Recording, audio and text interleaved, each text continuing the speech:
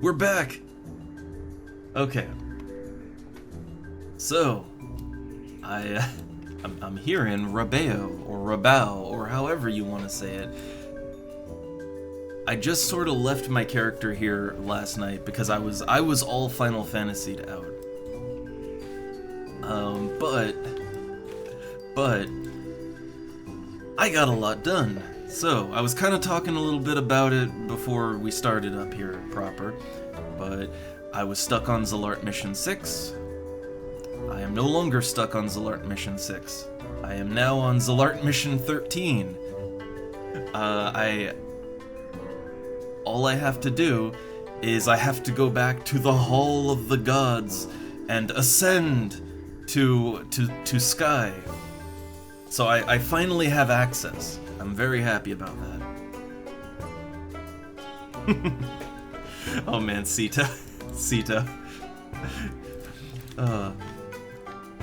So yeah, I have so many thoughts, and a lot of it is about the plot of this game, or maybe even just the general backstory. I don't know. I'm never quite sure how to go about spoilers in games, because, you know, we play through whole games here, right? We play through a whole game, so you're gonna get spoiled, right? But, yeah, I did. I found the mythical perfect group. I really did. Like, they got shit done. But, okay, so, I guess maybe let's start with, because I have thoughts in my head, and I gotta get them out before they're lost. So, okay. Let's not go to specific spoilers of things, although we'll probably talk about that too. But let's just talk about the setting of this game, because it made me think about another game. So, right. Let's have a little sit here. And okay. So, doing the Zalart missions. And I mean, this is also expanded on in the Promethean missions. You kind of find out the general lore of the game world, which isn't really gone into outside of it. And here's the thing, right? I never did these missions back in the day. I never got to. However, I have played FF14, right? And as an FF14 player, I saw some similarities. I saw a couple similarities. Also, real quick, since I'm noticing that this zone is another one of those slightly loud zones, tuning it back a little bit. But okay, so let's talk general world lore of Final Fantasy XI. So, you kind of learn that, well, I don't think it's too much of a spoiler. The moment you see, like, the Grand Archduke of Juno, the man looks like a villain. He looks like a boss fight. Alright? There's no other way to say it. He looks like a boss fight. So, I don't think it's a spoiler that at some point you're gonna have to fight him and he's gonna have and now I reveal my true form moment. I don't think that's a spoiler. But, when he does that, you also find that, okay, here's kind of the world lore. So, he's part of the ancient Zalart precursor civilization, right? And the Zalart ruins, you see those all over the game, right? They're known. The crags that you can teleport to as a white mage, Dulkfoot's Tower, Sky, that's all Zalart stuff, right? I mean, it's in the name of the expansion, Rise of Zalart.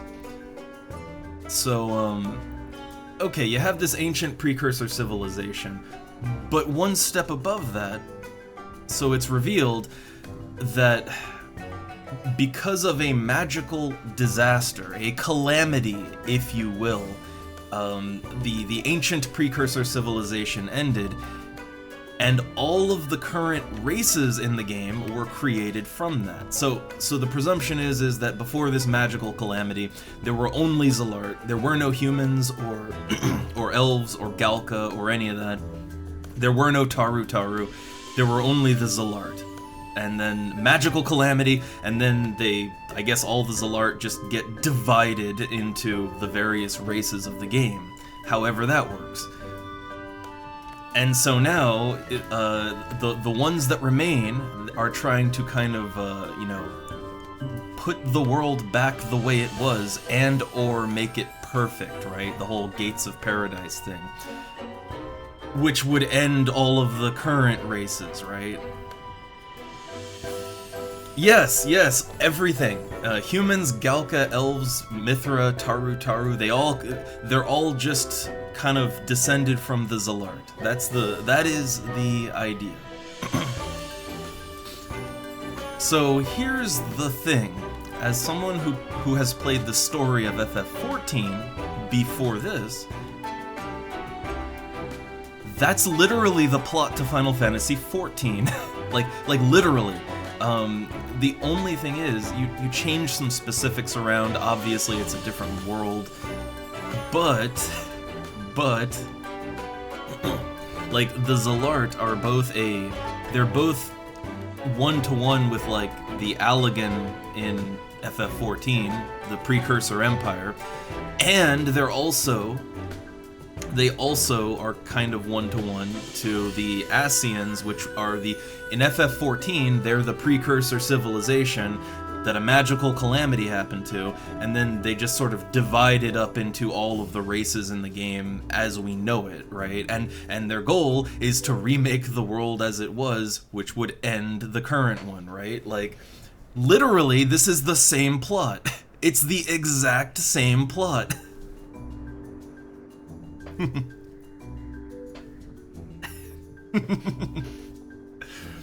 But like, so here's the thing, right?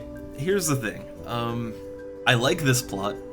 Honestly, I'm gonna be honest, I think this plot, the way that it's told, I think it makes more sense than the plot of FF14. But okay, look, people that maybe don't even like the gameplay of FF14, they like the story, right? They like the story, the setting, the lore, all that good stuff. And many of them, they like it because, oh, it's so unique. It's so, oh, I've never seen that. Oh, this is great. I'm on the edge of my seat. I gotta know more about this lore. And you know what this tells me? What this tells me is that FF11, for as much as I love it, look, I never did the story missions back in the day. I couldn't. And you know what? I think a lot of people didn't. I think a lot of people didn't do the story missions in FF11 back in the day.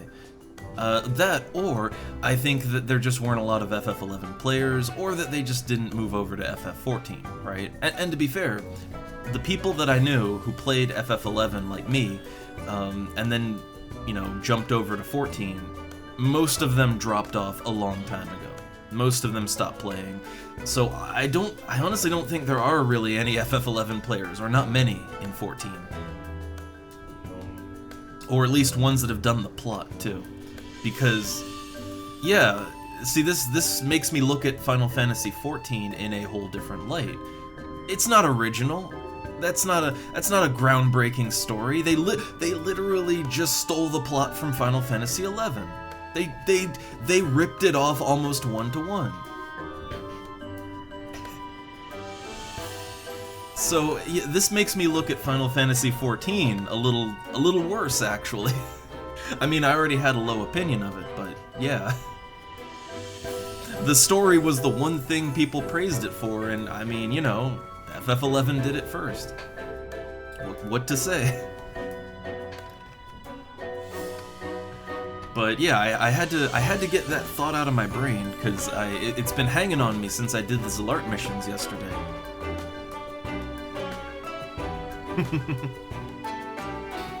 Oh. Also, Spirits Within wasn't bad. It wasn't bad.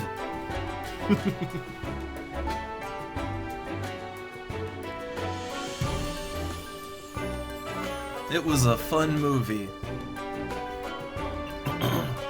But yeah. So I don't know, like as I'm actually getting the chance to play through the story here, I'm actually really liking it. And the funny thing is that this story is, yeah, it's sure got a lot in common with FF14's story, but you know what? I like the way it's told here better. I'm more invested with how the story is told here. So, I don't know. It's weird. It's weird.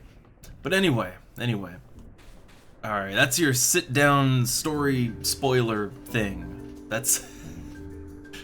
I mean, I didn't spoil any specifics, alright? Like, a lot happened, too. A lot of plot stuff happened with individual characters, but, that's, you know, whole other matter. That was just general world lore that I found fascinating. And also, the last quest I did for it, it ended me up here in Rebeo. So if I look at my missions, Zalart, the Mithra and the Crystal is the one I'm on right now. So, oh yeah, so what I was doing, why I'm here, you have to get a crystal from the Mithra over there. There's a Mithra standing underneath the windmill there. You have to do a quest to get a crystal, because you need a crystal to open the Hall of the Gods. Which, I don't know, I think I'm gonna go there. I think I'm gonna go to the Hall of the Gods right now.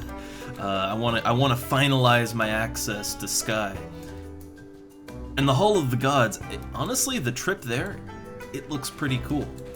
It looks pretty radical, I'll say that. So, first order of business today is to open our way to Sky, which you can see it on the region map here. So, I know it doesn't look like it, but Tulia right here. So Tulia, this region is Sky. It is a floating, it's like a floating island castle thing in the sky. And I know on the world map it looks like it's kind of just in the middle of the ocean, but it can move around, and Tulia is supposed to be directly above Delkfoot's tower on Kufim Island. You know, the big, like the big tower thing. It's directly above that. Or at least I think so. I think it's supposed to be directly above it. I think. It's a little to be fair, it's a little unclear, because when you go there, I believe you go there through God's Hall there.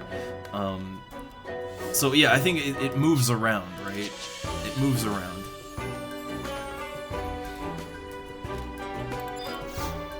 Alright. Let me just check my delivery box real quick. I had some stuff up for sale, right? Why, yes, I did. My bottles of Gouda drinks, which, oh yeah, today. So I want to actually get some EXP and all that, but other than unlocking Sky, I wanted to start up alchemy. I actually wanted to, you know, get into alchemy. Oh, nice! Look at that! My jugs of F-carrot broth sold. Very sweet. Yeah, everything sold. But also, some people showed interest in doing BCNMs yesterday. So I have a list of the Burning Circle named monster fights, BCNM. I have a list of those open, and I'm not sure which ones to do. But hey, we can try some today if interested parties show up and are, you know, willing to do them. We'll do some of that.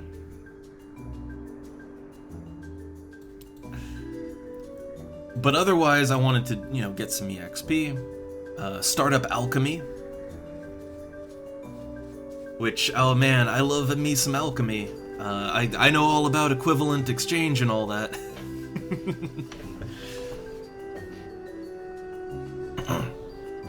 So, alright. I have plans for the day. I have plans. Oh, and I have a bunch of high potions that I bought these high potions for the Zalart stuff, and I didn't really need it, so yeah. Oh. Oh hey, I've got a pair of giant socks. I'm not really sure when I picked that up exactly. I guess at some point doing the missions, right? Must have killed a giant.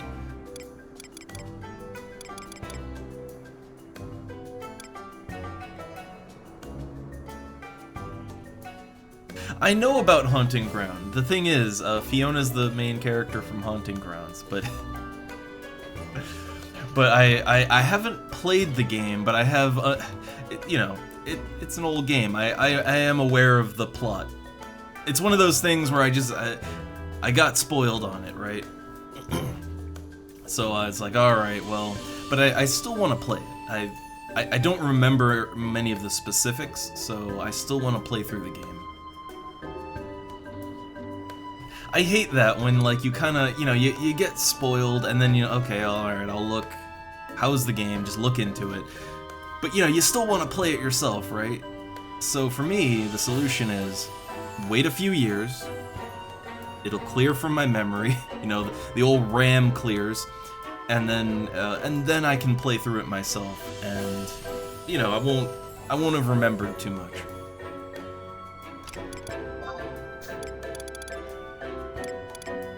I've got a lot of Silent Oil, which, okay, let's talk about Silent Oil real quick. Oh, Nightcry. Oh god, Nightcry. That doesn't look very good. Them running animations. But okay, real quick, and again, we do this a lot, but let's talk about Silent Oil, like the stealth items, right? So because I want to go up alchemy, I looked at an item list, and Silent Oil is actually a low-level craft. It's only in the 20s, right? By level 60, you have like a 30% chance to high quality it, right? So, yeah, Silent Oil, it's relatively easy to make. The ingredients to make it are fucking cheap. Like, you can even use olive oil. It's like, it's like distilled water and olive. It's a super, super easy, cheap craft. And yet Silent Oil, when you buy it on the auction house, it costs 8,000 gil for a stack. 8,000 gil. So you know what that tells me? That tells me alchemy.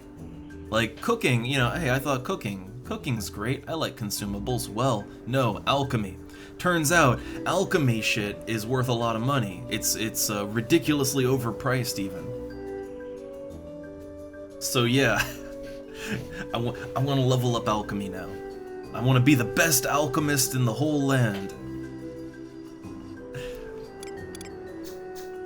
Alright, and it'd be nice to make my own potions and stuff too. I would like to make my own potions. So you know what? I'm actually thinking, initially I wanted to climb up to 100 cooking, but you know, maybe 100 alchemy. I don't know. My plan is to take all of my cooking skills up to, or not all my cooking skills, to take all my crafting skills up to level 60, and then make the call, right? Everything to 60, and then we make the decision, alright, what do I want to go all the way with? What craft do I find the most valuable? That's the one I'm gonna go up to 100.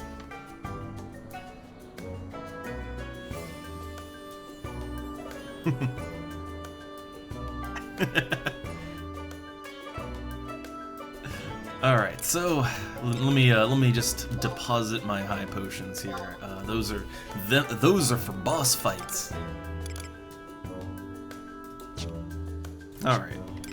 And let's change jobs. Main job, Black Mage. So I'm just gonna warp back to Juno, and then we're doing it. We're going to the Hall of the Gods, which it's actually a super impressive area, but I gotta get my sky access. Alright. I gotta, look, everything's better. Up where it's, well, it's not wetter up there. I'm trying to think of a good, what's a good rhyme for that? I don't know. But look, it's all better up in the sky. It's a whole new world. I don't got a magic carpet, but I'm going up into the sky.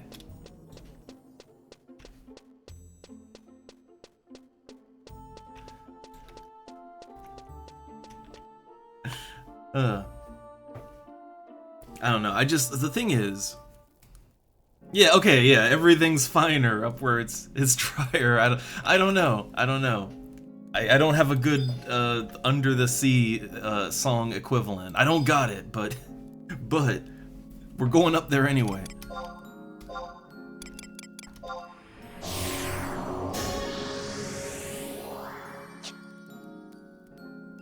Alright, so changing that out. Oh, that's my original style. If we're going up to the sky, we gotta look, gotta look fancy, right? You gotta look fancy going up into the sky. Alright, and I'm gonna use my stealth items, because why not? Why not? A slant rhyme. I don't know fancy things like that.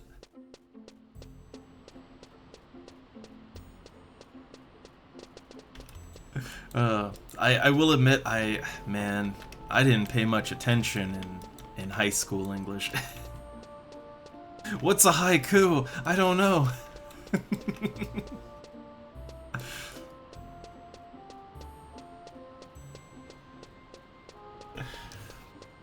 Alright, so I'm gonna hit the signet guy first. Gonna get me that signet, because I don't know, I think in the area below Sky, I think there's some things I can fight, I think. But we'll see.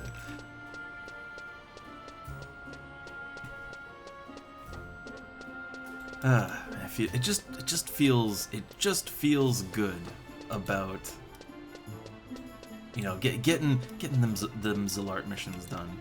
Well, like haiku, I remember learning about haikus and all that, like, you know, poems and stuff. I remember it falls under the whole, like, you know, literature, culture, poetry stuff. That's all just English class, as far as mine went anyway.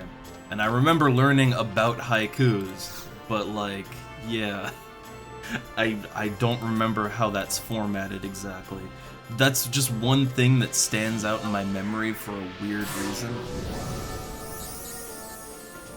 I don't know if it's like that everywhere, but that's kind of that's how, like, once you get past the baby, you know, your own language classes, when you get into, like, the high school stuff and beyond, then it becomes more about, like, yeah, poetry and culture and stuff like that.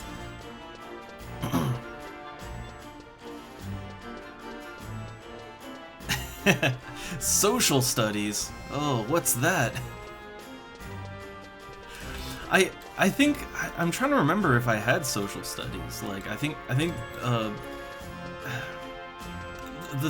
the way that worked is, I think I had, like, social studies once in middle school, but then after that it just kind of got rolled into, like, history, right? Like world history and stuff like that. And I think the way that it was sort of formatted was, like, your language class, that's your culture class, and then history is just dry facts, bullet points about, you know, history, and even then not really very good. My education was probably not the best. That's maybe the way to put it.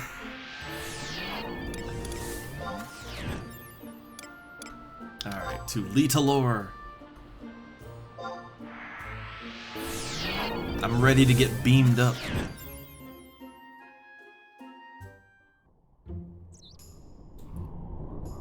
Alright, so here, pop that map open. Okay, so first step, we need to get to Romave, which geographically, right now, so we're over here, right? Litalor is here, and yeah, Romave is kind of, like, we're kind of working our way up here, right? Up around here. So that's kind of physically where we're going.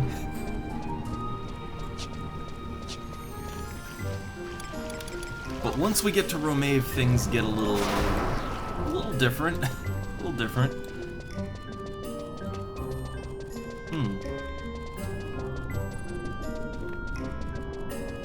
Huh.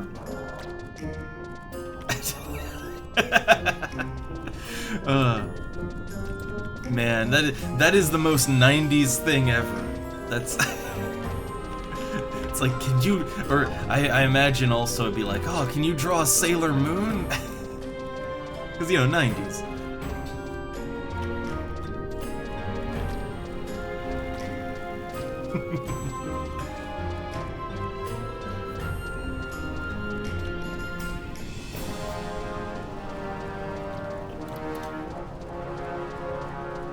But yeah, I didn't.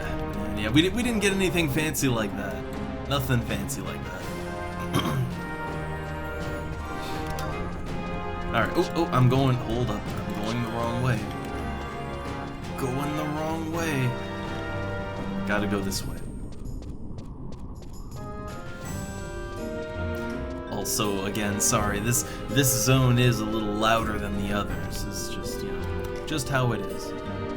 I like the soundtrack here, but it does maybe need, and I suppose this would be on the Horizon end. It does maybe need to be, you know, tone them audio levels down a little so it matches the other ones.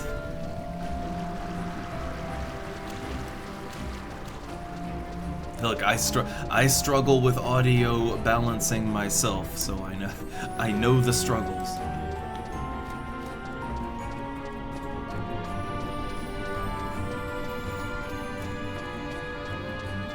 Also, man, yesterday, I mean, you know, yesterday I didn't really have a plan, and same today I don't really have a big plan, but so much of what we did yesterday on the stream, it was just helping out others, right?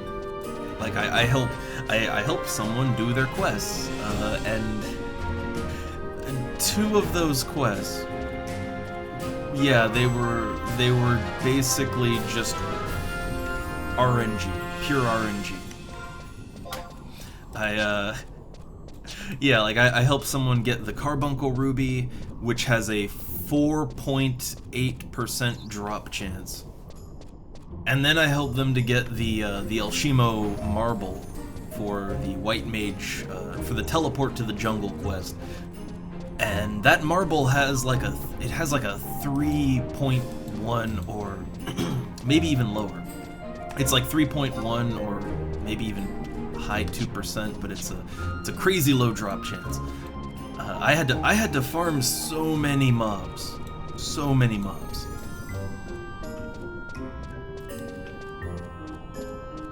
But I don't mind it. I really don't mind it, but it's been a while since I really hunted for a super low drop chance item. I usually stay away from that kind of thing because I enjoy my sanity, right? But I did two of those in a row.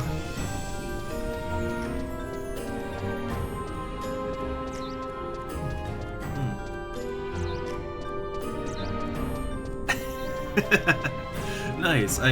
See, my elementary school back in the day. Yeah, I think it had a bit of that prison design. It's those big white slab bricks, right? That every school is made out of. Like that was my elementary school, my middle school, my high school. They all look like a prison. Especially the high school, because it had hallways with really high walls, and the windows were the windows were up at the top near the ceiling, you know, so you can't escape, right?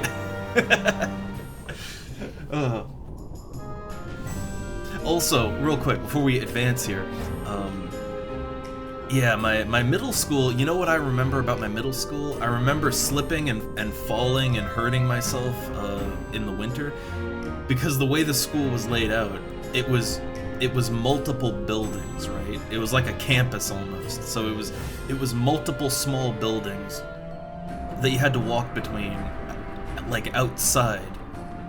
And the sidewalks were not maintained at all. So in the winter, like there'd just be sheets of ice over the sidewalk. And yeah, no, I slipped and fell and hurt myself bad multiple times. Coincidentally, that school got closed down like maybe a year or two after I graduated from it. Purely coincidentally.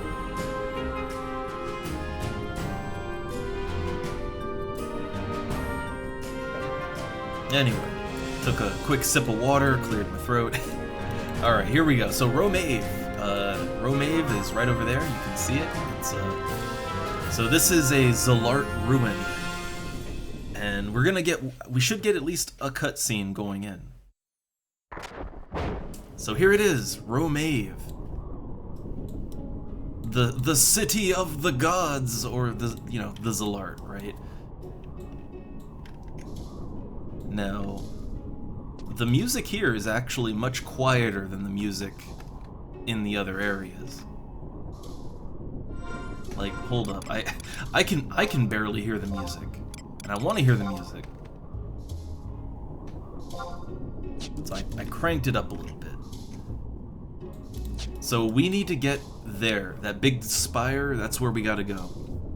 Now, the enemies here are perfectly within my level range to kill.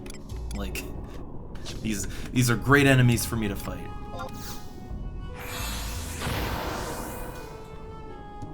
But I want to take a moment, look at the map of this place. So this is Romave, and look how the like, okay, if you're trying to navigate this place, look how the halls are designed. Can you, like, it's like some kind of perspective puzzle, right? Like, okay, how do you get up there, right? If I remember right, I think you go down here, and then I think you go either here or here, and then you go that way, and that. I think that's how it's done. I think. But yeah, it's a little bit of a perspective thing. Oh hey, look, a player enters. Okay, I gotta pop my silent oil. I'd rather not fight everything in here. Would rather not. Also, let's fix our draw distance. Draw distance set world 2. There we go. I like detail. You know what? Perspective really is my... Perspective really is my nemesis. I hate it. God, I'm getting Swagman flashbacks. God, we wasted so much time on that one jumping part, right? Good lord. Alright, so yeah, this place is just lots of hallways. Lots of kind of samey hallways and gateways, and you just gotta navigate it.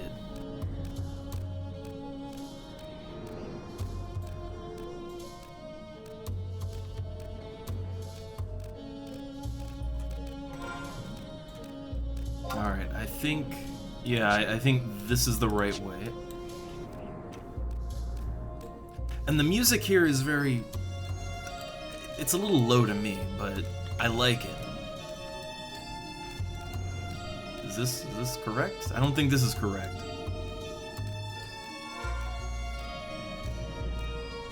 This looks correct. Alright, so we go up here, take a left, and then go north, and we'll be there. So it's not that bad, it's just the map. The map is a little confusing, I think. Just a little confusing.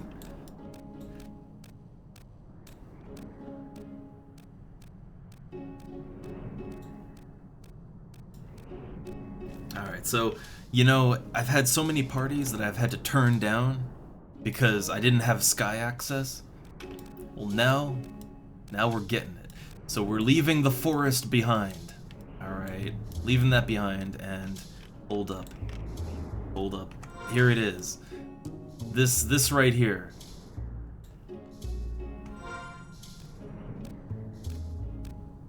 The Hall of the Gods. It all comes together here. All the ruins we've gone through, all the Zalart missions. This is it.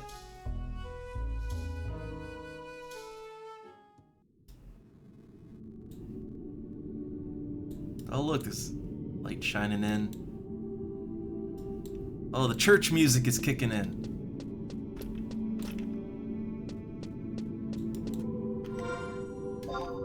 So here it is, the Hall of the Gods.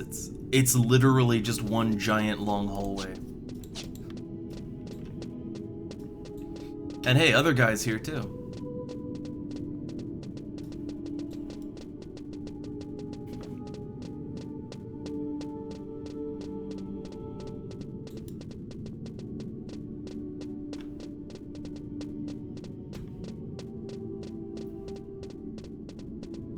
Alright, so there's a gate right up ahead that I couldn't get past. but now I can. Also, man, look at this. Look, this is an area right here. Yeah, I like the look of all this. Let's see, what's over here? What's the way we came? Oh, that, just the old chained up angel statue. That's that's anime as hell. I love it.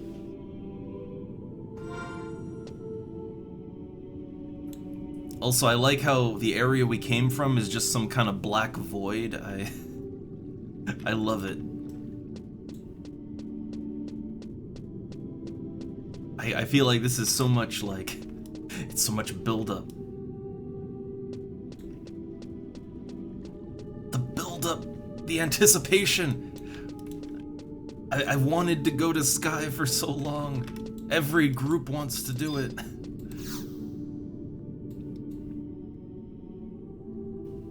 Alright, so I have the crystal. Oh, hey! Hey, it's our good friends, the leader of the Tenshodo and Zaid. Zaid is basically just Shadow the Hedgehog, but I love him. Alright, we've been waiting for you, Doubleless.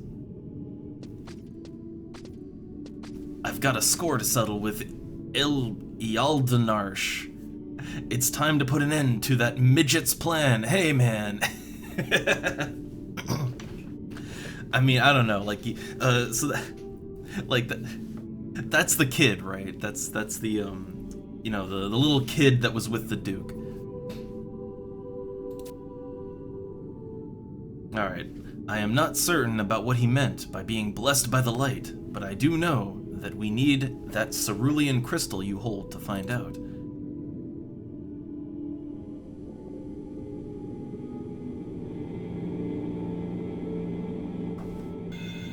Oh, here we go.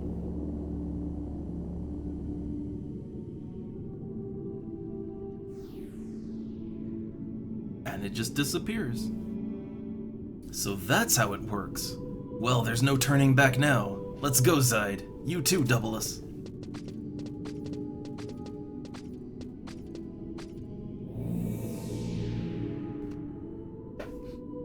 I like how it's just kind of, you know, you can come along too if you want to, I guess. Like, yeah, you're okay too.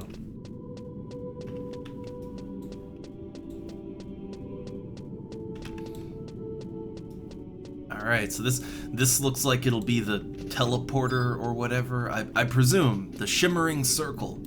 I assume this will take me up into the sky. Beam me up!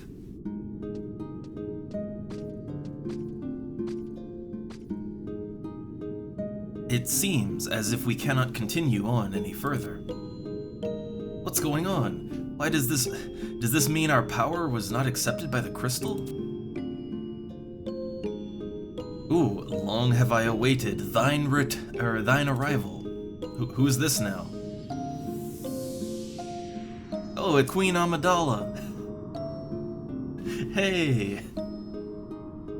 So I think that's one of the, so this would be like one of the Zalart, right? The precursor to all the current races. So basically just everybody was human, tall humans. Welcome, mortals, to the Temple of Altana. Eons ago this temple was destroyed. However, its appearance doth not hinder its function. Thou hast come here to try and stop Ialdanarsh, to keep him from opening the gate of the gods. I am Yvanoila, a servant of the Dawn Goddess. I watch over the path leading to the gate. All the Zalart, including Ialdanarsh, are still bound by our accursed past. As thou already know, his plan began 10,000 years ago when he came into contact with the 5 crystals that rest beneath the surface of Vana'diel, the true crystals. Ooh. I wonder if they're supposed to have black boxes around them. The crystals that exist above the earth now are nothing but mere replicas, lacking true power. We Zalart harnessed the 5 true crystals' power, divided it elementally, and succeeded in containing it in a smaller form. However, during the meltdown, the energy of these smaller crystals was simultaneously released and spread to the far reaches of Vana'diel. Yeah, I don't think the squares are supposed to be there, so unfortunate, but I'm okay, it's fine. That's the only real graphical issue I've seen so far. And this late in, I'm okay with it. Alright, over centuries, that energy accumulated inside the bodies of the living beings on this planet, causing them to crystallize. Thus, they took the form of the crystals that are found throughout Vana'diel. Wait, hold up. So, wait, over the centuries, so like all the crystals and, you know, like the crystals that I'm crafting with are like, they're like dead guys? Huh.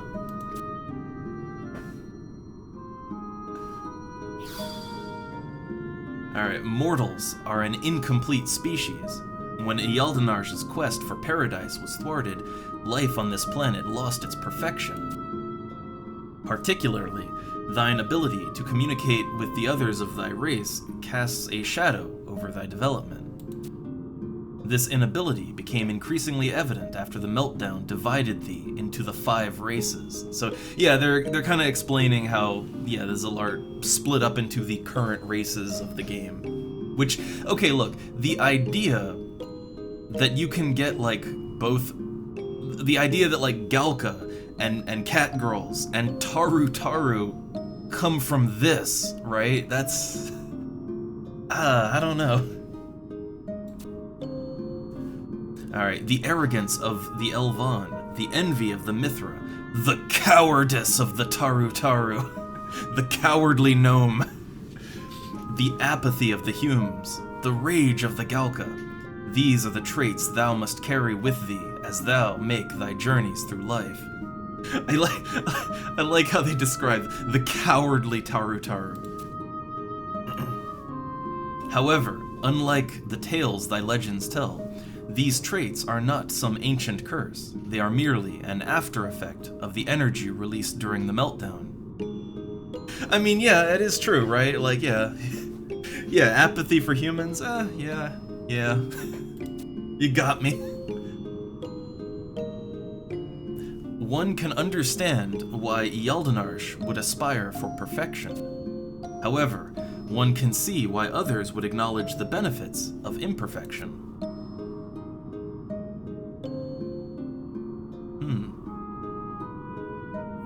Ooh. What are we doing? Is this it? Is this the beam me up?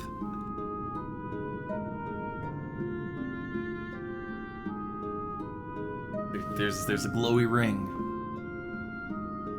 Does that mean it's active? On the other side of this gate lies the Gate of the Gods, Tulia. I beg of thee, release Ealdonarsh and what remains of the Zalart consciousness from the crystal's binds. I pray for thy safe journey. May the Goddess of the Dawn protect thee in her mercy. Alright. So,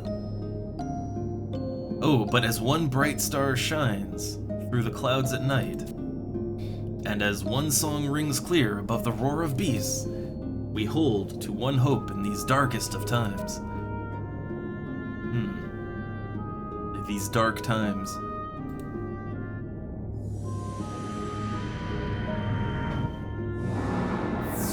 Alright, ooh, look, I'm a ball of light. Sweet.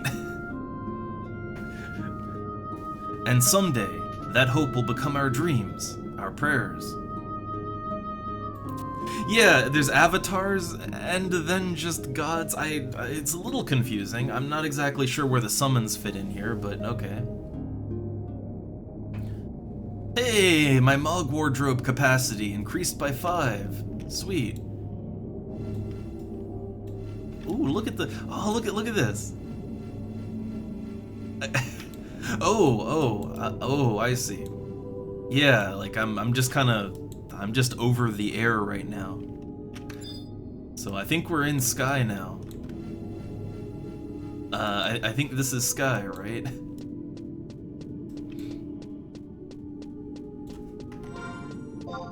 There is no map for this area. Okay then. I like this footstep effect here. I really like it. But yeah, there's no map here. Okay.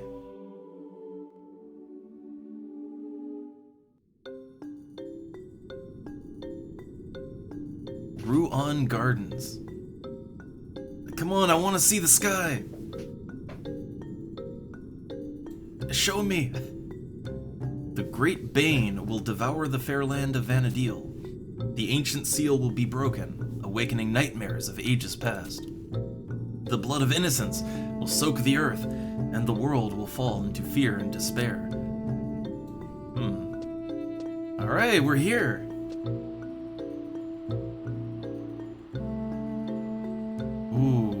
Ooh, I like it. I like it.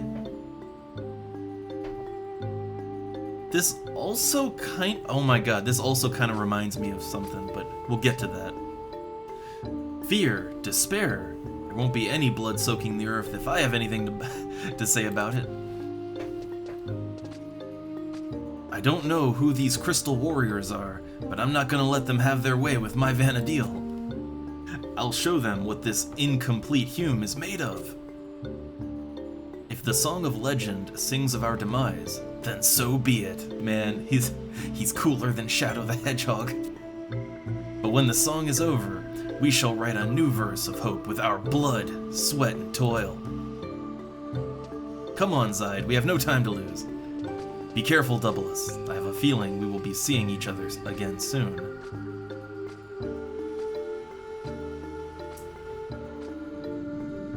Alright. And oh look, the first thing I see is the Bestock flag. Right, Bestock owns this region right now. Alright, can I get a little bit of a look over the edge here? Yeah, so, yeah, we are in fact in the sky. Okay. So, I take it there's gonna be, like, teleporters, right? I take it there's some kind of teleport system here to get between the various areas. I like the music. I'm digging it. Yeah, that looks like a teleporter right there. But I want to get, like, the best view I can of what's going on here. Alright. So we got these buildings. So, honestly, man, this reminds me a lot, again, of Final Fantasy XIV.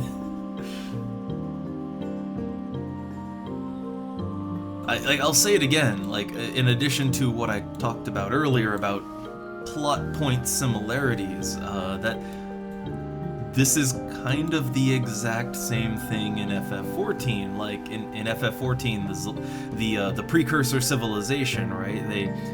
They lived on floating islands. Like that, their society was based on floating islands.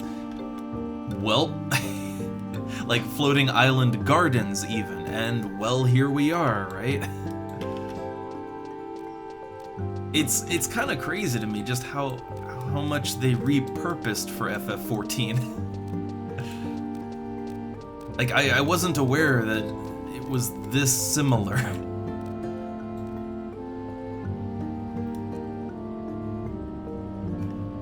Alright, so I don't know if there's, like... I mean, I assume there's enemies to fight in here. Use the portal. I mean, I don't know if I want to use the portal, but sure. I want to explore.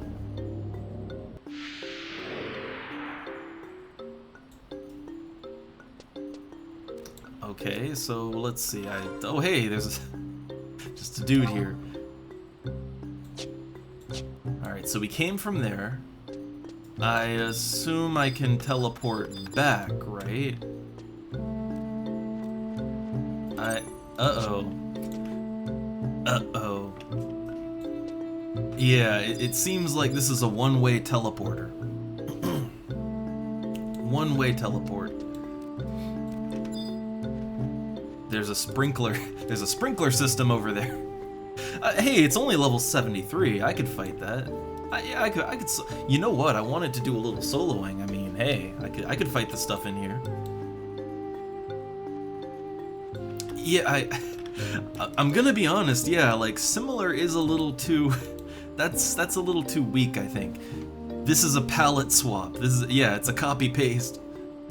In the same way that a lot of the enemies from 11 are literally just copy pasted, like the exact model and animations and everything are just copy pasted into 14. In the same way, I think they copy pasted the story into FF14 too. And then, you know, just did a palette swap on it.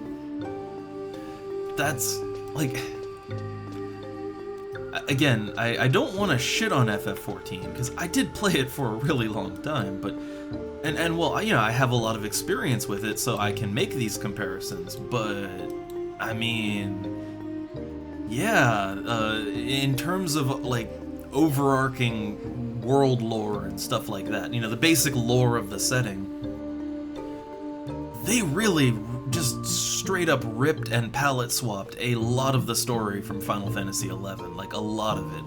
And I don't, like, okay, look, Final Fantasy games, they all do tend to be kind of, you know, they have similar themes, right? But okay, let's talk about, I don't know, like the plot of Final Fantasy VIII, right? Is that a palette swap, or is Final Fantasy VIII a palette swap of Final Fantasy VII or 9? I don't think so. Like, yeah, they have a lot of themes in common, but not like this. Not like this.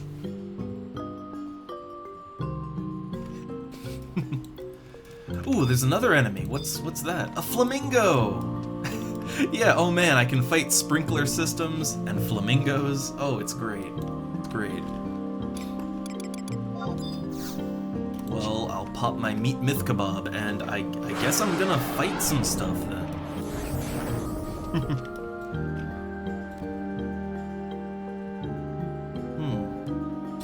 No, they actually, so this is where Final Fantasy XI is very different than 14.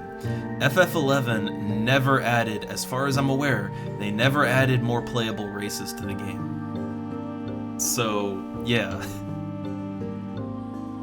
They okay, look, I'm very sorry. I will apologize in advance. Okay, I'm terribly sorry to people that don't want this, but I have a lot on my brain that I gotta just gush out, spill it out like spaghetti. One of the things that I do find kind of annoying with 14, and I always did, is when they started adding races to the game. They started doing that, like, I'm trying to think. What did they add? They added the bunnies, right? And then they added the cats and the dragons, and so the thing is, what I hated about that is, like, those races, right? Like, the dragon people were never mentioned in the game. They were never mentioned or even hinted at. Same goes for the bunnies, same goes for the big, you know, the big cat people. They were never hinted to, alluded to, or, like, they did not exist. Like, they were not a part of the world until an expansion popped out. And I think it really, like, it really messes with the continuity when you just say, oh yeah, no, there was just a race of, like, giant cat people. They were just, you know, they were just over there, right? You know, you just weren't looking before. Or, oh, there were dragon, but yeah, they were here all the time. You know, you just never paid attention. like, no, you don't do that.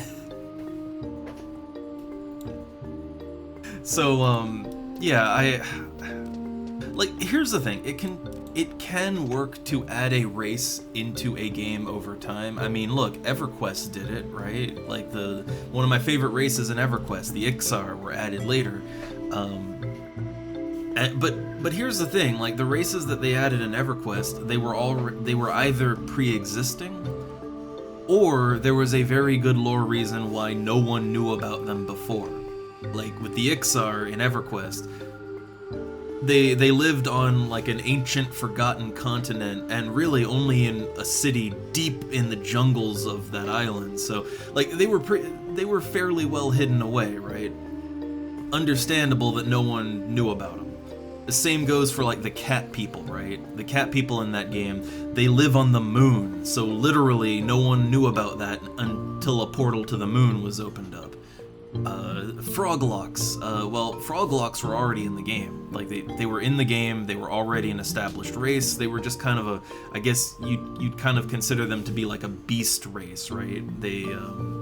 It wasn't something considered playable, but they were always there, right? So I can understand that. Oh yeah, D&D, but you get what I'm saying, right? You can add new races later on if there is a really, really good lore reason why no one knew about them before, and or if the race already was there, it's just they weren't playable, right? Like, you know, that's fine. So my problem with how FF14 did it is they just added races in and just sort of played it like, no, they were always there. And that just makes me think I'm crazy. I don't like that. I don't like it when a game makes me think I'm crazy. So are these aggro? Are they hostile? They are not. Okay, let's fight the sprinkler system. Let's do it. Uh-oh, it's starting hard with poison 2. Ow. Oh god, poison 2 does a lot of damage. Shit. That ain't good. Like it's a 10-point poison. Oh, Blizzaga 3. Nope. Okay. So yeah, these things hit motherfucking hard. And actually, I might want to maybe... Hey, hold up. Stand back and wild carrot.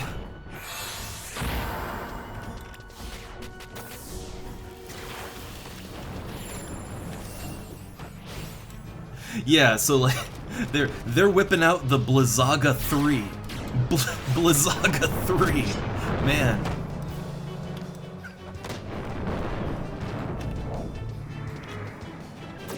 So maybe let's not fight these, right? Let's maybe not fight these guys.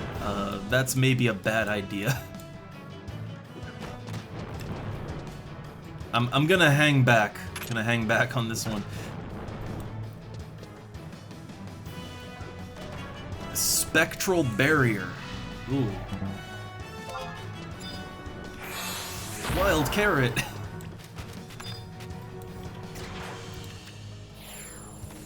Oh, yeah. So man, these things like they do a strong like that is a 10-point poison. 10 points. All right, I just want to get in there and get my critical hit, right? All right, nice. I got a vial of mercury and a Ruan coffer key. I got a coffer key. Sweet. Oh man, I can open a coffer here. Good lord. Okay, I need to rest after that one.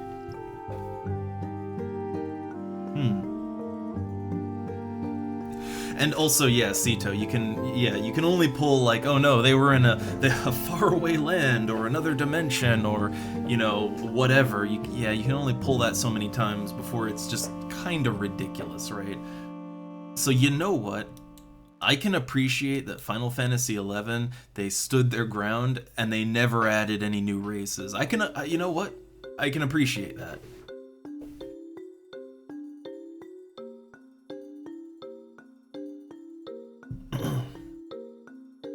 But also, man, oh Jesus Christ, the enemies here.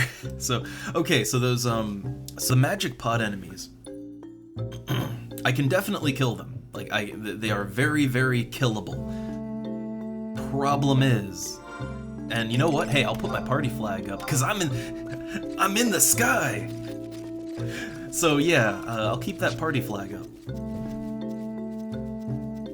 But man, no, God, that Blizzaga 3. Blizzaga 3. Pretty sure that would just take me out. Alright, see you later, Sito. See you later.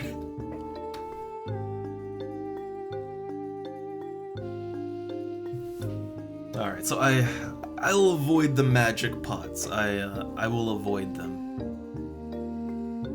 Now I am wondering, where are the coffers here? So let me bring up a map. Ruan coffer.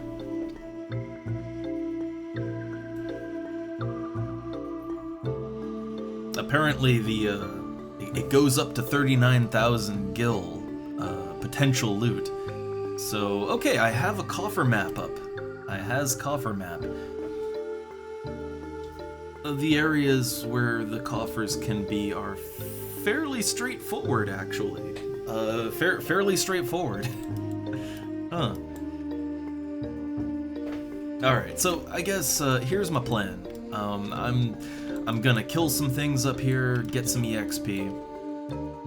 I'm gonna put my flag up and hey, I'll join a party if one's available.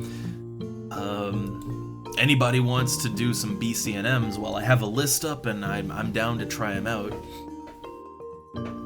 But otherwise, I'm just kind of excited to be up in the sky. I'm excited to be here. So today, I'm just gonna feel things out. Also, I think I can adjust that down a little bit. All right. Yeah, I'm just so excited to be here. All right, coffer places. So the coffers are where the coffers can be are fairly, yeah, they're straightforward. They could be here, here, here, like around here. So basically, like the ends of each part of the garden. They can be on the ends of each one, or in the middle of the one on the right.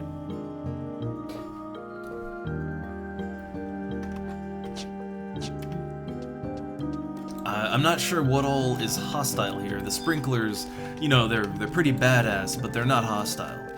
So I think they only go hostile if you cast magic. I think.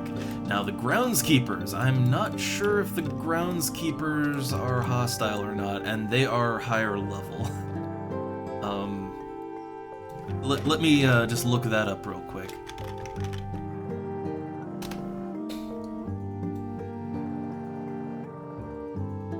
Huh. So, okay, the groundskeepers that roam are not aggressive on sight, just to magic. The ones that stand on the blue lights are aggressive all the time. Good to know. So they aggro based on sight or magic, but only the ones that stand apparently on the blue light. Those are the only ones that are aggro all the time. Like those. Okay. They're pretty far away, so I assume I'll be good if I just walk down the middle here. I assume I'll be okay.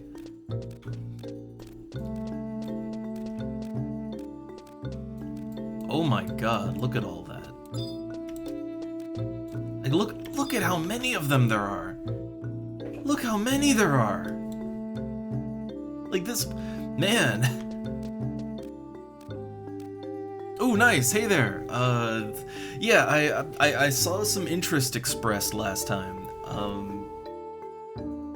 So yeah, there was some other interest too. So I'm gonna give it a bit, you know, let people get in here and all that, because I think it's a little early. It's a little early still, right? But yeah, I am down to try some BCNMs. I have a list up right now. I think I can look at that. Nothing here is hostile. So I'm thinking maybe one of the level 30 ones, right?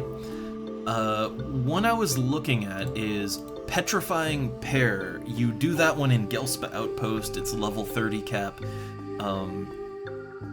So the fight for that one is 2 lizards. You have to fight 2 lizards, that's it. At level 30, I can whip out my pet, right? So that gives me a bit of an advantage. I'm not sure what all you need for it, and I'm not sure how many people you can go in with. So Petrifying Pair, you can only go in with 3 members or less. So if we can wrangle one other person just to kind of round it out, that'd be great. But it doesn't look like a hard fight. It's just 2 lizards, standard lizards, right? They're highly resistant, possibly immune to sleep or things like that. So you can't do that. So you have to fight them both.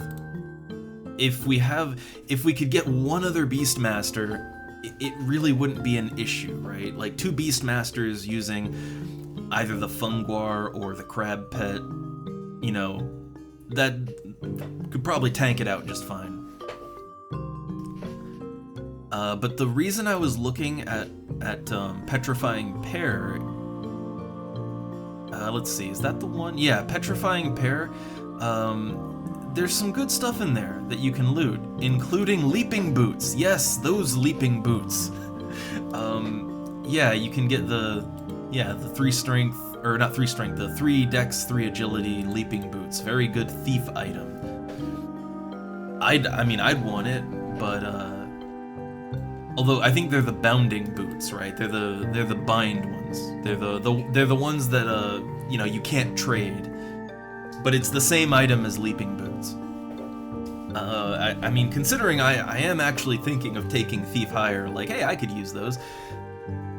But I guess here would be my policy when it comes to the loot. Like, I guess, you know, everyone's there to get loot, right? So I mean, it's a free-for-all, right? It's a free-for-all, except obviously if you get the item, then okay, well, then the next, you know, other person gets item if it drops again. Pretty common sense, like, need/greed, right? Like, that's how I do it. Alright. But yeah, Petrifying Pair, that's the one I'm aiming for. I'd have to think a little bit about, you know, depending on if we can get a third, and what classes we have to go in with. I'd have to think about the strategy on that one. I'd have to think. I would probably go in as either a /white mage or a /ninja. /ninja if I have to do some tanking myself, right? The /white mage if I want to focus more on supporting the party. Again, it kind of depends on what classes we have to go in with. Also, I'm in the sky! I found a coffer key already. I fought a sprinkler, and I just got a coffer key. So I'm looking around to see if I can find some chests now. So let's see. There could potentially be a chest left and right of where I am right now. And again, nothing really seems hostile in here. Like, this is a surprisingly chill area. But what about those flamingos? Them flamingas. I don't know if they're not hostile. Okay, I'm trying to, like, the map that I have for coffers it's a little vague. It's a little bit vague. I think I'd have a good look on the area from here. So I don't see any coffers around. Yeah, I'm not seeing any coffers. But I don't know about the groundskeepers, but the sprinklers. So they pretty much start the fight by casting Poisonga 2. Which is a 10-point poison, which, ouch. Like 10-point poison that lasts for like 3 minutes. And then they also they really like to cast AoE black magic of the 3rd level. So like Blizzaga 3, right? Which I'm pretty sure that would just end me in 1 hit. So I kind of had to sit back and just let the pet, you know, let the pet handle it, right? Basically, the enemies here are really, really rough. Yeah, as a Beastmaster, you know, I can back off and let my pet tank, because, you know, the pet has thousands of HP. It's fine, right? But I literally had to just back up for most of the fight and just keep my distance. Like, I couldn't just fight it, right?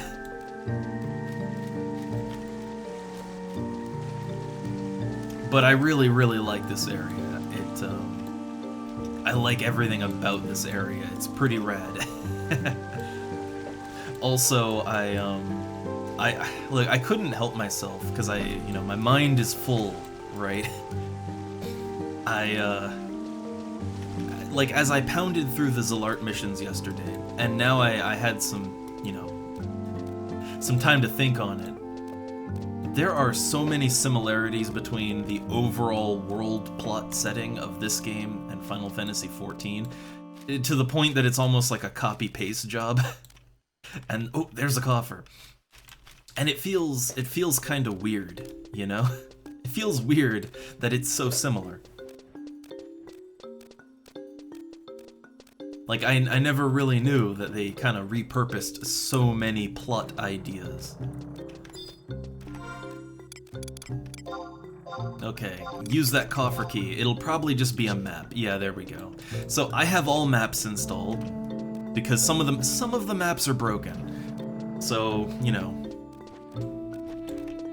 But okay, like, again, I'm not gonna give any specific spoilers, but since I guess you weren't around while I was going through it, but a quick recap. You, like, doing the Zalart missions, you learn world lore, and yeah, you learn that, like, the Zalart are a precursor civilization. The big bad guy, hey, he's one of them. They want to, so there was a big magical calamity in the past, and the Zalart were split up into the current races of the game. Huh. Also, this leftover of the precursor race, they want to remake the world like it was, and that would end our current world. And hey, I think I've heard this before. This sounds a little familiar. But this came first, so yeah. Like, I had that moment where I'm like, they just did the same thing twice. They just did the same thing twice. The Zalart are kind of both the Allagan and the Ascians, like, kind of rolled into one. But yeah.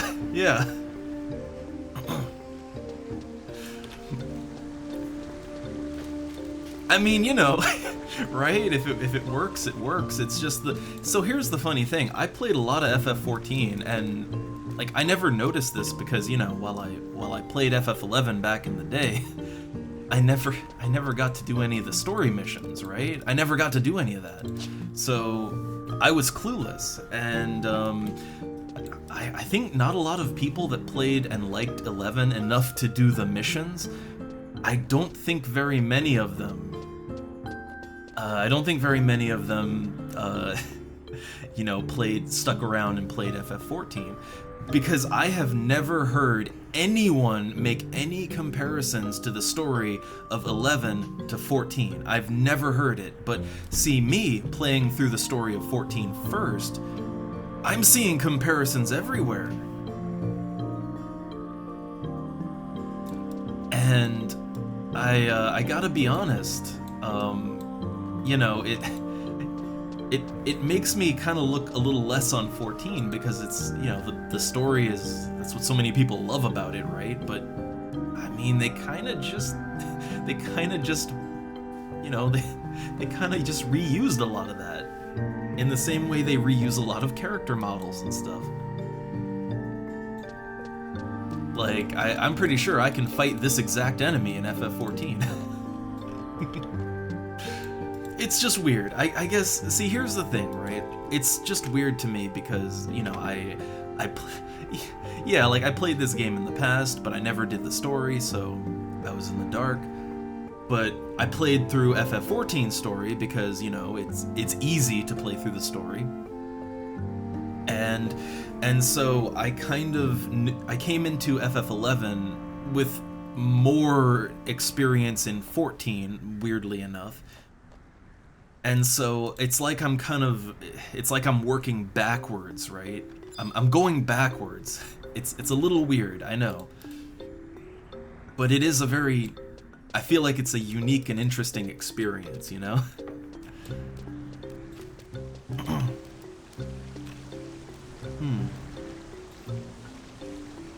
Yeah, I mean, again, my favorite parts of FF14 are, yeah, like Palace of the Dead and all that, and Eureka. They were my favorite parts of the game, and they very much were kind of trying to emulate this, right? To me, I felt like they didn't quite go deep enough, but yeah. Which also, oh right, I don't think it's in Treasures of Odd Urgen. I know about it because I played on Eden, right? And I never did it, but I heard about it. FF11 has its own version of Palace of the Dead, like sort of a deep dungeon that, like, with randomized levels, and it, you know, you got to go through them, get your loot and all that. FF11 actually has that. Which that would kind of make it another feature that FF14 just sort of, you know, copy pasted over. Yeah, I believe it's in Treasures of Odd Urgen. It is like a tower thing that has randomized levels. And yeah, it's more of an end game thing. Like it's sort of the opposite, right? Like Palace of the Dead in FF14 is kind of a newbie thing. It's more of an endgame thing in this game, but it's the same idea. Which, actually, really think about it, a randomized dungeon, you know, that you can go through in an MMO.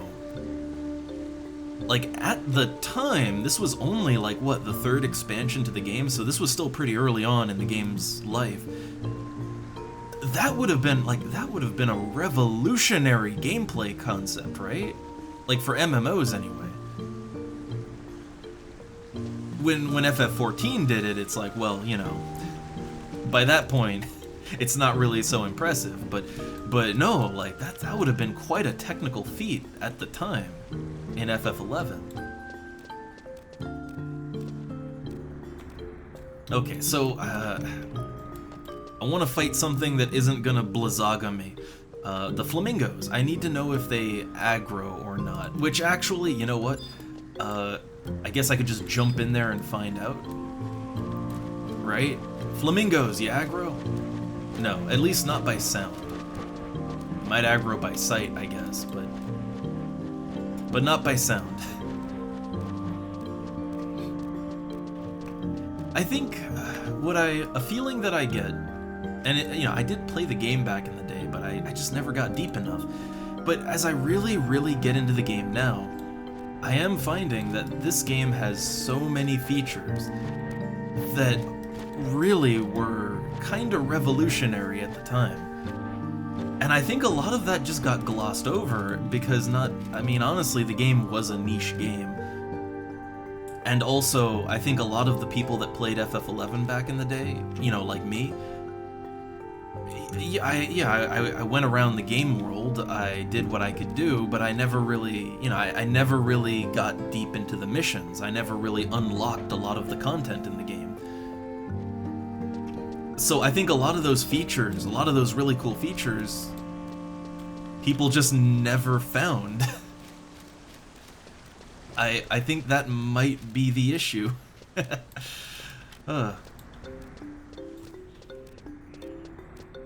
Okay, so I'm kind of looking around for something I can fight, right? Like something I can fight that isn't going to mess me up really badly. Okay, the groundskeepers are a little too high level. They're like 78.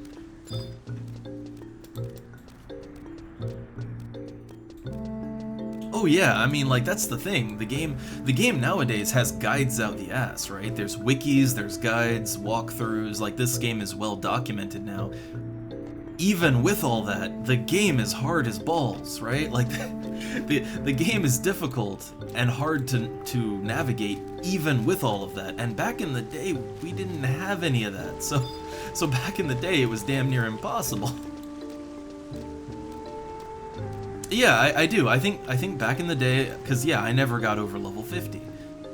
And it wasn't just that leveling up took longer, it was more that I could never get help doing my limit break stuff. I didn't even know how to do my limit break for a long time. And then once I did, I couldn't get help with it. And I think it was the same with, like, you know, the Nation missions, the Promathia missions, which I had Chains of Promathia, but I never got to do the content because I could never get a group for it. So yeah, that, and I think I never really knew how to advance in it very far. So yeah, it's just one of those things, right? Okay, yeah, those groundskeepers, I can't do that. I can try to fight the flamingos if it goes really, really badly. If it goes real bad, I can use my instant warp scroll. Alright, let's see how this works out.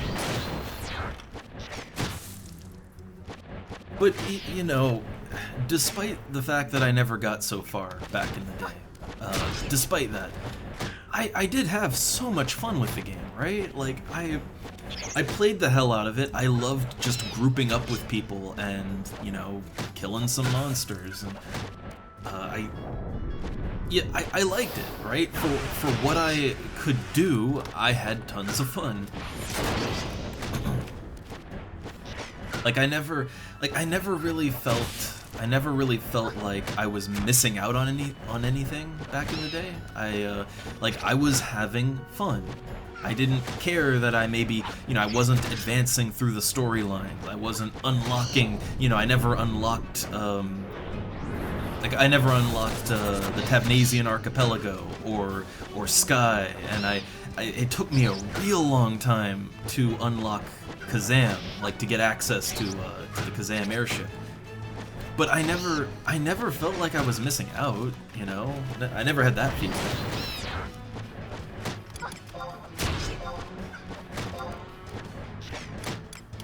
Oh, my food effect wore off. Eat that myth kebab, that meat myth kebab.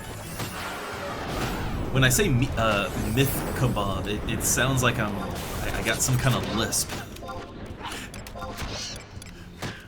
But, man, those kebabs are delicious.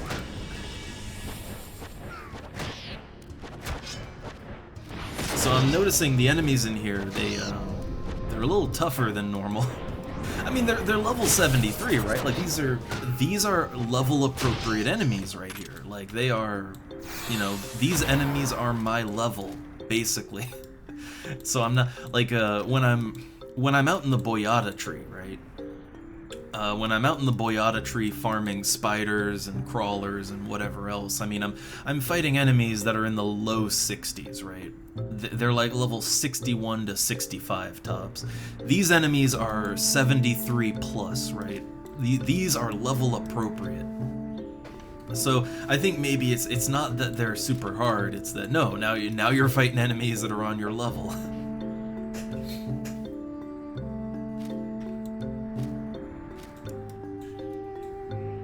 But yeah, man, I've been having so much fun doing the missions in this game. I've been having so much fun with it. So the thing is, even though I have Sky Access, there are still several Zalart missions left. Like, there's still more to do. And I'll try to do them as I can, but getting Sky Access was the main thing. But I really want to proceed with the Promathia missions. I'd say out of all the story arcs in the game, the Nation missions, which I guess that's sort of the default, right? The first story arcs.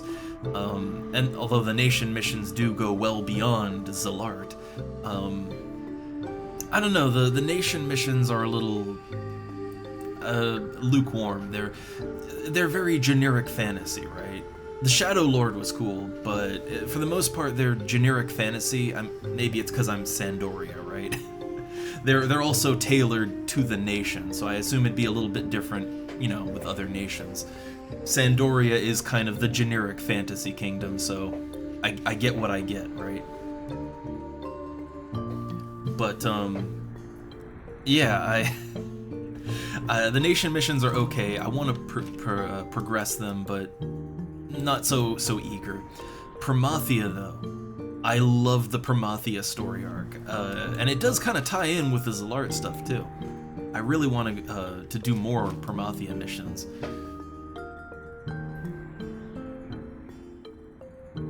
But again, it never, like, to me, it never feels like I have to. I don't feel like I have to do those things. It's just I would really like to. I'm interested. I want to see more. So, as I can, I will try to, you know, try to do it, right?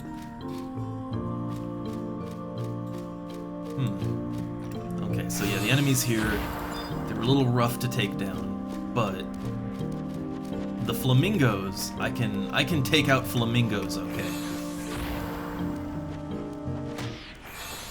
Alright, pull it back. Yeah, pull that flamingo back. I don't want to get multiple flamingos. I think that would break me. that would kill me. But hey, look at that! I'm getting tons of scythe skill, which, oh yeah, right. My scythe skill, because I've been fighting enemies that are in the low 60s, right? Like, that's the highest enemies I fought was in the low 60s. So now I'm fighting enemies that are more level appropriate. So now I can get that scythe skill up, which will, yeah, that'll boost my attack. I think it boosts both your attack and accuracy, right? When my scythe skill goes as high as it can go, yeah, then I want to whip out my axe and start leveling up my axe skill too. You know, want to get both of them in there. Uh-oh. Hell dive! Right on me. Yeah, that's what I was a little worried about. I have a set of DPS gear now, so I might pull aggro off my pet. I gotta be careful about that.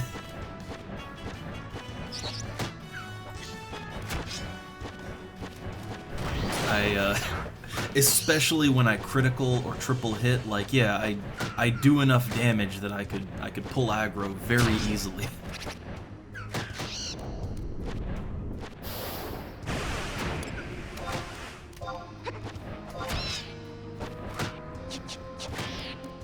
Alright, I think I'll save those points up.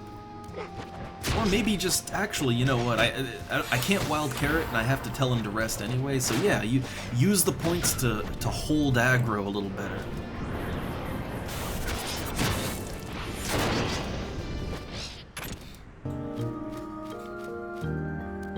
I like that these flamingos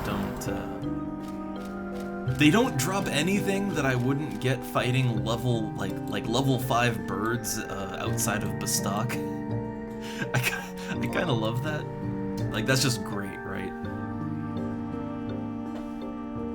Like, I could get these same bird feathers and beastman seals from birds outside of Bastok. That's peak.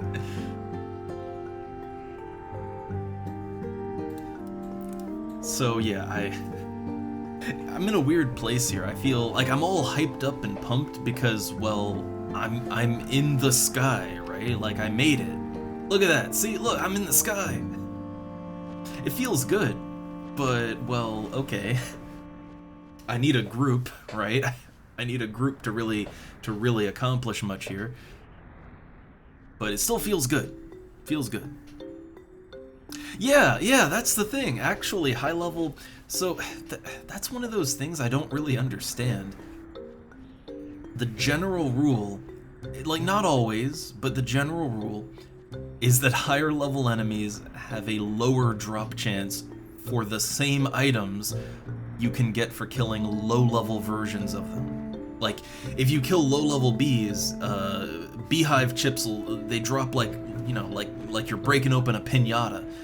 But you kill high-level bees, and it's like a 1% chance that a beehive chip will drop. It's super low. I find that just crazy. That's insanity. I don't understand.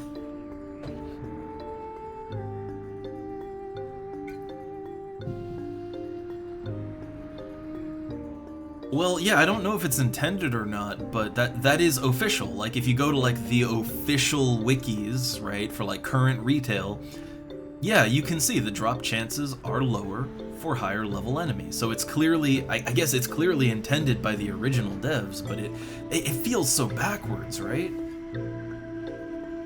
Like, you know, killing a level 74 bird is hard. It takes a while. It can kill me. Like, I should have a better chance for loot than killing a bird outside of town, you know, as a newbie. I should have a better chance, right, to get those bird feathers. I mean, actually, hell, they should explode in bird feathers. Like, I should get 4 bird feathers when I kill one at level 74. That's what it feels like, right? But I don't know. I don't know why it is this way. Like, I'm not really sure what the intention is, right? Like, what's the intention behind that decision?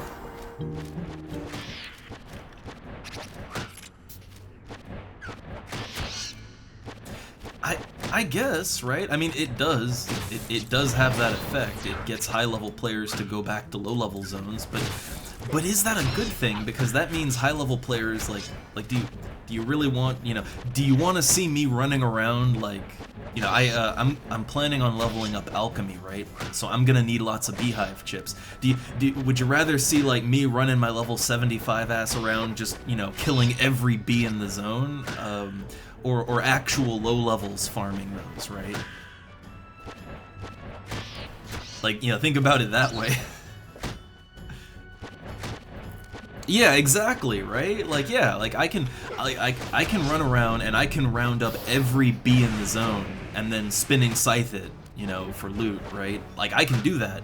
But is that fair to the low-level players who might even need those for EXP, right? Or they might want some money too, and they're lower level. You know, they can't come up here, so yeah, that's all I'm saying. Like, as a gameplay design choice, it doesn't. I don't understand what the purpose is. I don't understand what the end game of that decision is.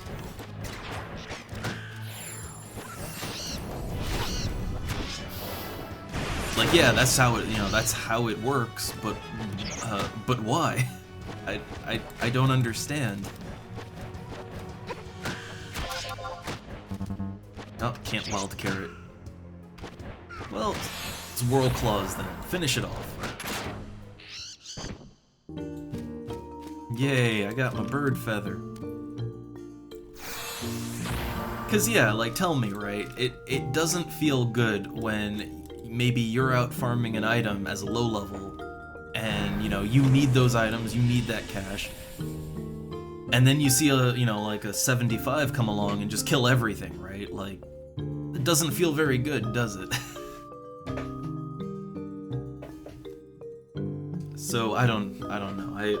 I kind of feel like if Horizon is, you know, if they're working on changing some things, you know, they're working on changing some things, making the game make more sense, but keeping it classic. I don't know. I feel like maybe bump up the drop rates on higher level enemies. At the very least, make their drop rates the same as lower level versions, right? That way you don't have 75s running around killing level 2 Bs, right? And just rounding up the whole zone.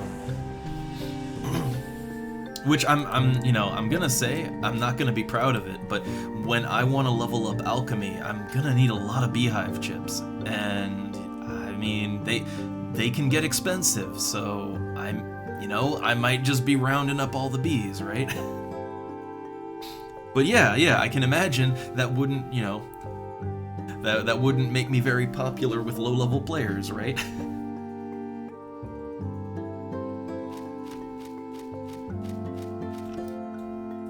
I don't know. Maybe I'll go back and level up a low-level job I have on. I do have I have 2 level 8 jobs, right? I got Summoner and I have Warrior, and I want to level both of them. So I guess I could like take that over to Bestock and, you know, kill enemies by the fumaroles, kill the bees there. So okay, I could do that. Yeah, that soft. Hey, look.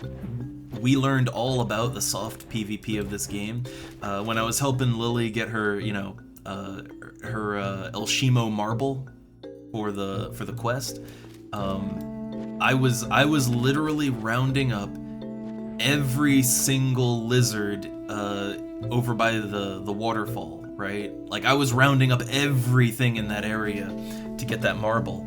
And there was another Beastmaster who was just EXPing over there, and, well, you know, he would yoink some of my lizards away every now and then, so yeah, like, I made it you know, I on purpose just rounded up even the coeurls in the area, right? So there was nothing alive over there for him to kill, just to kind of nudge him to a different area, right? Because it's a big jungle, there's tons of things to kill. If you're just EXPing, you can go anywhere, right? But that would be an example of the soft PvP, right?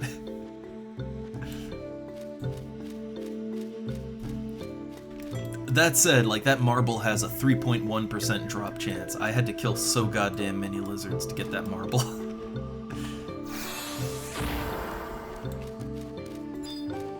And I also helped Lily with, yeah, with the Carbuncle Ruby, and that also has a pretty low drop chance. I had to, you know, kill every leech in the zone multiple times.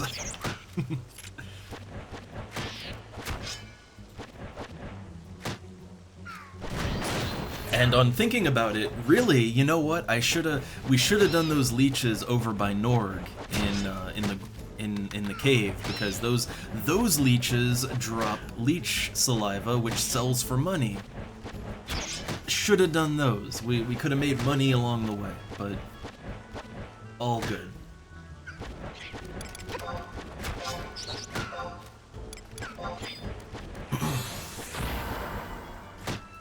And then, oh god, there's a whole other soft PvP with treasure coffers, right? Like, since there's a 30-minute timer on this server, well, you know, and it's for everyone, well, you want to be the one that opens the chest, right?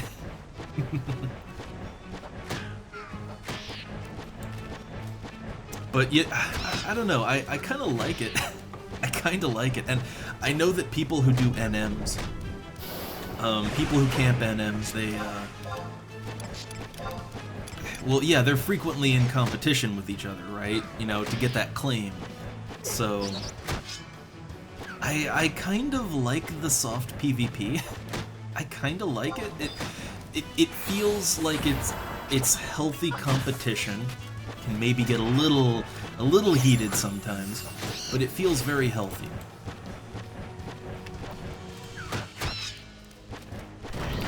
$228 scythe. Look, oh look at my attack. My attack is going up.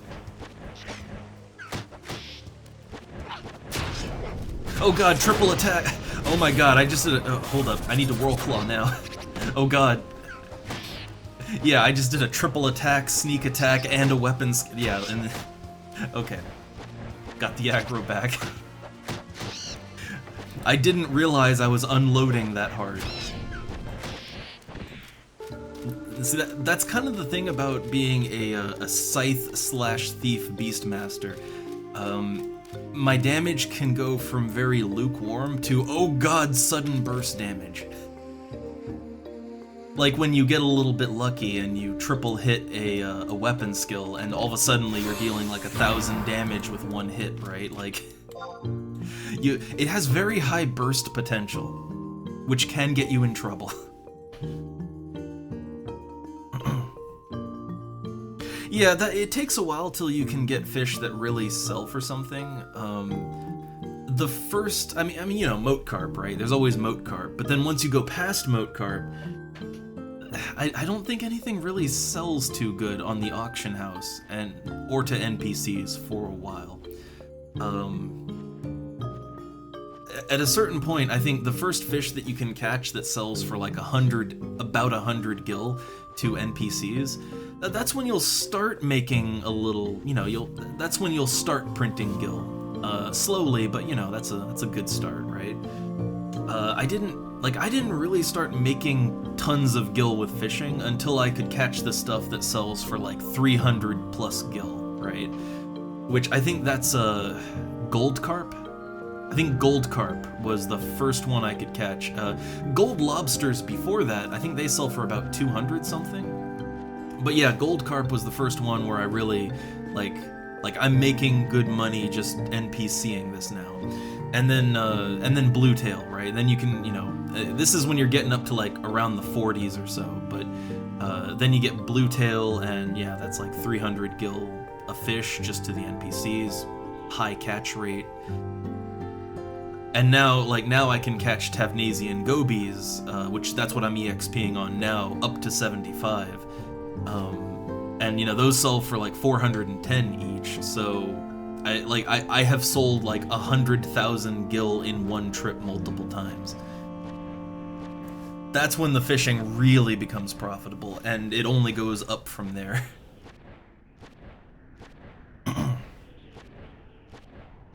But it does, like, it does take a while for fishing to really kick off. I'd say early on, like early on, I found better luck not with fishing, but with leveling Thief up to 15, and then farming items, right? And where I made a lot of my early money, like a lot, was on Kufum Island. As soon as you can solo the banshees and skeletons and all of that, the skeletons drop tractor, which usually that scroll sells for a few thousand, and the banshees drop escape scrolls, which sell for, they were selling for like 20k, but I think now they're more like what, 10 to 12k. Still good though. It's not a super rare drop either.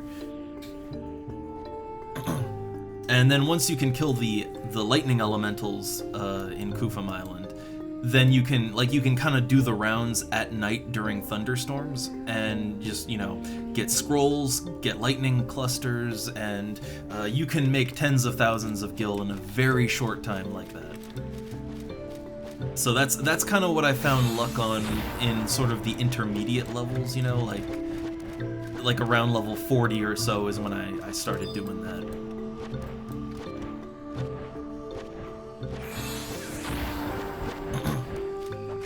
So yeah, like early on, I had better luck killing things for money. Fishing and all that, yeah, that didn't really come into its own for a long time. And crafting, I still don't really know how to make good money at it, but I do, like, I can craft some things that make good money, and they're not even high-level crafts, right? Like meatballs for cooking, you can make meatballs, and that is a lot of profit. Cheap to make, tons of profit. And there is no HQ of that either, so skill doesn't matter as much. But now I can HQ carrot broth, and that's very, very solid. But what I'm looking at next, I was looking at the list of alchemy items and what you need to make it. I'm actually looking to level up my alchemy. Because sneak oil is like 8,000 gil right now. But here's the thing. So you'd think with a price tag like that, right? Like a stack of sneak oil is like 8k. So here's the thing, right? To make sneak oil, there's two recipes for sneak oil. They're both in the level 20s, right? They're not a high level item to craft. And the ingredients to make it, it's well, hold up, I have like a list somewhere here. I've got a list. Let me try and find it, because it's not, yeah, like it is not it's not a crazy thing. Yeah, so silent oil, you need beeswax, 2 beeswax and slime oil. Beeswax is pretty easy to make. I mean, you need beehive chips, but still. And then the slime oil. The thing is, if you want to go even cheaper than that, there's a slightly higher level recipe to make the oils that doesn't even need the slime oil. It's just the beehive chips, or the beehive, you know, it's that. And olive oil, which is a really cheap item you can just buy from a merchant in Sandoria. So like the cost to make slime oil is very low. And it just uses ice crystals, which are fairly cheap. So the cost to make these things is super low. And if you have enough skill to HQ, so if you have enough skill to HQ, let me take a look here. Like let me try and find it here. So if you have the HQ skill, then you can potentially craft. Let's see, where is it? Where is it? Gotta look it up here. I think you can make like 2, 4, 8, something like that, right? I don't understand why silent oil is as expensive as it is. Oh yeah, here we go. So when if you have the ability to HQ, you can craft 8, 10, or even a full stack of silent oils in one craft. So potentially, for a very small amount of gil, right? Very small amount of gil. Like we're talking like maybe, just a few hundred to craft, right? Or not even a few hundred. Like it's especially if you go with like the olive oil, super cheap to craft, and you could make a whole stack. Why does that cost 8,000 gil? Why does that cost 8,000 gil in the auction house to buy a stack of silent oil? I don't understand. And also, the minimum amount of silent oil that you can craft is 4. Like when you craft, let's say you don't HQ, right? Let's say you don't get lucky, you don't get that 30-50% chance, right? A basic craft is 4 silent oils. So you only need to basic craft 3 times and you have a full stack. Like I would wager it would cost you no more than 1,000 gil to make a full stack of silent oil. Like 1,000, maybe if you're unlucky, 2,000, and they sell for 8K. That's stupid, right? Like, they should be selling for more like 4 or 5K, right? 5K tops, really. So when I looked at that, alright, my first thought is, fuck it, I'm gonna be an alchemist now. Alright, let's equivalent exchange this bitch. Cooking is out, alchemy is in. Well, yeah, the demand is super high. I mean, look in my inventory, right? Look, I need that silent oil. So, yeah, demand is high. But when I saw that alone, and there are so many useful medicines and stuff that you can make with alchemy. Ninja tools too. When I saw that, I just thought, man, I need to go alchemy, right? At least to level 60, at the very least. Because, okay, look, what am I doing with my cooking skill, right? I'm almost cooking 60. I'm up to cooking 56 now. What am I even doing with that, right? Sometimes I make carrot broth when there's none up for sale in the auction house. I do that sometimes. But like literally, I'm not really using. I don't practically use my cooking skill for much, and a lot of the reason is because there isn't very high demand for a lot of things that you can make with cooking. There are certain select items that people want in high demand, but outside of that, a lot of cooking is just worthless.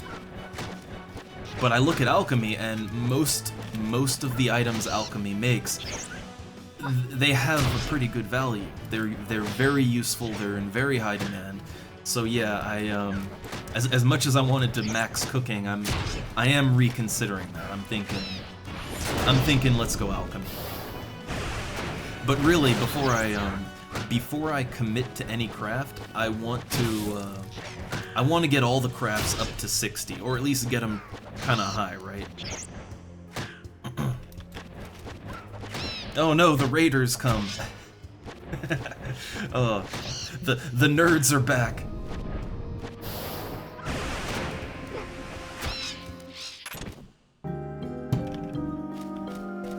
Yay, I got a bird egg. And hey there, Baro. I'm in the sky! Hey, check me out, I'm in the sky.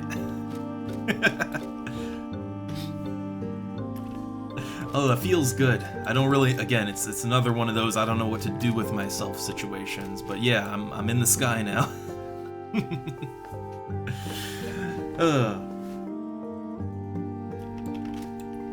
Like after the stream yesterday, I was struggling for so long to, like, how many days did I yell fruitlessly for a ZM6 party, right? And nothing. So yeah, after the stream, there was a ZM6 party going.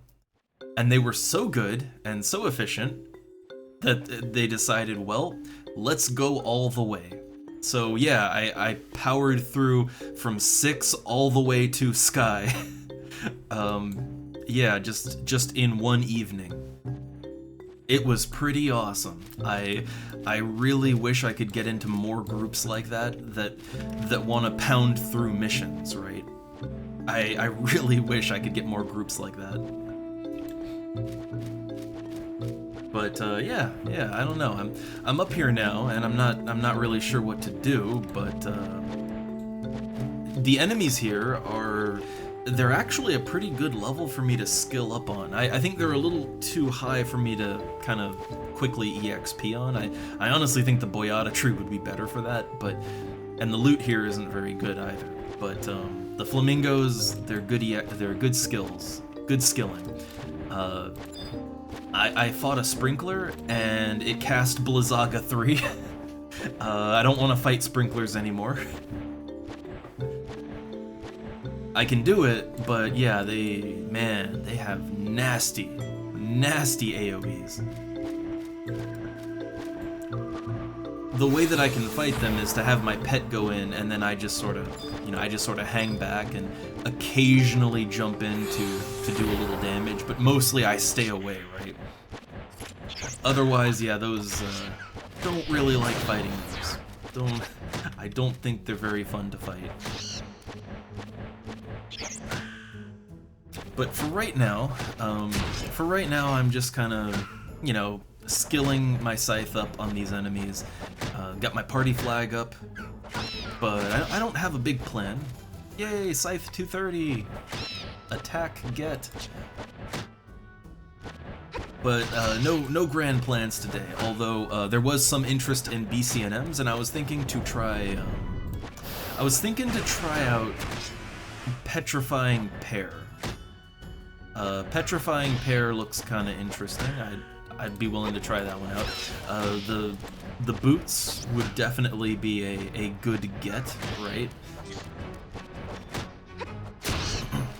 I'm not really sure like what tactic I would use. I guess it would depend on who I can get to join me on that.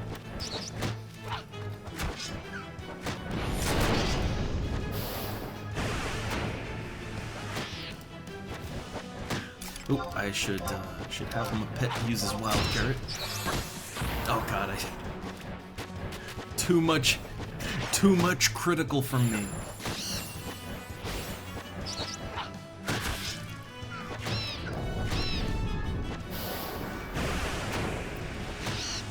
But yeah, otherwise, I don't know. Today I'm kind of I'm relaxing. I'm relaxing and enjoying the.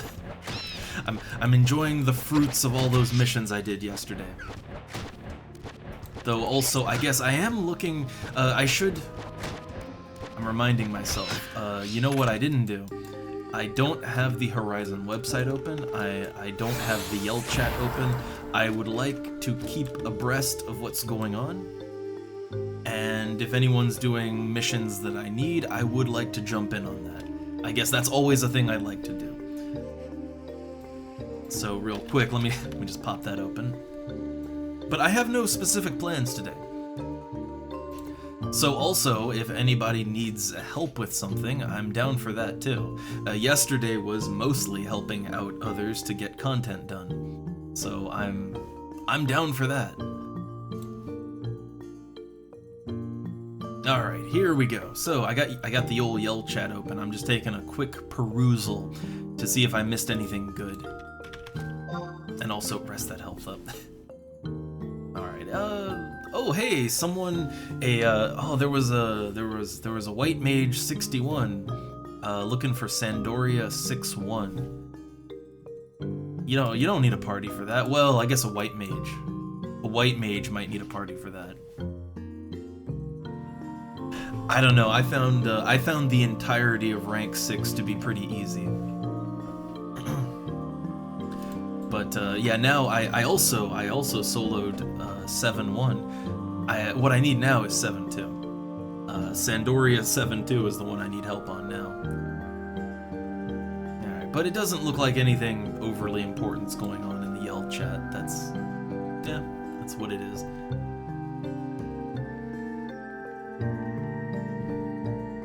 Also, I am very much considering to start climbing up alchemy. The price of silent oil.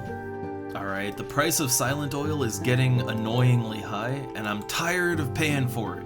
It's kind of like, it's kind of like why I leveled up cooking, right? Like, them sheep pets for 15k? Nah, I'll have none of that. I'll make my own. Same thing here.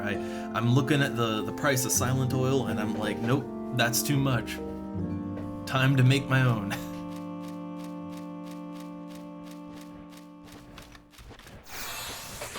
But I don't know, I just kind of looked over some items, and to me, it seems like alchemy has a lot of very in-demand items that it can make.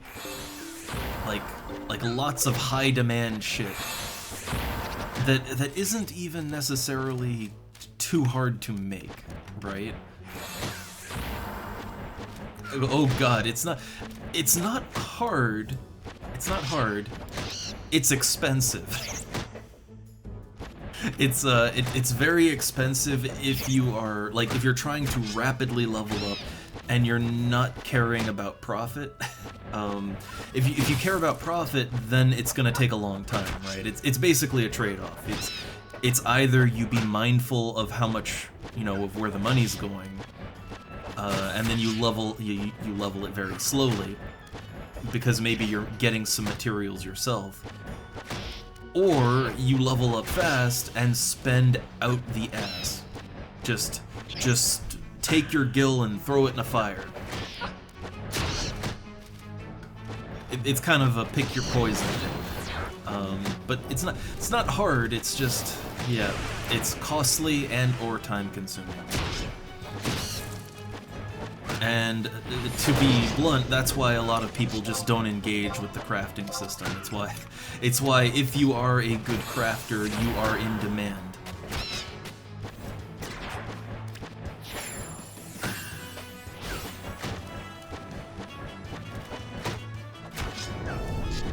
Like, to be straight, if you really want to level up your crafts, especially the more expensive crafts, you kind of have to be independently wealthy before you start crafting.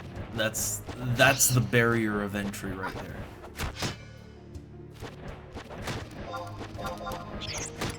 So I like the crafting system. I find it fun. I'm enjoying engaging with it now, right? Because I can afford to, right? But before that, I wasn't really, I couldn't really participate in it very much. It was too expensive for me to get into.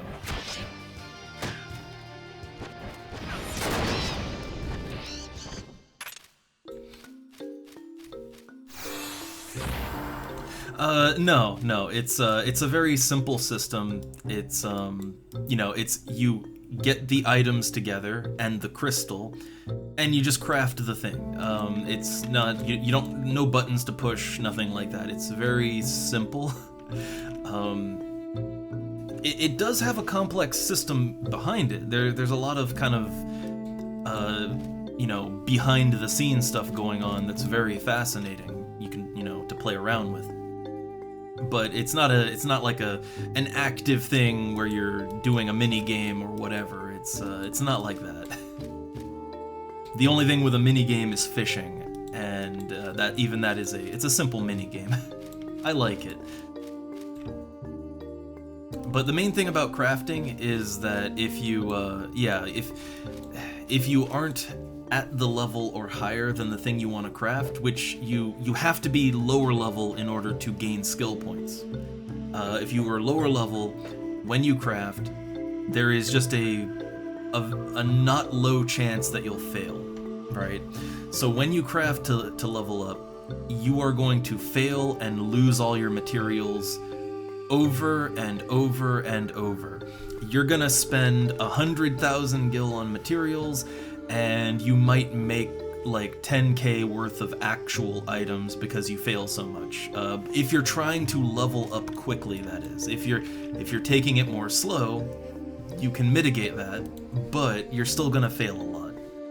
That is the main bottleneck, if you will. That's the thing keeping a lot of people out of it. It's a gill sink. There's no other way to say it. Leveling is a gill sink. Once you are leveled, you can do a lot, and you can make good stuff that'll sell for tons of money, but you gotta go through the gill sink first. Okay, oh, my pet went away. New one. Oh, I just realized I could, hey, I could charm these flamingos. Yeah, I could charm them and use them as my pet if I felt like it. Yeah, pretty much. That's the simple, straightforward way to say it. You gotta be rich in order to get rich. And look, I see now I can participate in it, but again, when like 60 streams ago, we started off with making this character, right, at level 1. And, you know, I looked at all this stuff and I couldn't participate in it. I couldn't even dream about it. I didn't really start doing any crafting for a very long time. So, crafting isn't really new player friendly. I think that's the best way I can put it. It is not a new player friendly activity. However, it is a fun activity if you're into the economics, right? If you like buying and selling and kind of being a merchant and all that, it is a fun system to play around with. It's just not something you can do when you start playing. You gotta get into you gotta build up for it.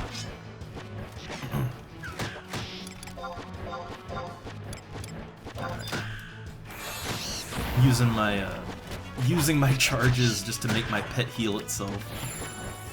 Less downtime, right? Less downtime. Alright, let's see if I grab aggro doing this. Oh, good. I kind of lowballed my Vorpal Scythe. It's just when I do a really big one, oh man, it's hard to avoid that aggro.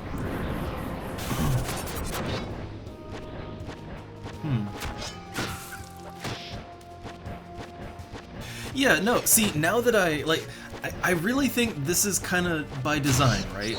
Like, crafting is one of those things that it is fascinating and it is fun to get into, but yeah, it's a thing you gotta be pretty deep into the game to afford it, right? But what that means is that it's kind of an end game activity if you think about it, right? It's kind of an end game thing. Like, not strictly, right? Like, not in the strict sense of the word, but you're not really gonna go far with it till you're maxed out, pretty much. And so, it becomes one of those activities that keeps you playing the game. It keeps you in there, right? So, yeah, I can appreciate it for that. Yeah, Beastmaster. Beastmaster all the way. I love Beastmaster. My keen-eared Steffi, he's my Pikachu, alright? That's my Pikachu. I'm on this journey.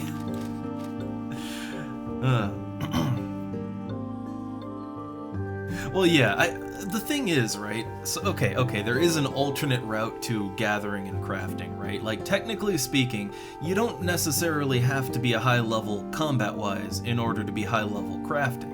Technically, let's say you take up fishing, you use that to generate gil. Fishing can generate a lot of gil. So you use that to make money, then you put the money into leveling up a craft. You level your craft very carefully so that you're kind of breaking even or making profit as you go as much as you can. Technically, you could do it like that, right? And not be an end game combat character. You know, that is an alternative. It would take you a very long time, but you could go that route too. It's all viable, all possible. But yeah, for me, I mean, I don't know. I like the combat in this game. I like it. It's nothing, you know, it's nothing super intense. It's nothing overly elaborate. I like it for what it is, right? For what it is, I think it's really fun. But I wouldn't say the combat is necessarily what keeps me in the game. What keeps me in the game is more the social elements, right? It's getting together with people to do content, like missions and stuff, or I want to try some BCNMs maybe today.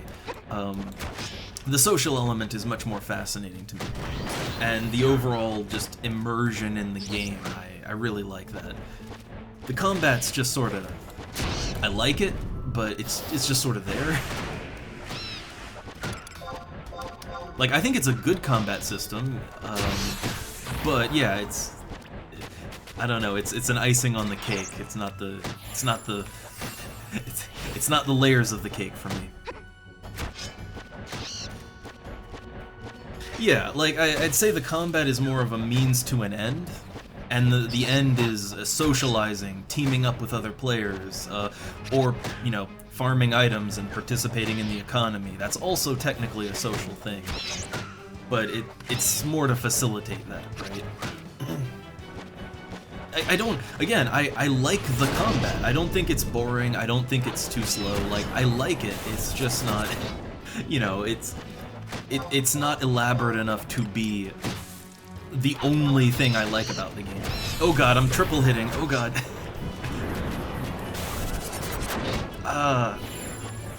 Crap. And I used my points on Wild Carrot. Oh crap. Let me just turn away. There we go. Yeah, the problem with being a scythe slash thief beastmaster is if I triple hit and critical, I have a huge potential to burst out a ton of damage in a very short amount of time, and that's bad because it can pull aggro off the pet.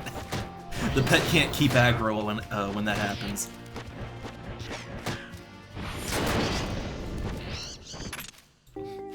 All right, and let's just rest after that one. Yeah, the old aggro bomb.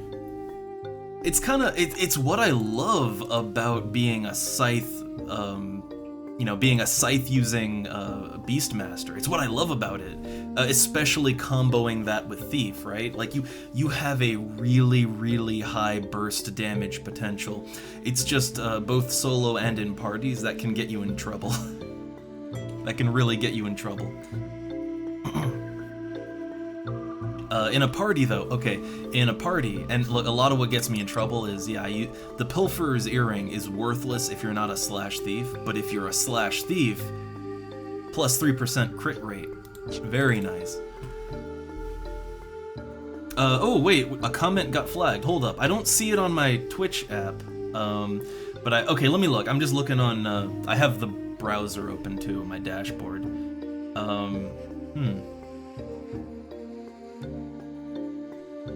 Oh, I see. You typoed it. You typoed it, and apparently the system. Let me allow that. Yeah, the system flagged it.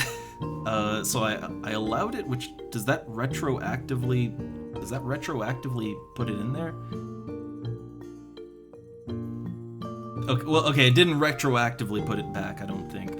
But oh, there it is. There it is. Okay. But yeah. It didn't like the typo on Niter. Let's say that it didn't like that typo. Wait a second. Then hold up, because that's not that word. But can you not say that, like, what if you were from the country of Niger? What would Twitch not allow you to say the country that you come from?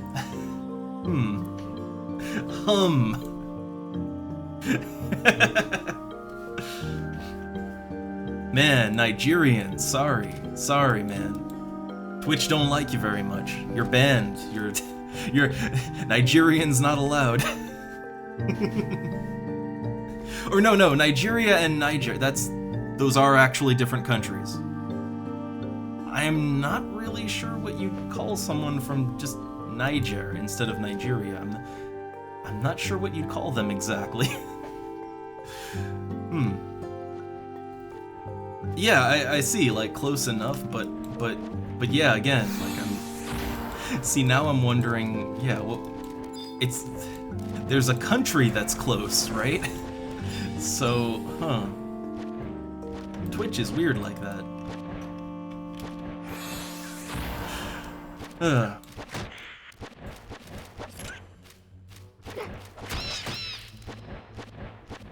Alright, so, let me just check again the Yell chat. I have Yell chat open in my browser too, and I'm just trying to keep a look and see if anyone's doing missions that I need or needs help, but not much going on right now.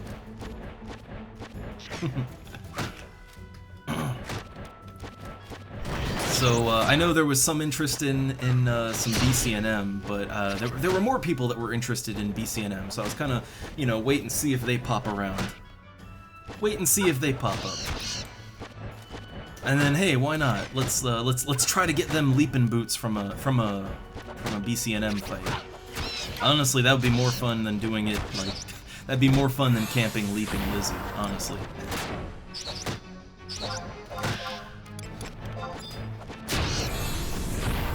Oh, okay. So instead of Nigerian, it'd be Nigerian. Huh. And now I learned something.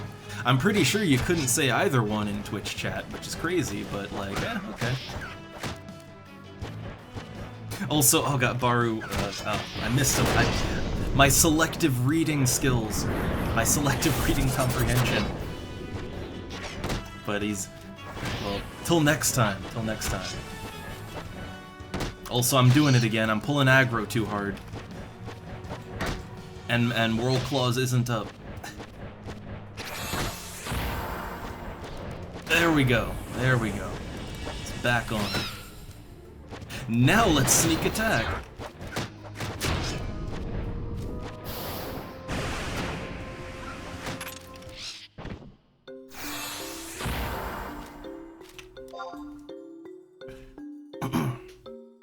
But, oh. God, I'm making a little too much aggro here.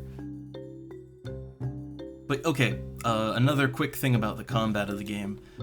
So while it might not be the most intense combat, you know, one thing that I have always really liked about this game, and I still think it holds up and I still love it to this day, I think the combat animations are actually really good and really thoughtful. Both the combat animations and the spell casting. Like, if you're a black mage and you unload a big spell, like, it looks, sounds, and feels impressive, right? And a lot of the games of the time couldn't, like, okay, look at, like, World of Warcraft, right? Which I play a little bit of Classic on the Turtle WoW server, right? On another private server. But you look at the combat animations, the sounds, the spell casting, it's really basic, right? Like, compared to this, it's no contest. This game, it just overall has a better aesthetic to it. And I think it still holds up even now. And I say that because a lot of modern games, especially MMOs, they tend to be so focused on kind of the function of everything, the numbers, right? That they tend to sort of skimp out on the animations and the look and feel of things. I mean, hell, even FF14, which FF14 is a very flashy game, and it has some very nice animations for your character and all that, but a problem that game has is that everything sort of has to fit into like a roughly 3-second window. Because in that game, the idea is you are just constantly mashing buttons non-stop. And there's like a 3-minute recast on, you know, it's even less. I think it's more like 2.5 seconds, right? It's more like 2.5 seconds. So like any action that you do, even if it has an animation that takes longer than 2.5 seconds to play out, it doesn't matter. Like, it'll get interrupted and it'll just jankily jerk to the next animation when you push the next button, right? And it looks terrible. And but that's how the game plays, right? It's more focused on maintaining the, you know, the numbers, the functionality, rather than the look of it. That was one thing that kind of annoyed me when I played FF14. Like my character, I liked Red Mage, right? And frequently, yeah, I would be animation interrupting myself constantly, and it looked bad, right? Like some of the animations, like there was really cool in FF14 as a Red Mage where you stab your rapier into the ground and do a flip up in the air, right, while you cast a spell. The problem is the animation takes longer than 2.5 seconds, so when I hit the next button, my character would just snap back into place, standing and casting a spell, and it looked so bad. So yeah, that's what I mean when I say that this game's animations hold up pretty good. Because of the slower combat, let's say you have a longer animation, you can just let it play out because you don't have to worry about constant button mashing interrupting your animations, right? You don't have to worry about that. Yeah, I played all the classes in FF14, and yeah, Dark Knight, because Dark Knight has off cooldown attacks that it uses as well. And whenever you use one of those, which you will use frequently, it completely interrupts your animations, right? So you're animation canceling yourself constantly, and it looks bad. It's not just that it looks bad, it's that because you're interrupting your own animations all the time, you never really get to just sit back and appreciate the aesthetics of what's going on, right? So in that particular way, I actually prefer the look and feel of combat here. I actually prefer it, and I kind of prefer that it's a little slower too. Because it's a little slower, I don't, I'm not constantly mashing buttons. I can just chill and focus maybe on other things, and I like that.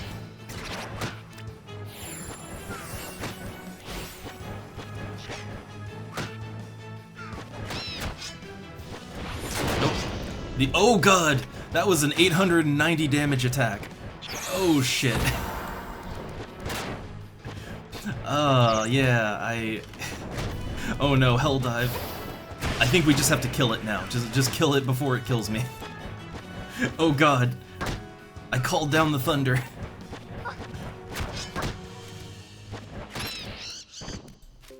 Yeah, see that? So that's kind of where you get in trouble as a scythe user, right? As a scythe beastmaster, every now and then, yeah, you'll just unload like an 800 plus damage weapon skill, depending how lucky you get. And there is no pulling aggro off of that. You are the tank now. The way around it, though, in a party, right? In a party, the way to get around that is whenever I'm about to fire off a big weapon skill, I use Trick Attack. Like, especially if there's a Galka in the party, I'll run behind whoever can take the aggro. I'll Trick Attack, and I will unload that massive weapon skill right on their ass, right? And now they're the tank. So I don't actually, I don't get aggro very often in a party with this setup because I Trick Attack. But yeah, when you're solo, that doesn't work. And I tried. You can't Trick Attack your pet. I tried. I really wish you could, though. I really wish you could trick attack the pet. I don't see why we can't, right? I don't see why we can't do that.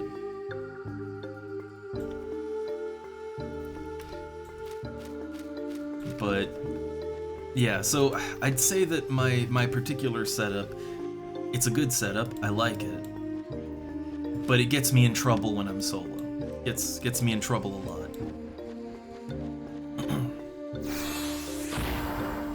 Oh, didn't want to say stay. I want to say heal.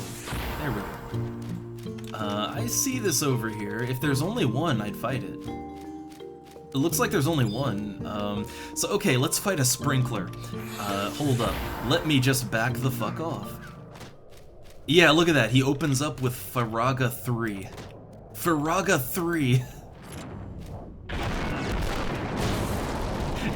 Just drop the nuke. 777 damage to my pet. And remember, my pet is much more tanky than I am. So, like, if that dropped on me, it might actually one-shot me. Could actually one-shot. Oh yeah, Water 3. Waterga 3. Not sure if that's Waterga or Waterga. I don't know how to pronounce those, but like, yeah, big damage either way. So what I do is, yeah, I go in, I do a few attacks after he lays out a big, oh no, it's a slow. Oh no, I don't like that. I don't like that at all. Okay, use my pet food. Hold up, I have a... back off, back off.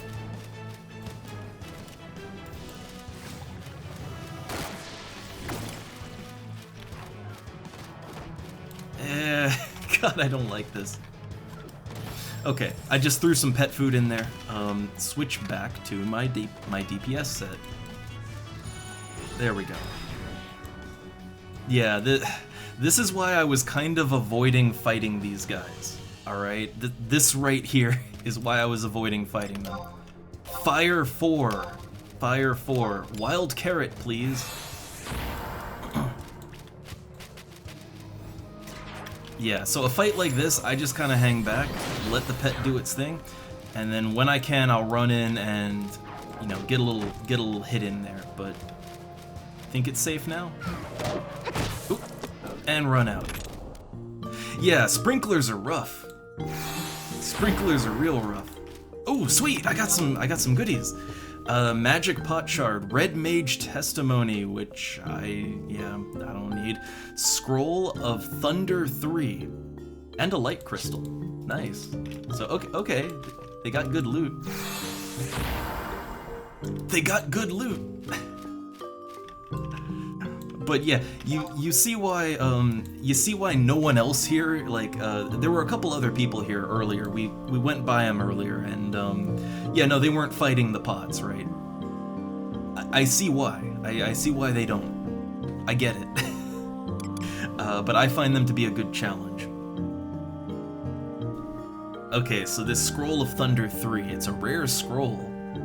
Black Mage 66, Red Mage 75. And then, well, yeah, Dark Knight's never gonna get high enough to use it.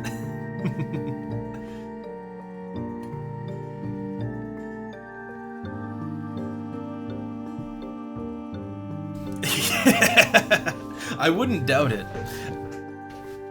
Look, a lot of items that you think might be worth a ton, like, they don't... Yeah, they're not worth anything. But we'll see. We'll see how much it's worth, and also how much an NPC... I always kind of compare first, right? I go to an NPC, see how much they want for it, and then I go to the auction house and see what I can get there. For a lot of items, I find that you can get more just selling it to an NPC. A good example, one of the first things I really remember of finding a semi-rare weapon, the Kaiser sword that you can get from Dancing Weapons on Kufum Island. That sword sells, it sells on the auction house for oftentimes less than 2,000 gil, but you can sell it to an NPC for over 2,000 gil, well over 2,000 gil. So if you wanted to, you could buy them off the auction house and just resell them to an NPC, and you'd make a few hundred gil. But there are a lot of items in the game that they have that weird, unfortunate place, right?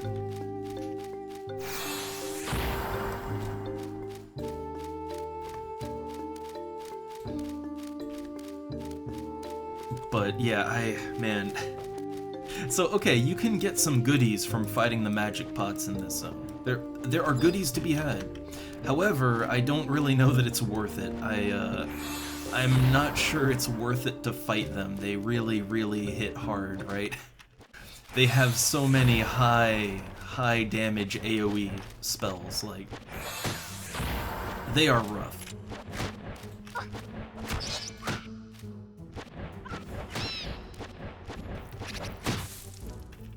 Also, I'm not sure, can I keep leveling up my scythe or not? I might have, because my scythe skill wasn't like that much lower. I'm looking up the log, but I might not be able to skill up on enemies that are lower level than me anymore. Might not be able to do that. I mean, you can take a quick look. Like when I'm done here, I'll walk back to Juno and I can check it myself too, but I mean, considering that like I've only killed, I think I've only killed like 2 or 3 magic pots in this zone, and I'm getting like a scroll of Thunder 3. That tells me it's not a super rare item, unless I'm super lucky, right? Unless I am superhumanly lucky, I feel like it's a common item.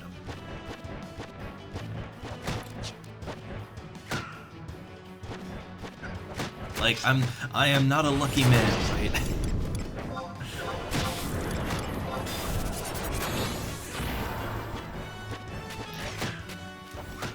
Also, that Red Mage testimony, I guess I'll just delete it. I guess I don't need that. If I ever level Red Mage, if I ever level it up, I guess I could always just get another one, right? Also, can I steal from these guys? It would probably just be like a bird egg, right? Probably. But it looks like I can't level my scythe up anymore here. At least not on the enemies that I'm fighting right now. So, okay, you know what? Just purely for skilling up purposes, I do have axes on me. I don't have a good axe like a scythe, but I do have axes, so let's see, let's switch over to the dark steel axe. That's sort of the best axe I have. I know I need to get like a 75 axe. I know. It's always good to have a good variety of weapons, especially one that is your primary weapon, right? And hey, look, I've got a level 8 maple shield. You know what? That does nothing, and I'm pretty sure I won't generate enough aggro using an axe to pull down the thunder on me. So I'll just use the axe for now. I was kind of looking into some offensive shields though. Because, so here's the thing, right? I really, really like using Thief as my sub. Like, I really like it. And, but the thing is, I don't always use Thief. I mean, obviously sometimes I ninja, in which case I dual wield axes. But also, sometimes I white mage, I might warrior sometime once I have that leveled up. So I might want to have like Scythe really only works out good with Thief as the sub. But yeah, I might want just a one-handed weapon and a shield sometimes. You know, I might want to do that sometimes. So I was thinking about getting some kind of shield that has any kind of offensive boost to it. Maybe some plus attack, accuracy, strength, dex, something, right? Something.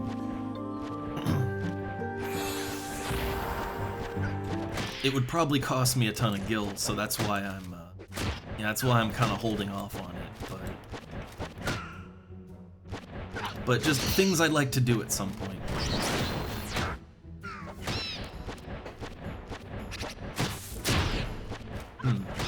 I'm not sure. Can I skill up on it? There we go. There's the .3 axe. Alright, let's get that axe skill up. Okay, so it's 5k. Yeah, so for that, like, I would definitely want to check how much it's worth just to an NPC. Like, I feel like an NPC might pay more than that, but we'll see. Or they might pay enough that it's not worth it to list it on the auction house.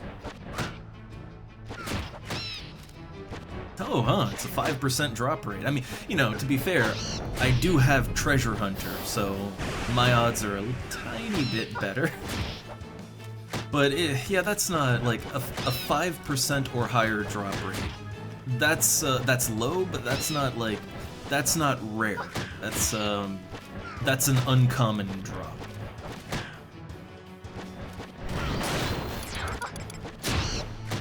Rampage. Ooh, got a good hit in there. That actually still didn't really deal any more damage than my scythe.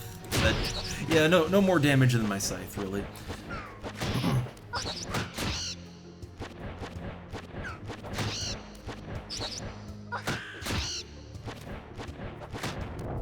But I do like Rampage. It is a good attack, but I like it mainly because it hits like 5 times. So every one of those hits counts for skilling up. So if you Rampage, you could get 5 skill ups in a row. Like, it's actually really good for skilling your axe. Alright, and just resting the old rabbit up real quick.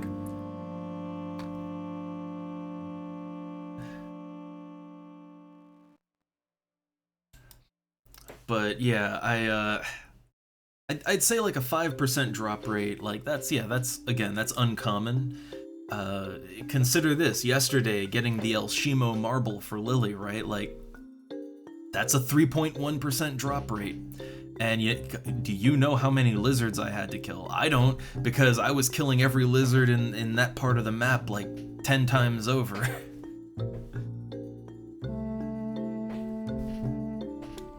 Like, that's when you're getting into real rare territory.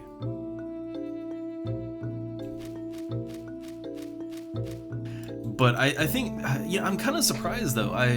Maybe you can get Thunder 3 elsewhere. Like, maybe there's other ways you can get it. But I wouldn't imagine that too many people are going to be fighting the magic pots in this zone, right? Like, I wouldn't imagine many parties would fight them. I mean, unless you can silence them. If you can silence them, then okay, I could see it. But if you can't silence them, then man, as a party, I wouldn't fight those. And as a solo player, unless you are a player that can silence, if that works, I wouldn't risk it, right? Even as a Beastmaster, I am hesitant to fight a magic pot in this zone. I can't take, like, one of those level 3 Ga spells could just kill me. So I'm hesitant to do that.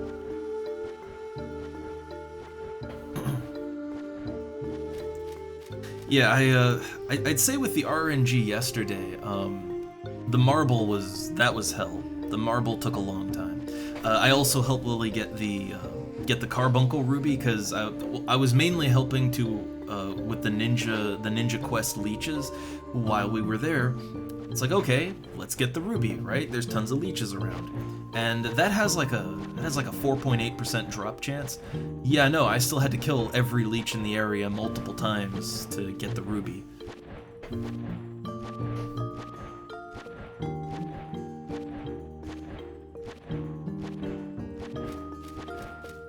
Ah, okay.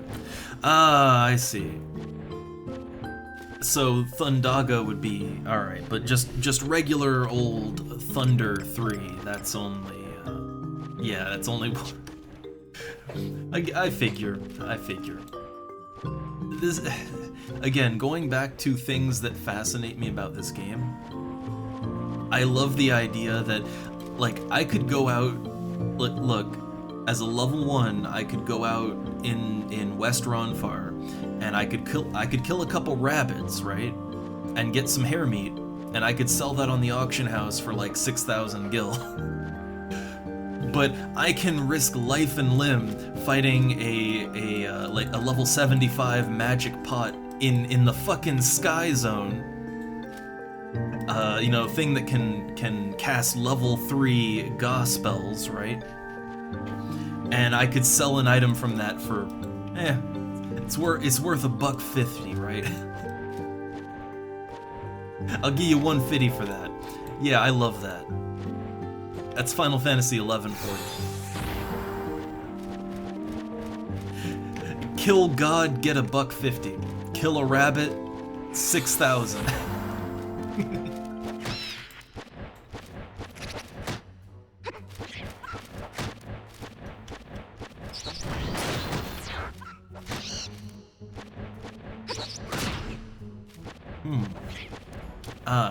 Yeah, I mean, I guess it really does all come down to supply and demand and, you know, how much people are killing something and just getting the items. It does all come down to that.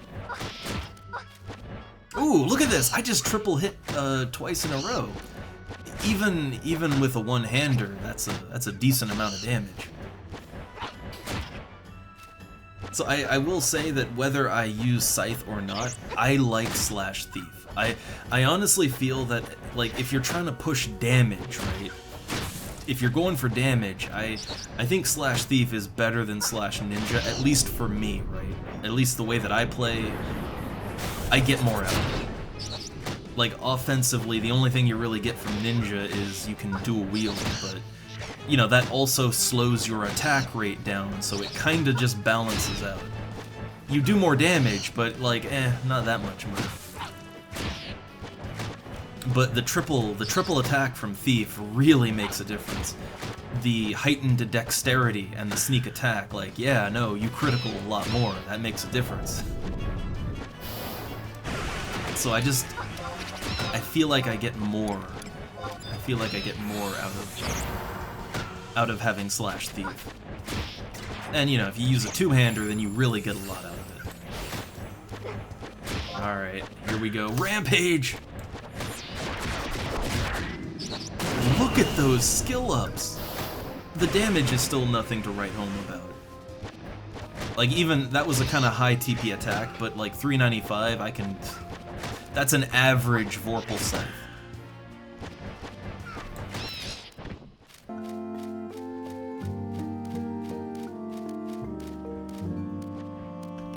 But the skill ups, good lord. So, yeah, hold up, look at this. So when I did Rampage, right? Yeah, one Rampage. Look at that.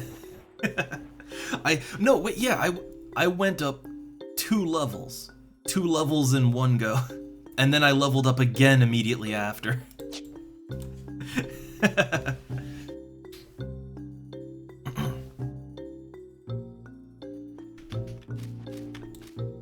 So I will say the axe levels up fast, like because of Rampage being a 5-hitter. Like, yeah, it levels up quick. And again, I'm not anti-axe, right? Like, I don't hate the axe. I'm willing to use axes. I'd say I'm more adamant about Slash Thief as my sub-job. I love how Slash Thief plays, no matter what weapon I'm using. I feel it works better with a scythe, but you know, it's whatever, right? But yeah, I don't hate axes. I will use them every now and then, depending on what mood I'm in and how I want to play in the moment, you know?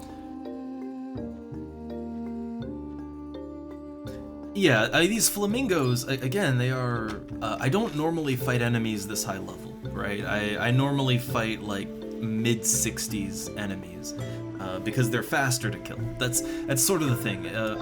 as far as EXP goes, it's very slow when you have this much downtime between fights. It's not really worth it EXP wise, but I am enjoying skilling up here. It's some good skill points.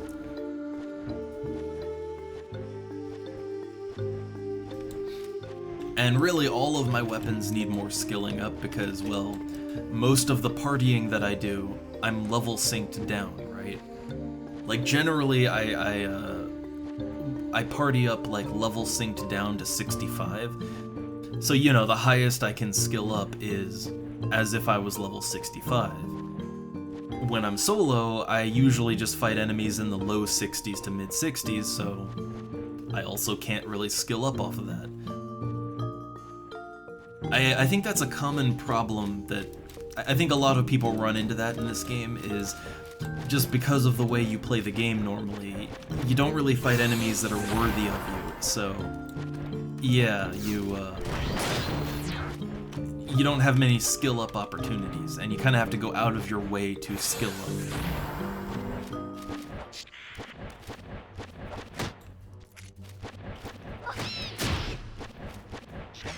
Also, this is like the lowest level flamingo I've fought, so I might not get skill ups on this one. No, I can still get some. Oh god, no. So here's the weird thing. Here's what I find. High level goblins or higher level goblins, they definitely bomb toss a lot more, and as such, more opportunities to blow themselves up. So I have noticed goblins killing themselves with their bomb more often. But I do still think they have a lower chance. I don't know. Like, to give an example, when I was playing on Eden, because that's my freshest memory of playing the game on another server, when I was playing on Eden, pretty much every goblin I would fight would kill itself with its bomb. Like pretty much every one. So that's very different, I feel. Rampage! Sneak attack rampage. Oh yeah, there we go. There's the proper damage, 512. Like, okay, there we go. When you put a sneak attack behind it, it does okay damage. Though really it would have been better to use the sneak attack separate and then the weapon skill, but actually then it might not. I don't know. When I weapon skill with my scythe, I almost never sneak attack with it. Only if I care about accurately hitting, right? But normally, like, the scythe does more damage if you do your sneak separate from your weapon skill. And I think that's just how Vorpal Scythe works. Like, TP doesn't affect the damage of Vorpal Scythe, which is I think that's different from Rampage.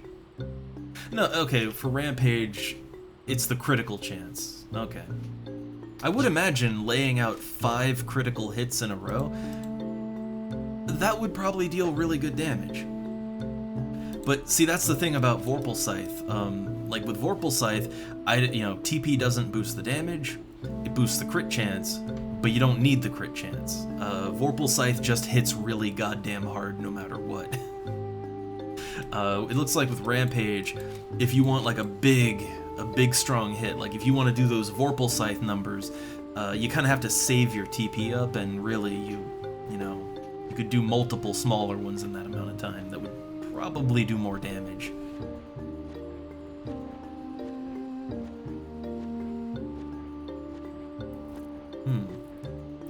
Goblin Robbers. It's been a while since I fought those. I have fought them, but it's been quite some time.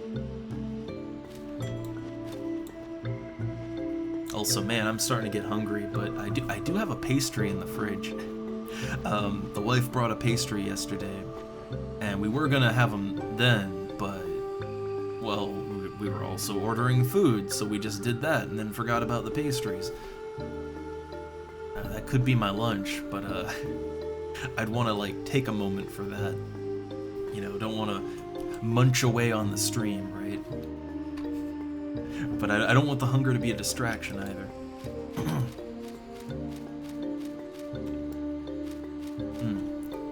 Yeah, I will say that while weapon skills, you know, they all use the same, there is actually a lot of behind-the-scenes stuff to think about when it comes to weapon skills, right? Like, you know, some weapon skills, just because of how they work mechanically, you want to maybe save up your TP, and, you know, you get more effect overall if you saved your TP up and then dumped it on a big hit, right?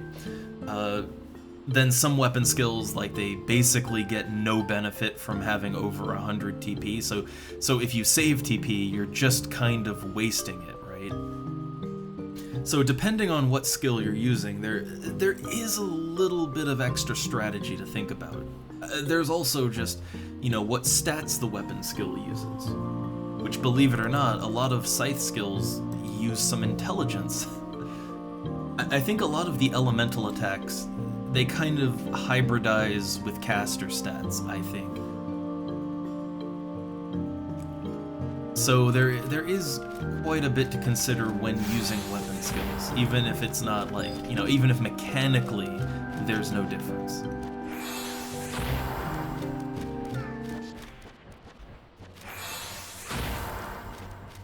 Alright, just pulling this back over here. I don't need multiple flamingos. Yeah, exactly, right? Like a lot of skills, it's like a half and half between strength and int, which is, again, a little weird to me, but yeah.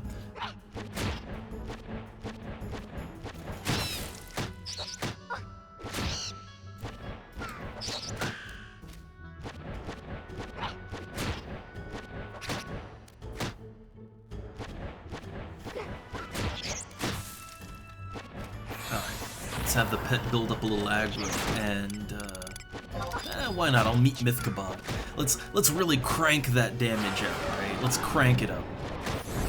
So meet Myth Kebab, and I'm gonna wait till my sneak attack is up, and alright, let's unload a big ass rampage and see how effective it is, right? Let's see.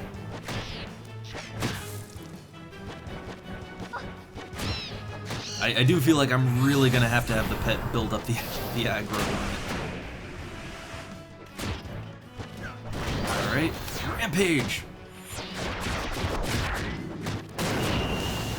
Okay, 574. For having higher than 1000 TP, and also using sneak attack on it, and a meat myth kebab, that's pretty good. That's some good damage right there.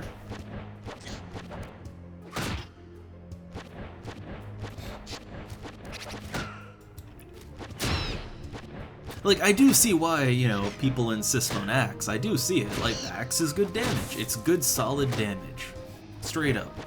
I think what you know, I like the Scythe more visually, right? I visually like the Scythe more, and I do feel that it has a higher... It does have a higher burst damage potential than the Axe. With less TP investment. But, you know, the Axe is fine. I'll use it every now and then.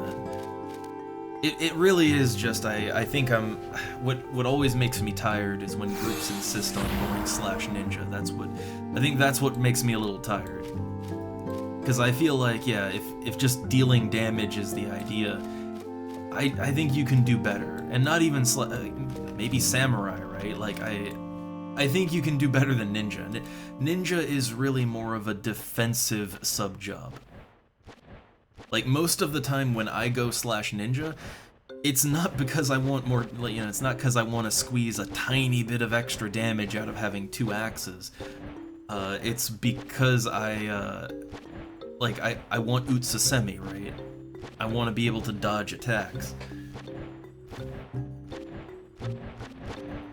I mean, in long fights, both work, right? Like, I've been in long fights with both, and they both work.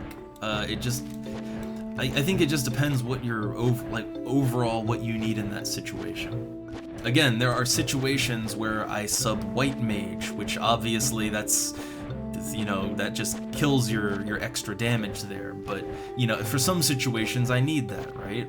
In which case, my choice of weapon doesn't really matter too much. But yeah, with Thief, the reason I like a two-hander with Thief is because, okay, the thing is, you got the same chance for triple hitting no matter what. When you triple hit with a two-hander, especially if you're criticaling some of those, that deals absurd damage. Triple hitting with a one-hander is, oh, that's nice. It's an oh, that's nice, but it's not an oh dear god, I just cranked out 600 damage. So yeah, I prefer the play of a two-hander, but at the end of the day, I don't think it matters all that much. At the end of the day, it's a preference thing. And my preference is a gold-encrusted two-handed scythe that looks awesome. That's my preference.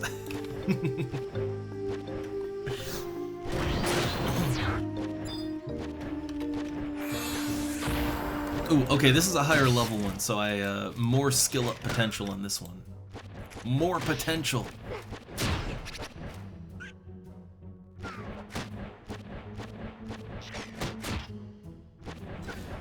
Yeah, it's the crit rate that goes up, but I feel like I am really unlucky on criticals.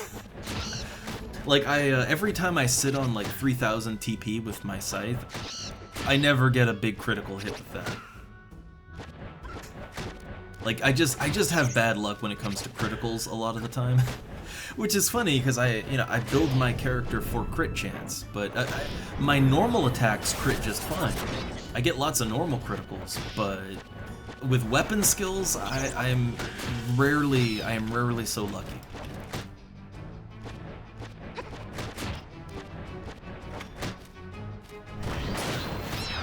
Alright, but you know what? I am gonna let my TP build up to like 3,000, or 2,000, because I want to do it in this fight. So I'll let my TP build up to 2,000, and let's see what Rampage can do, right? I feel like sitting on 3,000 TP to me, sitting on 3,000 TP is almost always a waste unless you're going for something really specific.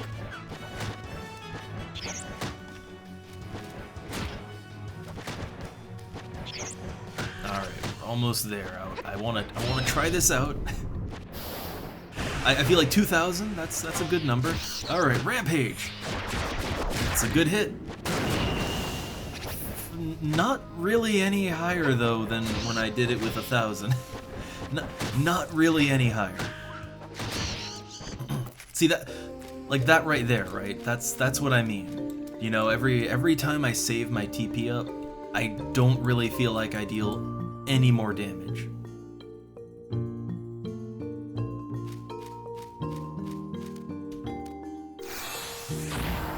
That's why I always feel like I'm wasting it if I sit on more than 1,000 TP.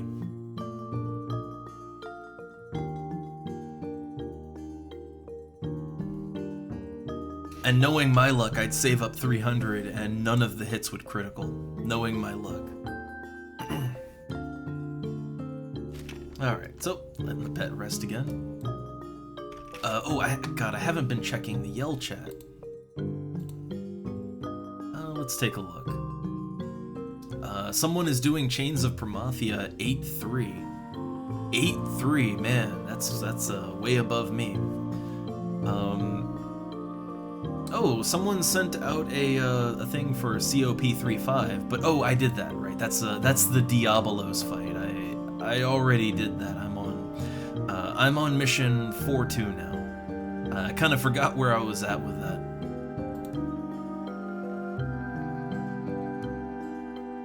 Yeah. You didn't know? Yeah, slash stay is telling your pet to rest. Like, it's got 49% health now, and give it a sec. And I believe the pet's health also has that scaling tick up, like, you know, like a player. So yeah, now it's up to 57, so yeah. But I believe it works the same way as a player, in that the longer it rests, the more it heals. At least that's what I've observed.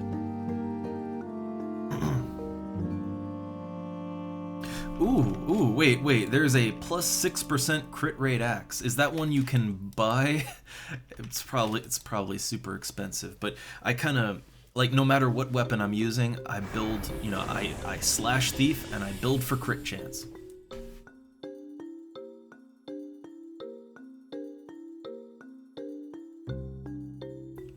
So now I'm like, that might be a good axe for me to use. Which, let's see, my current delay is, I mean, you know, that's, I mean, it's less than my scythe. Yeah, it's less than a scythe, but yeah, at that point you're kind of bordering into almost two-hander territory. Like that is significantly slower than most axes.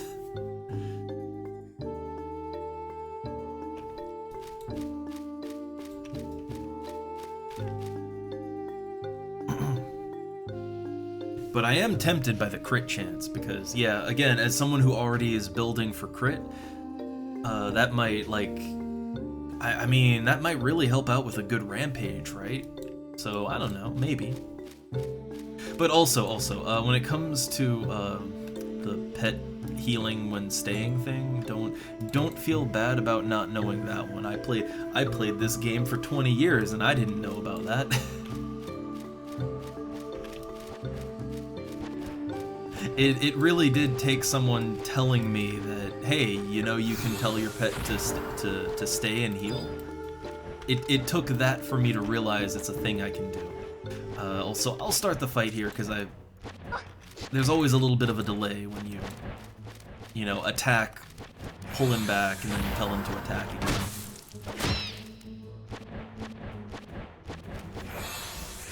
Okay, but now the aggro's on me rather intensively, so there we go. It gets it back on him nice and solid. Yeah, no, I love new players. I love it. And again, I don't consider myself a veteran player because I'm super casual. I only played the game off and on various private servers over the years, and just never got too far in retail back in the day. So I still have a lot to learn myself.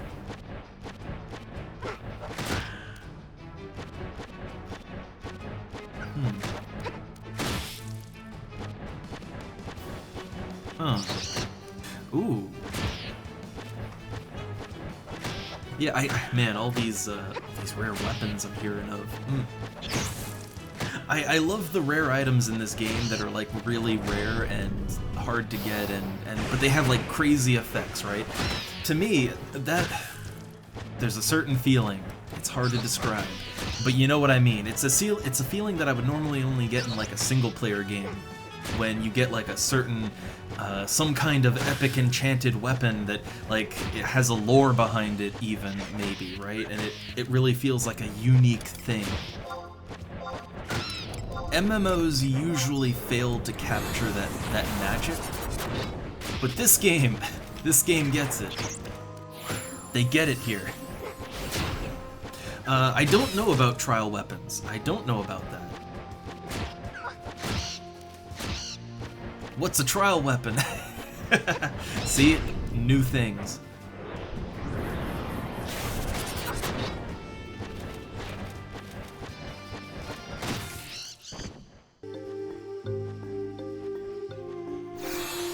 Also, how many fire crystals have I got? I've been killing things so long and I've only gotten 6 fire crystals. That's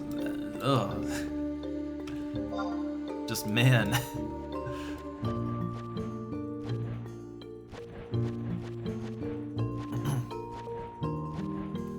But T or TJ, I don't know how to pronounce, but yeah. Look, not knowing what's going on and absorbing all the information, that is the fun part of this game. You can only be super new and just taking it all in and figuring out how to navigate this strange world. You only get that experience once, and cherish it while you have it. I still learn stuff, but you know, I don't have that nuclear magic. I want to get it back. Ooh, okay, wait, so you get up to 240 skill, and then you can get a trial weapon. Huh.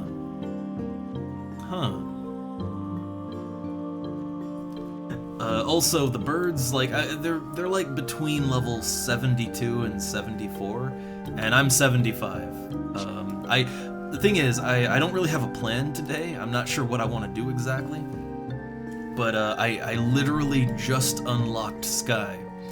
Finally, I've been working on it for a while, so I'm just sort of here, kind of seeing what I can do, you know, just soaking it in.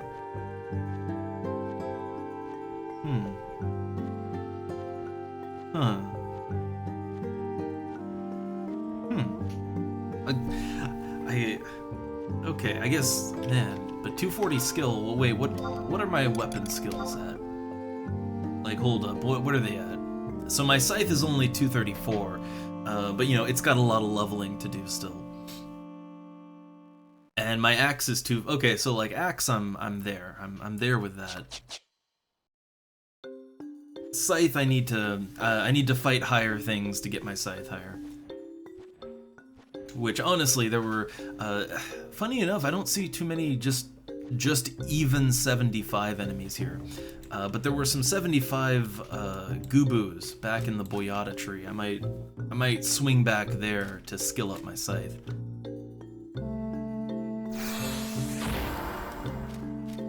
Oh yeah, I could fight another magic pot. You know what? I kinda like the challenge, right?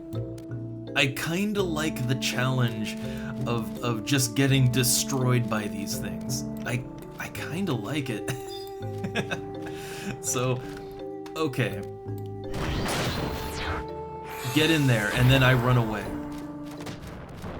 Yeah, okay, it didn't do a big thing, but yeah, these guys really like those level 3 Ga spells. They really like them. Alright, and just back off.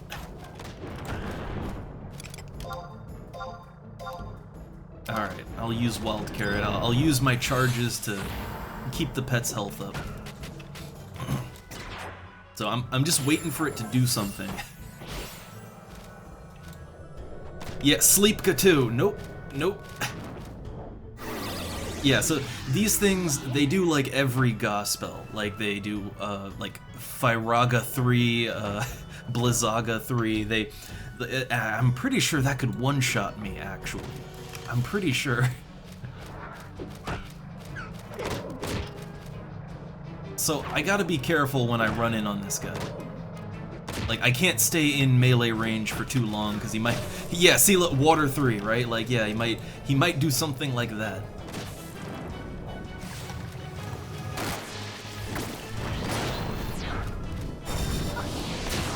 But it's totally doable, alright? Totally doable, you just gotta be careful about it. Oh, arrow, well, that's a single target. Single target ability, I don't have to worry about that. My pet does, but I don't. Man, pets have so much HP. 580 damage to it. Yeah, my pets have a stupid amount of HP in this game. I love it. Spectral barrier, I don't think that's a problem. Okay. Rampage! And get out! 547, not bad. Okay, he's just blaze spiking. Yeah, so I kind of like fighting these. Oh boy, look at that. It exploded in loot again. Mercury, Potshard, a Red Mage Testimony, and another Scroll of Thunder 3. So, another one. And I have to discard it because it's a rare item. But yeah, those pots are, man, they are nuclear. They are big damage. Alright, let's get rid of that Red Mage Testimony. That's just trash. So yeah, I actually like fighting enemies like that. It's kind of the same deal when I fight Tonberries, and you know, the deal with Tonberries, well, everyone's grudge, right? I love how everyone's grudge works. Just an attack that just keeps getting stronger the more Tonberries you kill. Like, with no limit. I love that. But that's actually not so much of a problem for a pet. Pets have thousands of HP. The problem is Throat Stab, which will just drop them down to like 1% health no matter what. Yeah, like having to always be on edge to pull the pet out of melee range is so much fun. And with these magic pots, well, like I have to kind of do hit and run tactics, because if I get caught up in an AoE spell, that might just kill me in one hit, right? I kinda like it. I kinda like that. They might nerf him. I mean, I could understand it, although I will say the pets do need to have a large HP pool, just because of the way they work. In order for them to be effective in any way, they do have to have a large HP pool, but maybe not as large as it is, right? You could literally cut their health in half and they would still be fairly good, but they need a certain amount of health. I think the problem is right now they have stupid amounts of HP. But I will say, maybe, you know, what might, like as a bit of a counterbalance and to give more gameplay, if you could heal the pets more easily, right? Like if the reward command, if that was on a shorter timer, so you could actually, you know, you could heal them a little more effectively if you're willing to pay for it. You know, I'd be down for that. It would make the gameplay more interesting. Make me buy biscuits a little bit more often. The thing is, as far as I'm aware, that was never true, and I've looked into it multiple things, and it was only ever true if you had a pet that was higher level than you, which I know people like to do that back in the day. Like back in the day, people, the Beastmasters I would see, they like to charm higher level enemies, and that's what got them the EXP penalty. Like that's what did it. It wasn't just having a pet. Like that's still true. If I charm like a very tough enemy, yeah, my EXP goes down the hole. Like that's still true. But I think the difference is that people don't, like, knowing that, people don't do that anymore unless it's not for EXP. Like, if you're trying to kill a really hard enemy, right, then yeah, sure, I'll charm a high level enemy and then use familiar, right? But I wouldn't do that to EXP, like, God no.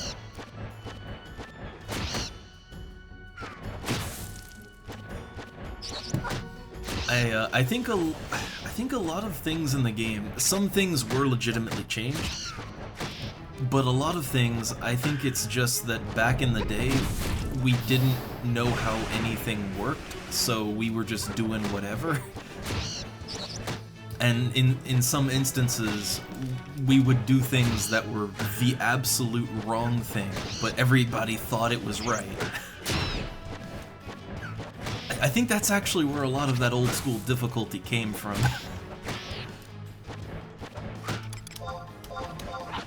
Again, when people used no food, nothing in Valkyrie Dunes, right?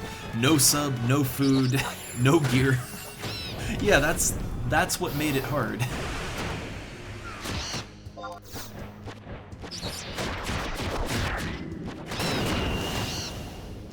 Although there is one old school thing that I'm curious on. I don't know if it was changed, like even on other like classic servers like this. I don't know if it's a change thing or if it's just a we played badly thing back in the day. But Elvon accuracy. Let's talk about elf accuracy. So back in the day, it was a bit of a stereotype that elves couldn't hit anything, right? They hit hard, but their accuracy was shit. And I mean, looking at the stats, yes, elves do have less dexterity, but it's not by a crazy margin. Like there's nothing on paper that says elves should deal like, or that says they should have significantly worse accuracy.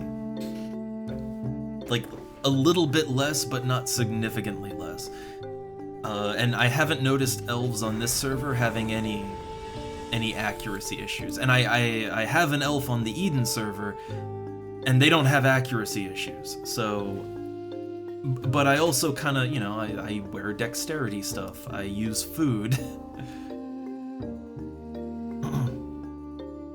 So yeah, like I'm wondering if that's something that was changed at some point, or if I feel like more likely it's just that people back in the day. So here's what I remember. Back in the day, no one used accuracy food, like any of the accuracy food. Pretty much the only thing people used was meat myth kebabs, which that is a strength and, you know, it's a strength and attack food, right? It's what I'm using right now. But I'm using that because I'm wearing dexterity rings. I have slash thief. I get a ton of dex from my gear. Like, my accuracy is natively very high, so I don't need more accuracy. I need more damage, right? Okay, so like I played the game back in like back in the Zalart era, and then through the early Promathia era. Like, I stopped playing back in the day a little after Promathia came out, because I couldn't get any of the missions done. But, yeah, like, I remember elf accuracy being terrible, but I don't know, like, maybe that was, you know, maybe that's because everybody had shit gear, and they were using damage food instead of accuracy food when they're an elf, because, yeah, elves do have a little less accuracy. A little. So you kind of wanna, you know, plan around that, right?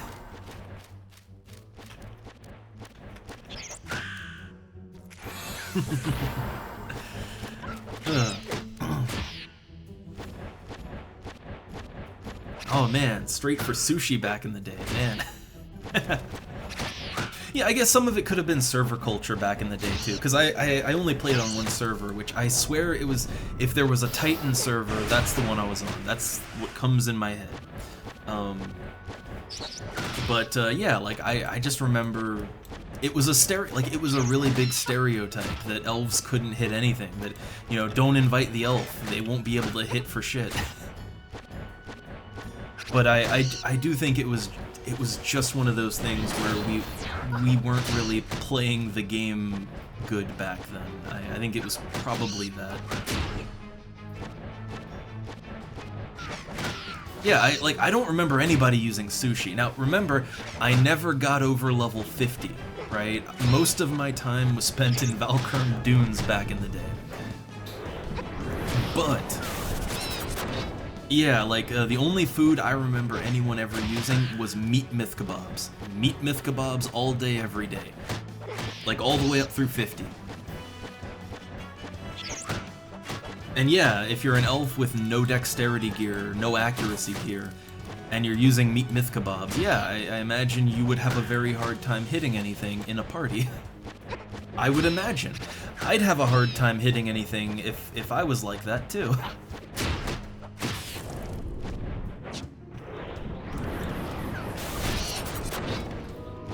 Here we go. Rampage! Big one! Come on, big ramp! Ooh, big rampage! Yeah! Well, not really that big. It looked big, right? I saw the health bar go down. It looked big, but, yeah, 546 is... that's a good rampage. I was hoping I'd get that real big damage putting a sneak attack into it, but, well, it's a 5-hitter, so only the first hit would have crit. Again, like, I laid down an almost 900 damage Vorpal Scythe earlier. I prefer my Scythe, but I'm just leveling up my weapon skills right now. Getting that axe up.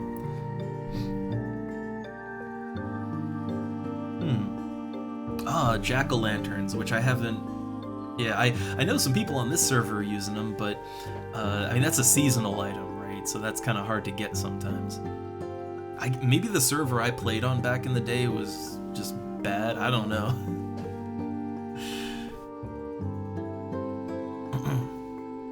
Yeah, like even here, the problem with sushi, man, it's expensive. Like the one a Beastmaster would use would be the cheapest one, right? The one that boosts your pet accuracy too. But that stuff is still like 14, 15K a stack. That's a little rich for me. I mean, I can afford it, but it's like I'd rather not pay that much for a stack of food. Like you can go through that so quick. You know, meat myth kebabs are cheap by comparison. And the good sushi, man, the good sushi, that's real expensive.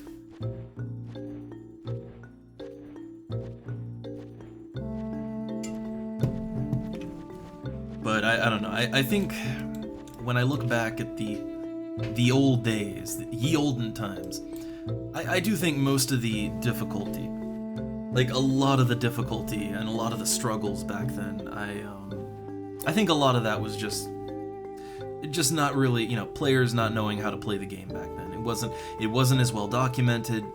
No one really knew what was going on. We were just playing the game, right?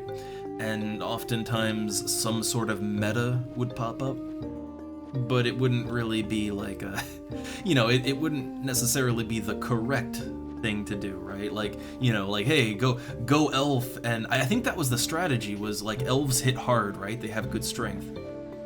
So go elf, don't worry about accuracy, just go all damage, right? Like all strength, all attack, all damage. Accuracy, who needs that? You'll hit like 1% of your attacks, but when you hit, it'll be a big hit. And that was just kind of what people went with, right? So, yeah, I think that was just the issue for a lot of things. Oh, right now on Horizon, they put out a message about it, and I assume it, I haven't checked again, but I assume it's still a problem. At least in the moment, and for a little while, there's some problems with gardening, and I think they even told people to hold off on gardening for a while, being looked at. I don't know if they fixed it, but I'd assume not then. I would assume not. But they did put out a notice about it. I have not actually tried gardening in this game at all. So when it's all handled and good to go again, I guess I'll get some flower pots, right? I guess I'll try some gardening.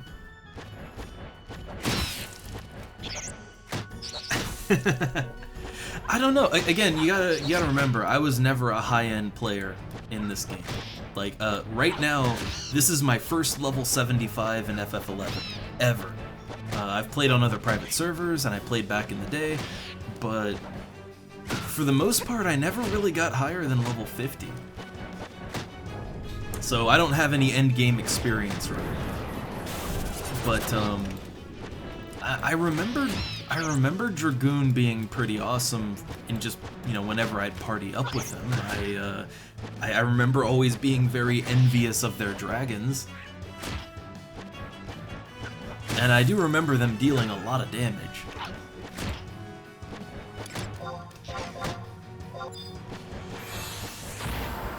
I think that's the thing.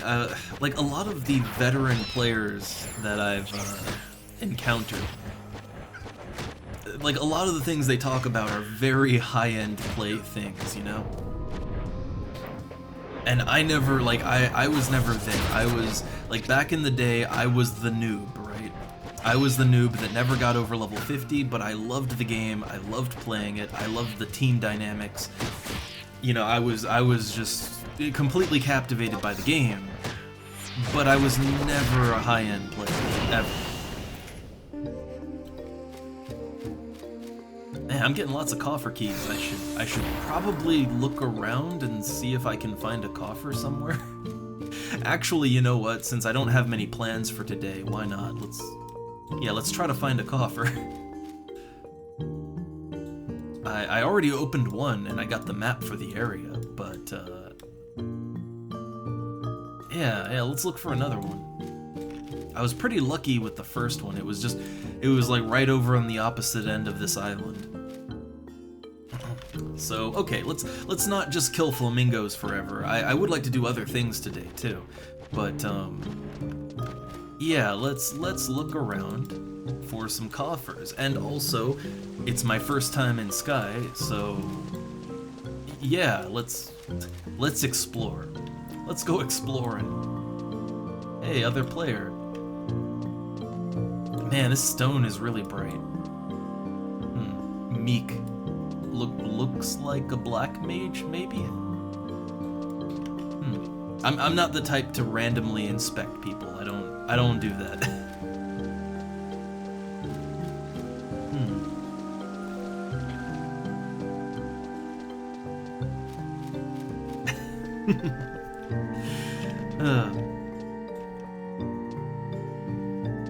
Alright, so last time around I found like a few minutes ago, maybe an hour or so ago, I found a chest over here, but it looks like no chest this time.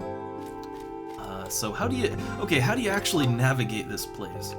So I know that there are coffers like all around these side islands. I don't know how hostile they are, but I assume I have to use some teleporters to get over there. I'm not sure where any of these I assume maybe they go like forward, like maybe, I don't know, like that one would go over there, and I assume they just sort of go straight forward, maybe? In which case, like, that one over there, if it's one I can use, would not go where I want to go.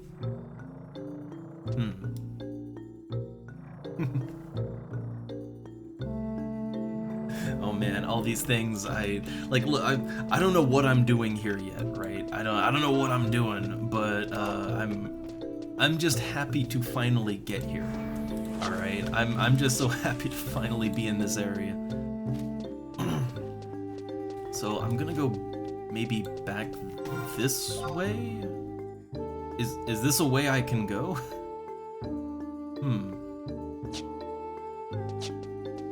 Like, okay, can I go in here? No, I cannot. So that's just okay. Window dressing. I have to go back down that long hallway full of the hostile groundskeepers. And also, since I spent my TP, going back to my primary weapon of choice, which I still need to skill this up too. Alright. So I think as long as you just go like down the middle, I don't think anything will bother me.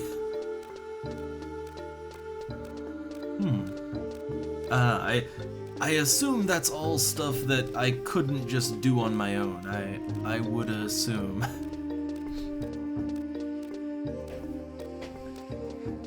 So yeah, these things, like, so only the ones that are standing on like the blue pads, those are the only ones that are hostile.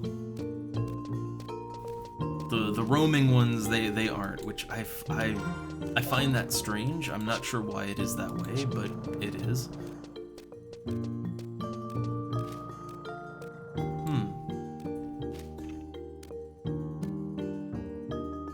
I have no idea where you end up. Like, so, okay, I don't know how to navigate these teleporters. I'm just making assumptions here that they go straight forward from where you enter, because that's how the first one worked, right? So my thought was to go over here, and from over here I saw what looked like a teleporter in this direction. Is that a pad over there? I don't think so. I think I have to go down here. The pincer stone. Pincer stone. Ah, okay. Huh. So what does this do exactly?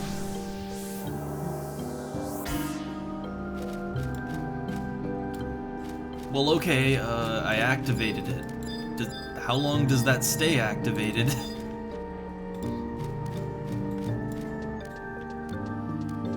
Like, I don't know what I just did.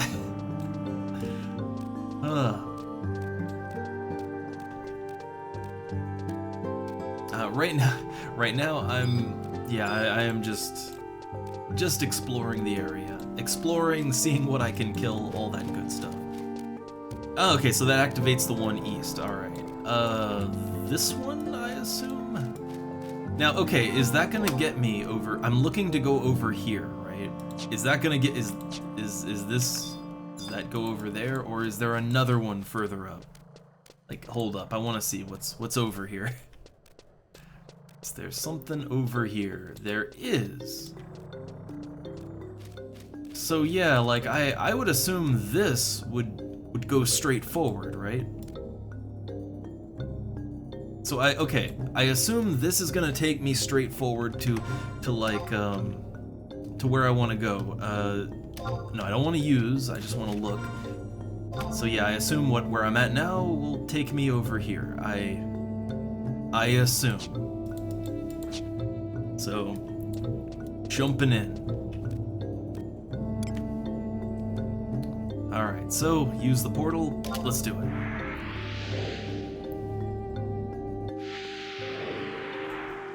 Okay, and where am I now? Alright, good. I am where I thought I would be. So, I'm assuming that that's kinda how the teleporters work. I assume. Oh, so yeah, alright, well, I'm here now. I'm just looking around for a coffer. Just looking for a coffer somewhere. Let me, maybe, I have a coffer map. So let's see, just getting a general idea of where I need to look here. It's a little hard to tell by the coffer map. A little hard to tell. So I'm just gonna look all over everywhere and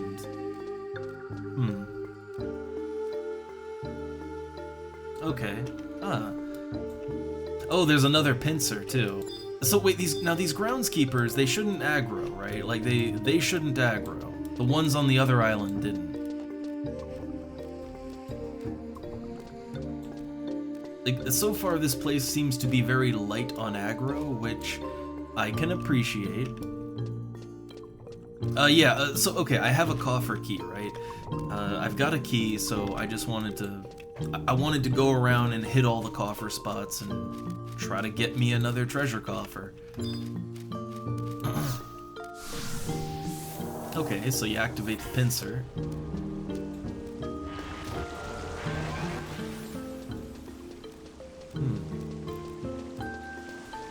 Man, I really like the look of this. Okay, the alcove groundkeepers. So, okay, they aggro. Alright. So, the alcove ones.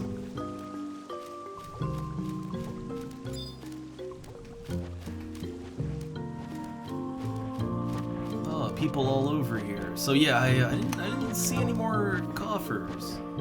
Oh, this is a very large area. Very, very large. Oh. Alright, I don't think there's a coffer on this particular island area. I don't think. So the next coffer is gonna be in the middle. Working my way over there. Okay, so I'm trying to compare, like, you know, coffer map to my map, and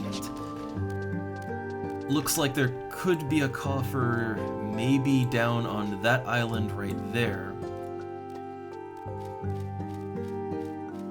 I think I should be able to see it, but I don't, so I assume no coffer. I assume.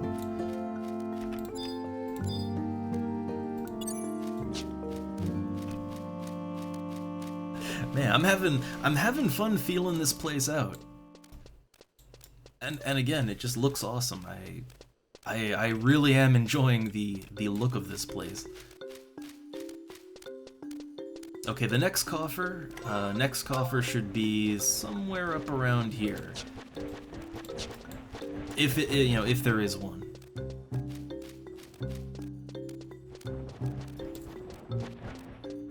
but I think I get how to navigate the place now. I think I get that.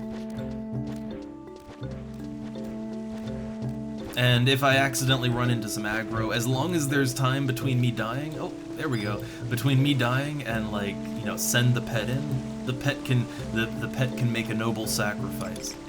So here we go. What do I get? 12,949 gil.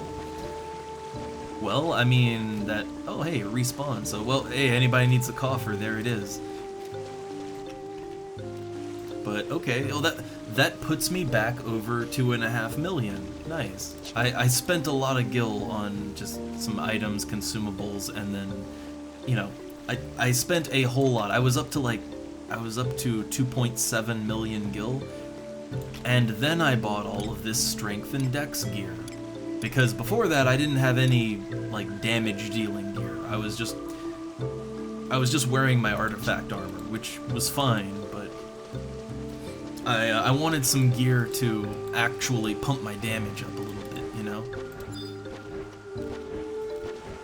Okay, this sprinkler's a little tougher. And the 72 flamingo. I mean, they're...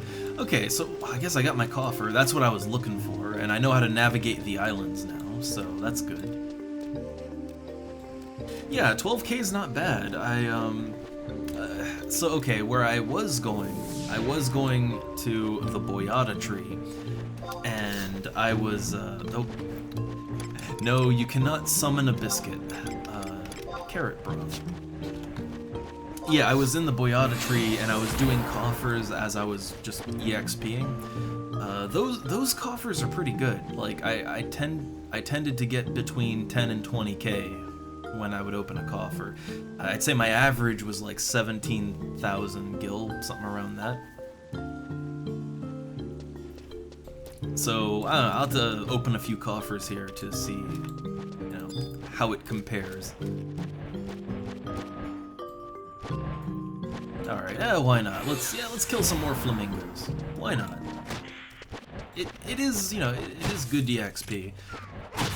Maybe not the fastest, but it is good.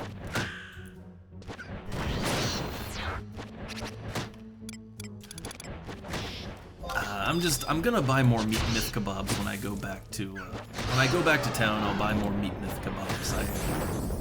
They're my food of choice.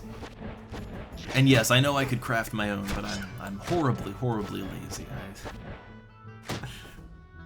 I leveled cooking up to 56, and I barely use it. Like, what? I mean, look, people make things, right? And they put them up for sale, and I could just buy them. It works out.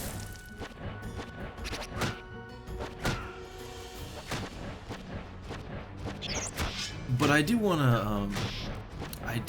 to level up my alchemy. I think I'd get more use out of that. I think I would probably craft more items that would make me gil, and I would actually, you know, I'd feel like it was worth it to put it on the auction house, right? With cooking, I don't know. Nothing really seems too high demand.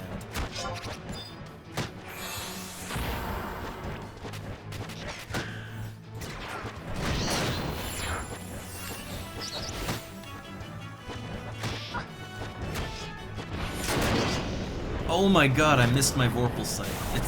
It's been a while. It's actually been a really long while since I missed a weapon skill. But it happens every now and then.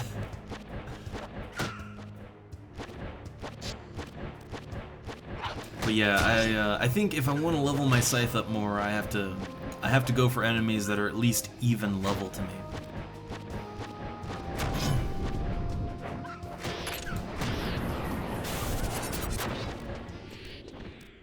I mean, I could whack on that pot for a while. It wouldn't, you know, I don't think I'd be able to kill it, but I could skill up on it. I can do that.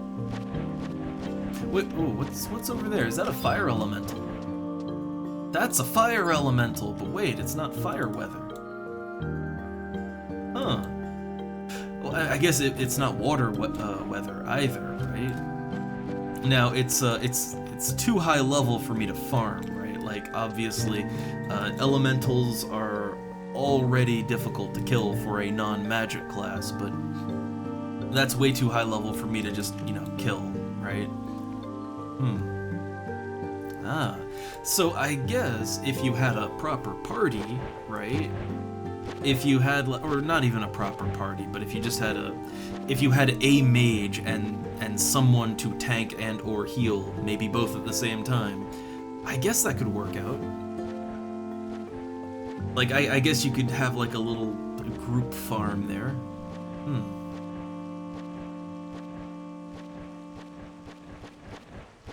But yeah, okay, so in an area where elementals are just, they're just a thing here. I like that.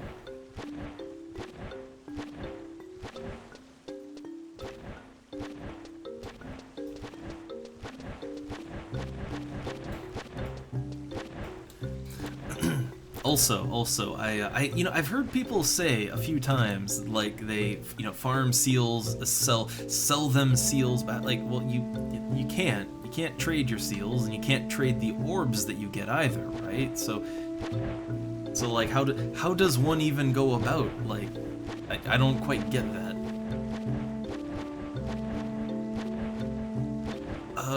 I mean, there might be a better one for it, but the crab, the crab has an ability. It costs all 3 charges, but it can boost its magic defense. Maybe there's probably a better pet for magic defense, so maybe, right? Maybe there's something that would be good against him. But I think it wouldn't be cheap, right? It's probably not one of the cheap pets, at which point that would, you know, it's like, man, I paid 100K for a pet to farm fire clusters worth 3K. or you know, no, they're down like 1K now. Yeah, that wouldn't really make sense. I think Summoner would probably be better, right? I feel like Summoner would maybe be the ideal class to kill elementals for loot. Because, I mean, the avatars, I mean, they're strong versus, you know, their opposite element, right? And they have spells, so I feel like Summoner would be good for that. Maybe? Maybe?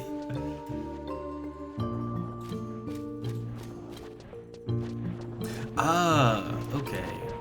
Wait, I thought, like...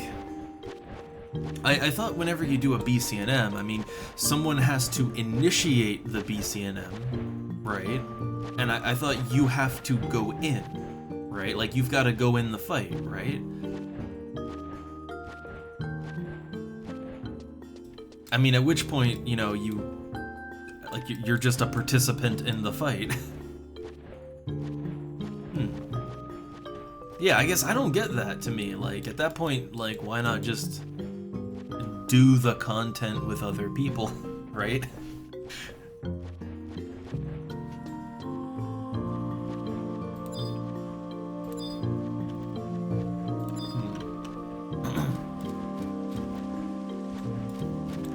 Where'd my pet go? Let's pull him back. I don't know. To me, I don't know. Like, if I'm gonna do a BCNM, I really want it to be a thing I do with other people, you know? Which, by the way, oh yeah, some people were interested in BCNMs, and I have literally, oh god, hold up, I just started way too strong. But yeah, I've literally never tried any of the BCNMs. I was kind of looking at Petrifying Pear as maybe a good start. And hey, I want them boots, right? I'm not sure how hard it would be to do Petrifying Pear, like how many people I might need for that. But I don't know, that'd be a good start, right?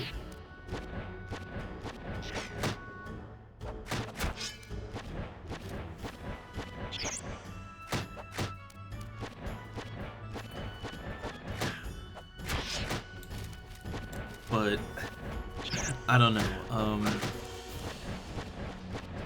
Yeah, for me, something like BCNMs, it's a social thing, you know. Do fun boss fight with friends or whatever, or acquaintances you met on the internet. Either way, I feel like that's what I want to do with my seals, right?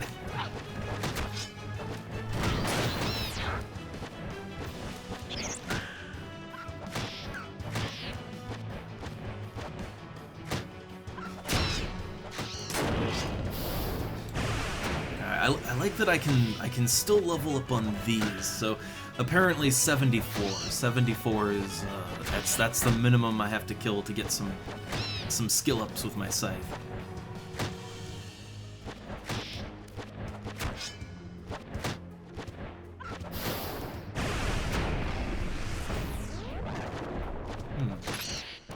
Some sound going on over here. I assume elemental stuff. Oh, hey, another coffer key. I am not coffer hunting up here. I'm not doing that. It's not what I'm here for.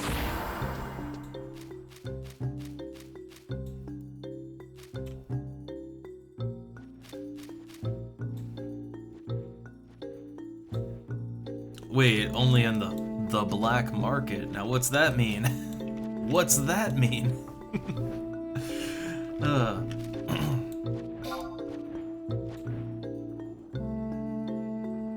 I don't know, to me the whole idea of just kind of selling your, you know, just standing there and selling your arena fights, that just, again, nothing about that sits good on me.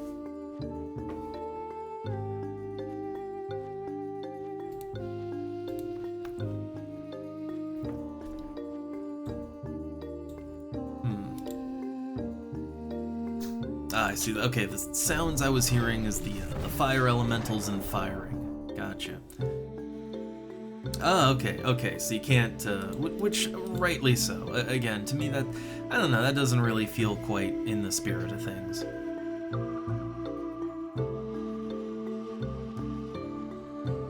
It's kind of like how even if there are BCNM fights that I could solo as a Beastmaster, I wouldn't want to. Like, I would want to do it with other people. Like, yeah, I might, you know, split that loot, but that's okay. I want to make it a social thing. And that's what the game's all about.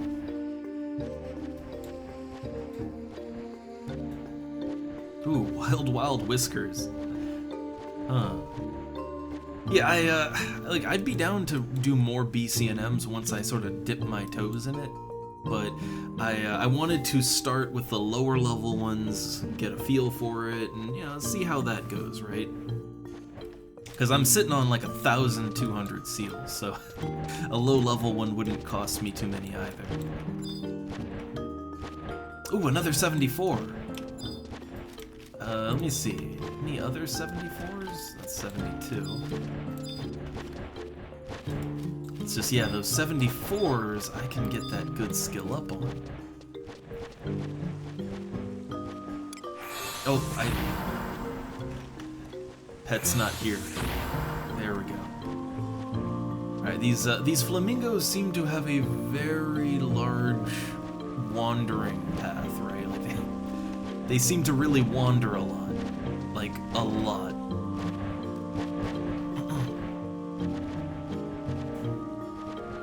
Oh, 100k per 99, man.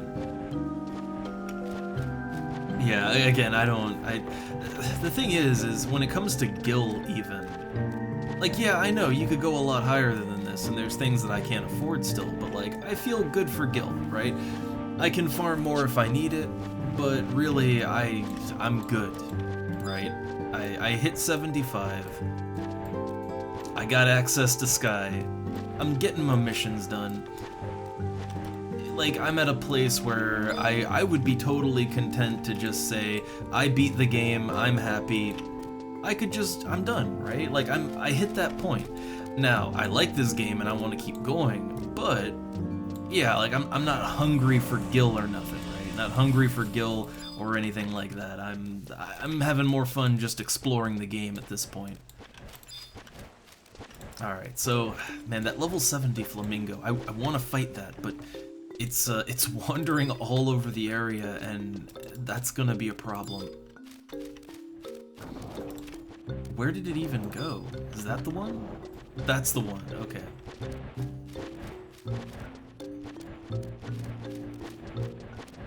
Alright, I think it's relatively alone right now, so hit it. Pull it out. Oh man, I hope the flamingos don't go on this little bridge area. I hope they don't do that.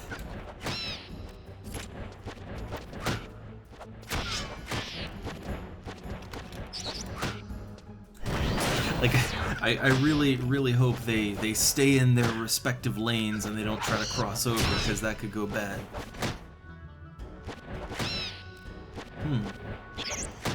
Well, yeah, I assume that for most of these fights, like, the chance for loot is only a chance, I assume, so...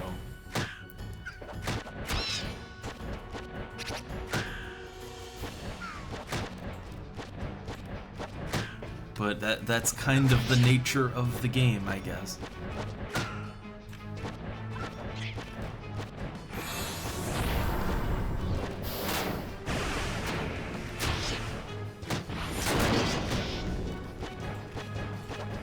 Low ball scythe. I love Vorpal Scythe as an attack. It's like, its damage is so variable, but that's kind of fun seeing what you'll get. You might lowball it. Oh, you might hit for 900 damage. You know, it could go either way.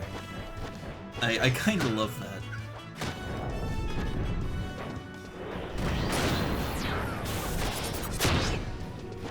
Up an arm. I'm not sure. Again, I don't really know. Like, I literally don't know what you get from any of them, except Petrifying Pear. I know that's the one with like the bound leaping Lizzie boots, right? Like those. I want them.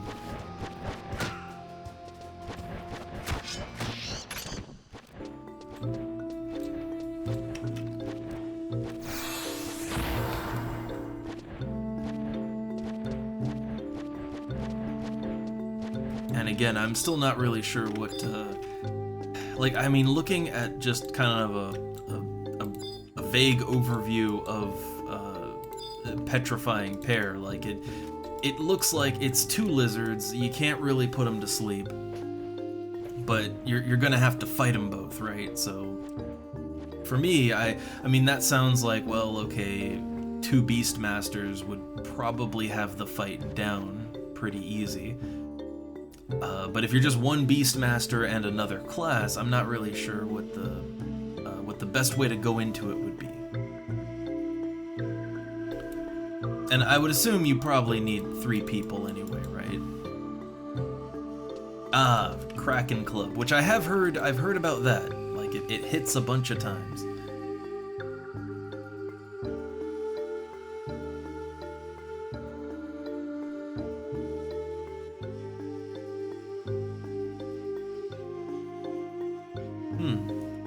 Yeah, because again, a couple of people were expressing interest earlier in hooking up for some BCNMs, but like, again, I don't know what I'm doing, so I'd want to go in with like the most amount of people or with a good plan.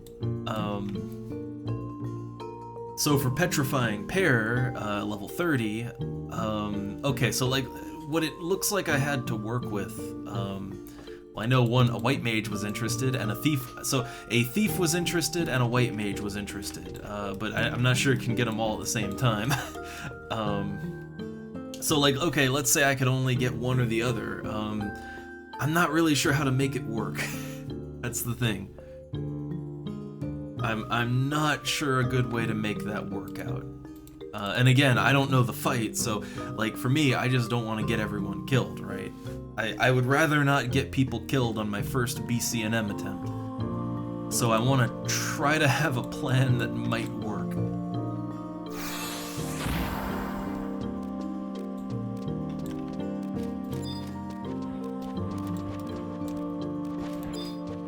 That's a 74 flamingo, right? Alright, I can grab that one and kind of pull him to the side. Looks like there's only 2 flamingos on this side. And they're just hugging close together. Alright, I think I can pull that. Yeah, there we go. And pull it back.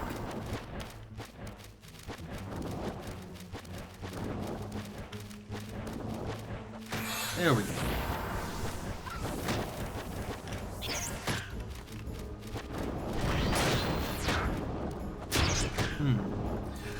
right. So I guess, again, like the other player, like the white mage that was interested, they also don't really, like, they don't know what to do. So I guess, again, I'm trying to like form a plan of action so I don't get us all killed. So like, okay, as a Beastmaster, I mean, I figure since you can't sleep them, the best bet would just be to maybe use the, like, I'm thinking maybe the crab pet, and then use the crab to grab aggro from both of them. And, like, yeah, use crab, aggro both, use scissor guard, and then have the crab tank as best it can. And then maybe I would go slash ninja so I could tank a little too. I'm thinking that's, like, the best I could do. But then, like, okay, what would the white mage be doing? Like, I need something for them to do.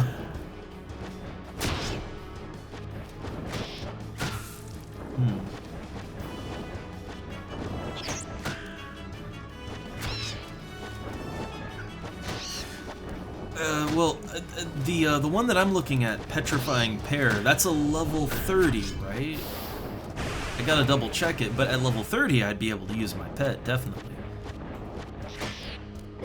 Yeah, it's level 30, so I would be able to use pets.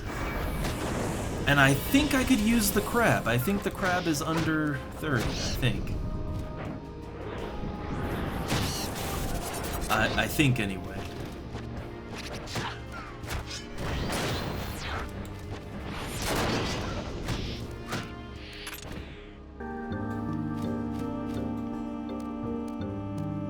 Ah, okay.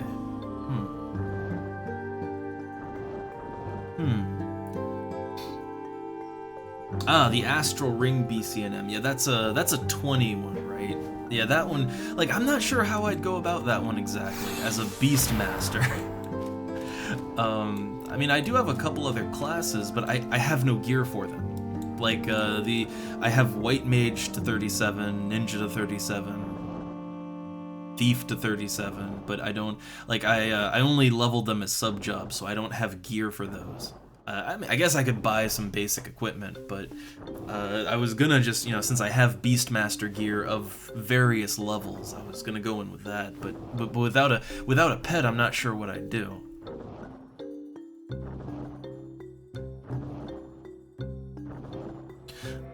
The rusty items, there's quests associated with them.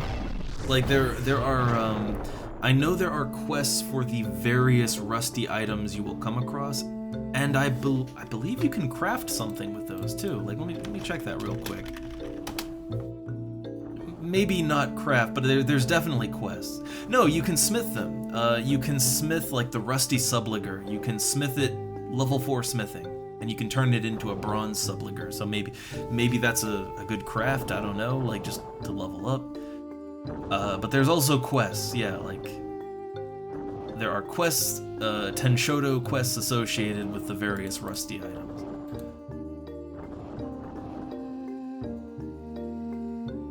But yeah, I guess either the smithing skill ups or the quests, I would assume.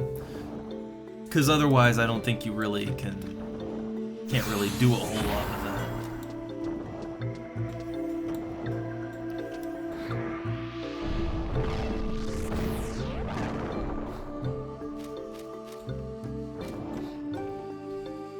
Although you can, like, there's a few things you can fish up, especially around Kufum Island. So when I was around Kufum Island, there were a couple of rings that I could fish up. Both, like, silver rings, which you can melt down into, you know, into the respective material, and copper rings. And one thing I did was I actually just desynthed the copper rings into their ingots, and yeah, you know, you make a little gill, skill up a little bit.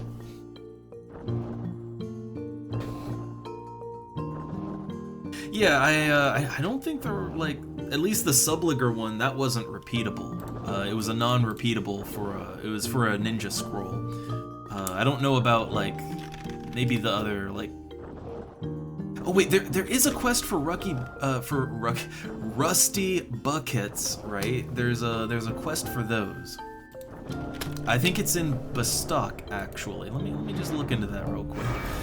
Used in quest. Buckets of gold. So you turn in 5 rusty buckets, you get 300 gil.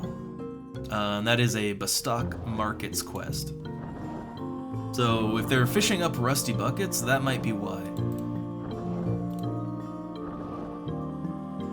But like for the other stuff, I think that's probably for desynthesis purposes, probably, or just I guess turning a rusty into a bronze subliger, that wouldn't be desynthing. That'd be like repairing it, right? But it's skill points all the same.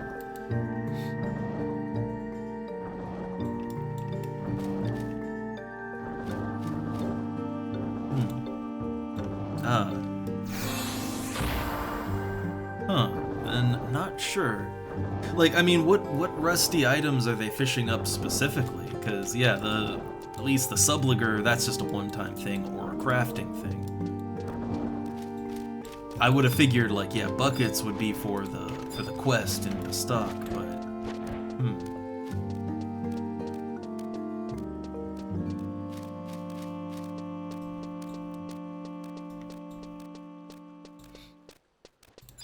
Also, oh god, when did I... You know what, since I'm just like hanging around the area, I mean, if nobody claims that chest, I'd go for it. I have another key, right? But, I mean, I can't remember when I opened the last chest. I can't remember.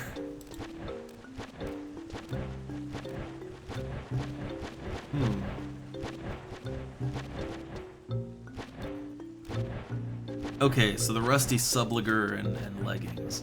Well, yeah, the subliger, I mean, there's a very low-level smithing craft for that, which, yeah, I guess, but, like, let's see. The rusty leggings, let's see, what is that, what do you do with that?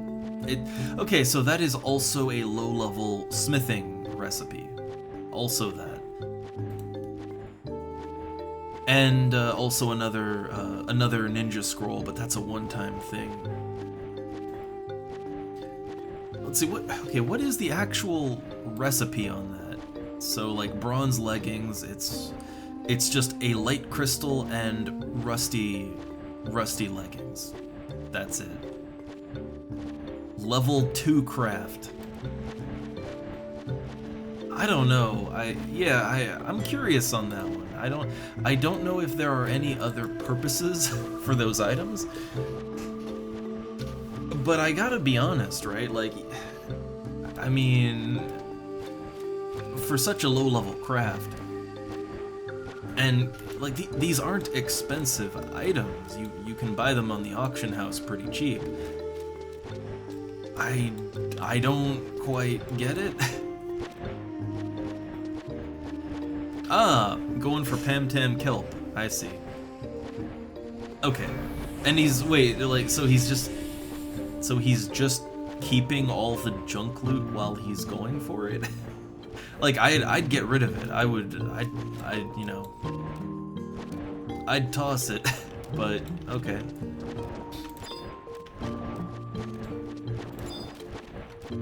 Or wait, does Pam Tam Kelp... I guess that's not a fish, right? It's not a fish, so you'd get the same message for the kelp that you would for the okay. Makes more sense. It all makes sense now. It all makes sense.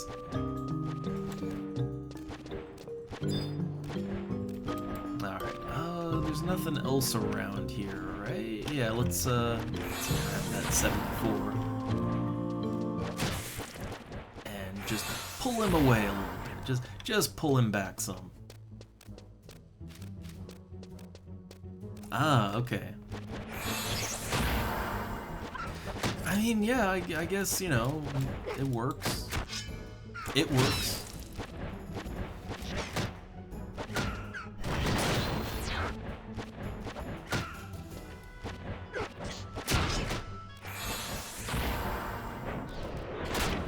Also, let's see, did I get my scythe as high as I can on 74s? I might have.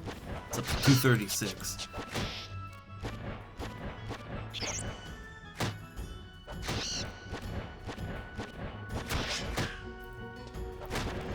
Alright, well in that case, I'm kind of just skilling up right now, right? I'm kind of just getting my skills up, so... Alright, let's switch back to the axe and skill that up. And wait, I can use more weapons, right? Like, wait, as a Beastmaster, I can skill up knives and swords and a couple other things, right? I know I can skill up club. Yeah, I know they're not... like, those are way lower than Scythe even, so, like, I shouldn't fight with them, but if I'm just skilling up, right, and these are good enemies to skill up on, I could skill those up for when I play other classes, right? That might actually be something I want to do. Just equip weapon, you know, just cycle through them getting the skill up.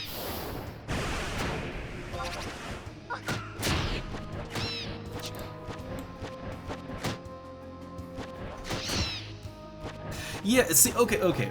I think we talked about this before, right? But there's something you will quickly realize as you're skilling up all the things in this game. You know, you're trying to get items, right? Like, I realized this when I hit a certain crafting recipe, and it called for blue tails, right? And I realized, well, wait a second, I could go fish blue tails, catch them, and craft them. Or I could, at the same rate, I could catch a higher level fish and then sell it and then take that money and buy the blue tails I need, because actually I could make the money to buy them faster than I could catch the fish to just craft it directly, right? I feel like that's something a lot of people don't realize, or they just really want to do everything on their own, right? Like maybe they just really want to go through the whole process on their own, maybe, right? But otherwise, I feel like a lot of people don't quite realize that, you know, rather than going out of your way to do something that's very time intensive to get items you need, it might actually be faster to just make money in a way that you can do quicker, and then use that money to buy the item from someone else who has wasted the time, right? That is often the better way to do it. Now, you know, I say that, right? I say that as someone who fully intends to catch all 10,000 moat carp for Liu Shang's on my own. No auction house for me. But see, for me, that's a process thing, right? Like, I like fishing in this game, and I want to go through the process of earning my legendary rod, right? So for me, it's purely an on-principle thing there. Ah, I see. I guess it's all perspective, right? It's all a matter of perspective, I guess, because, yeah, to me, like, you know, for a craft, 2,000 gil for an item, that's cheap, and, like, compared to a lot of things you can get to craft with, that's pretty cheap, actually. So I'd be willing to pay the 2K, right? But I guess if it was 800, I can kinda understand that. 'Cause I kinda do that myself sometimes, right? I kinda do that sometimes. When I look at an item on the auction house and it's like, man, that shouldn't be selling for, like, you know, 10K. I could do it better, I could do it cheaper, and then I do, right? I can kinda understand it. You know what? I can respect that. But it did take me a bit to, yeah, you know, it takes a bit to figure out what's going on, but then, yeah, I get it. I mean, look, I literally want to level up alchemy. I want to level alchemy up now, just so that I can make my own sneak oil. Because I feel like it's way too expensive relative to the materials that go into it, right? Like, I'm willing to waste so much gil leveling up alchemy just because I want to cheap out on buying a consumable. So you know what? I get it, man. I am there with that guy. Ooh, nice. Yeah, I mean, honestly, I figure there's a lot of good alchemy stuff, right? Like there's a lot of good stuff in alchemy that you will use. So it is a good craft to get up there. It is. Oh, someone needs help. What's going on? I don't know if I can help, but like, okay, what's happening?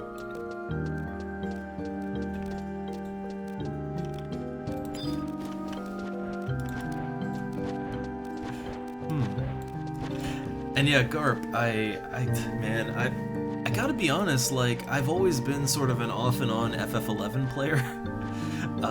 You know, back in the day, obviously, I loved the game, but I did quit at some point. Ooh, they need a coffer key. Okay. Yeah, sure. Now, I will disclaimer that, yeah, I'm not, overly familiar with the area, but I can kill things.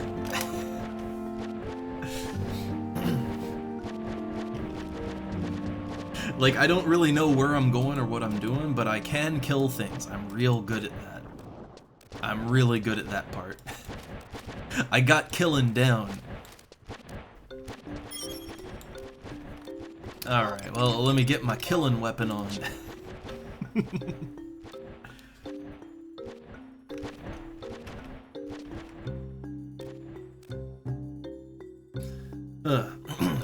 But, well, I guess now I need to warp out, right? So, well, okay, before I get my killing weapon on, let me get my warp cudgel on.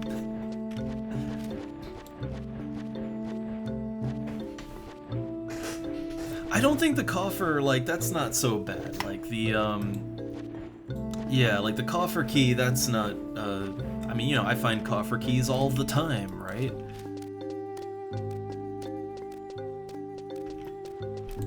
Which, speaking of, I guess if I'm leaving the area, oh look at that, oh, they got it. I was gonna go back and hit the coffer and see if it was ready to open, but that's fine. It's fine. I'm gonna delete it out of my inventory because these things are a dime a dozen. Alright, let's warp cudgel out. Warping out!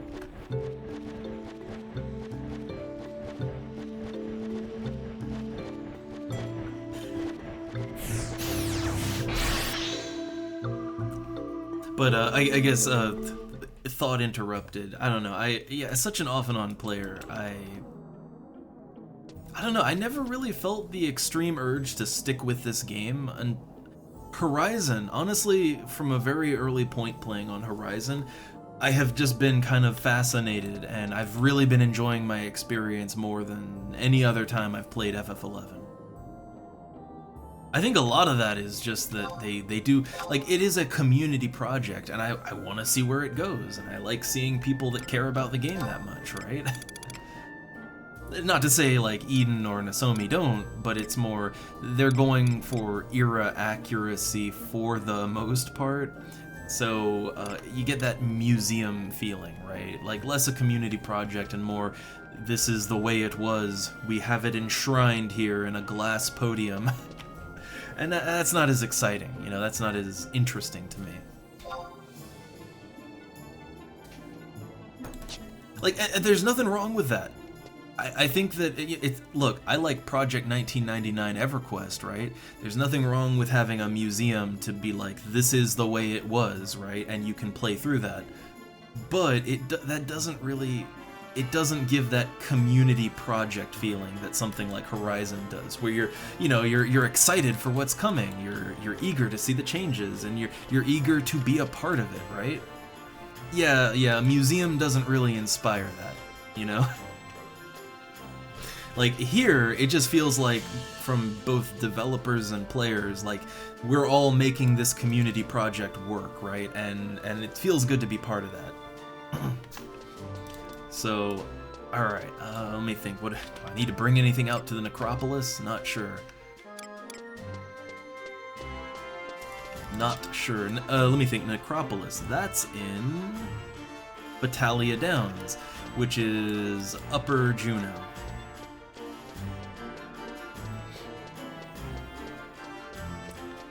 They didn't invite me, right? Like, okay, I assume they'll throw me a party invite.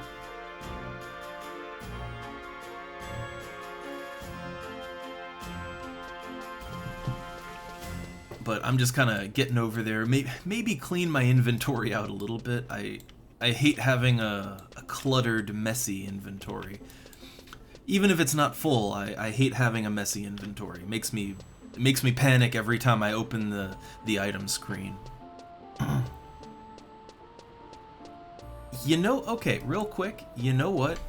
I never played RuneScape. I'll admit it, I looked down on RuneScape. Alright, I was an EverQuest and Ultima kid, and when I saw RuneScape, I just thought, because, you know, RuneScape came way later, I just thought, oh man, this looks like a step down. This doesn't look good. I've got my EverQuest, and so I never got into RuneScape, but I will admit, they have like a classic version of RuneScape, right?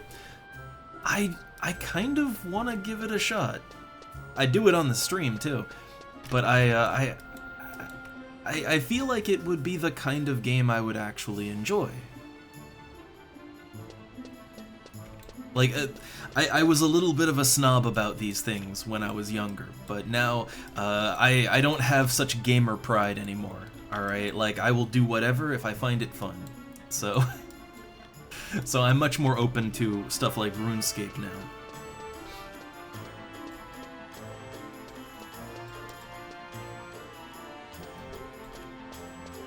But I'd say, like, the only other kind of community project thing I really get this vibe from... well, okay, two other things, right? Turtle WoW, which, Turtle WoW is basically this, but for World of Warcraft, right? Making their own expansion packs, and, man. So that's a great thing to be a part of, although their servers are way too overcrowded. I think it's like, they're like handling 50,000 logins, and it's like, well, Jesus Christ, that's... Man. But that or City of Heroes Homecoming, which, yeah, that has that vibe, but for City of Heroes. I like the community project vibe. I like that. Yeah, I don't know. I don't know if anybody else is like that, where you know, maybe we're a little snobby about certain games, but they were totally games you would like, right? Oh god, I forgot to clean out my inventory. I guess I'll do it when I'm done here. I'll do it when I'm done here.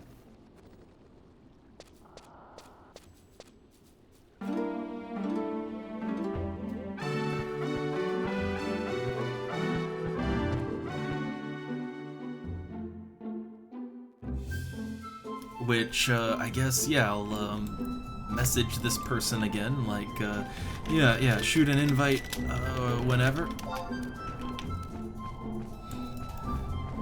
So yeah, I'm not overly familiar with, Eldime. I'd have to pop open a wiki to see what I can kill for coffer keys in there. Like, I literally don't know.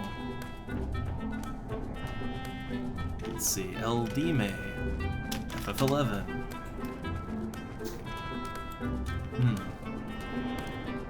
Ooh, you're getting those sick fishing gains, huh? There we go. Oh no, my cat just came here and she started meowing at me. Oh no. He's just staring at me and squeaking. Alright, so, yeah. Alright, real quick, since I am being squeaked at rather intensely, let me feed the cat real quick, and then I'll get back to this. So, one sec.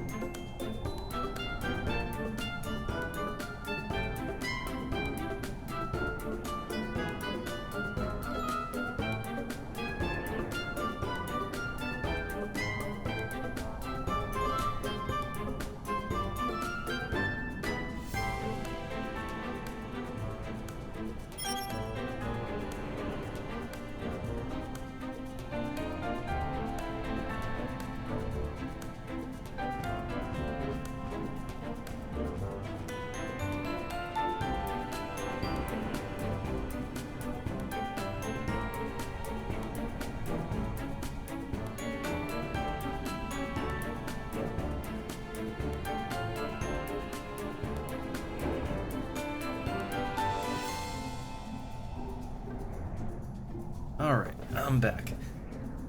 Look, but when my cat comes over and she just kind of sits there and stares directly at me, just squeaking, and then looking over at the food dish, I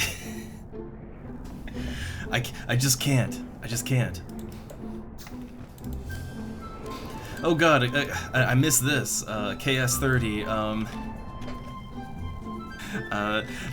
Yeah, not at the moment. Okay. So let's see. The I-10 entrance. I-10 would be south. South entrance.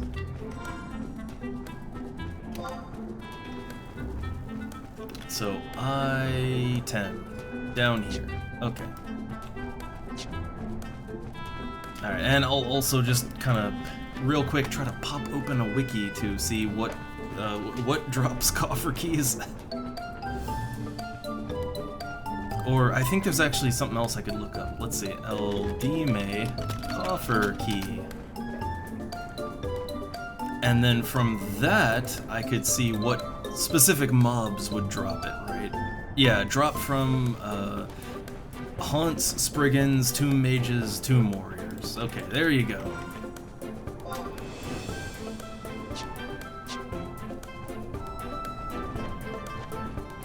I mean, let me see, the level of enemy is 60 to 65, right? Like, I should be able to handle that. Might be some nasty status effects, but, I mean, the pet's gonna take the blunt of it, right? So, okay, where is the entrance here? There's usually like a... Oh, there it is, there it is. Okay, so let's pop on in there.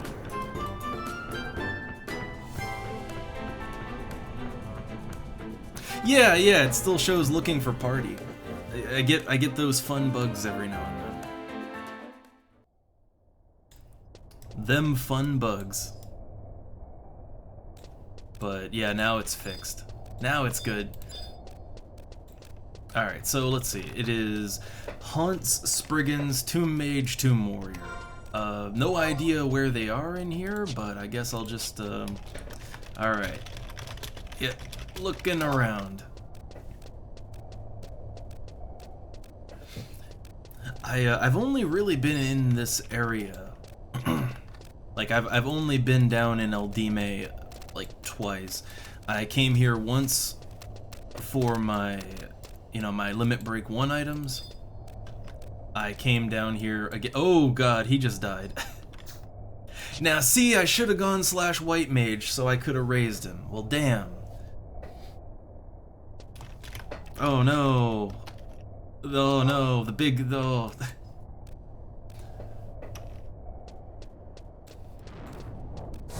So, I think this man needs a raise. Where is he? So he's over there. I can't do anything. At the moment. Okay. So there should be a drop down somewhere. Again, I don't know. I don't know where the drop downs are here. I assume maybe in the big areas. Okay.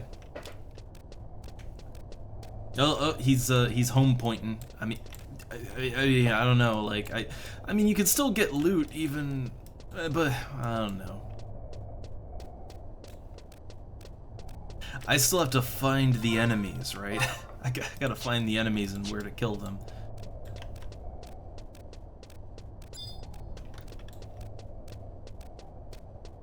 Okay,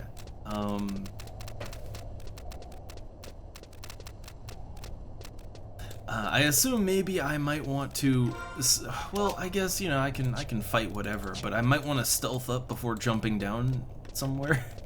Might want to stealth up first.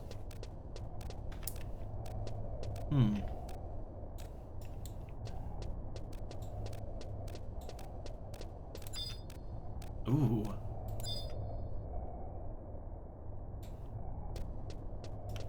Huh. Can you fall down these? Like, are these the things you can fall down? Also, I hate these things. They just look like a player, right? like from a distance, they just look like a player standing there. So, all right, just to be safe, gonna oil up. So yeah, oh god, oh man, camera didn't like that. All right, can you fall down here? I assume you can fall through one of these, right?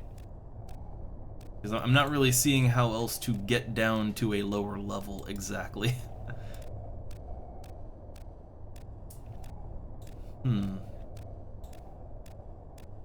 Okay, okay, so the other rooms.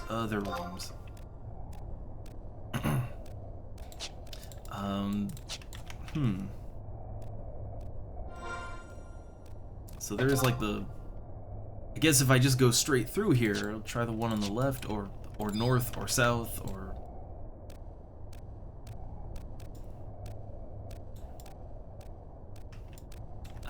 Can't go that way. There's an oh, right. Oh, man, there's plates. Right, there's some puzzle dungeon here. I forgot about that. So I can only go as far as I can go on my own, I guess.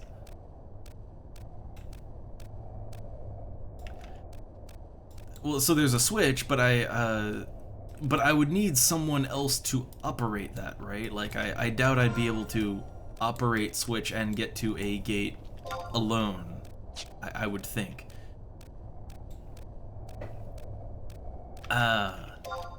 So are there no mobs that I can get to for a coffer key without doing that?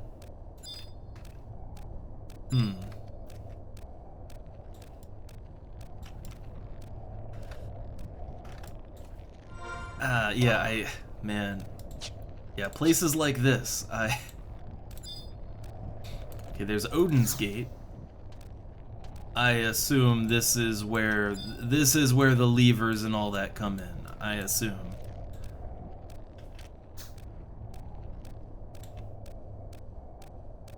So I guess I may need help helping someone else out here. I might need that. Cause yeah, I guess if I need someone else to open, like to hit a lever, they might have difficulty getting there. What are they? What are they exactly? Okay, they're a black mage, white mage, so they can sneak at least, right? Yeah, 26, so they can sneak around.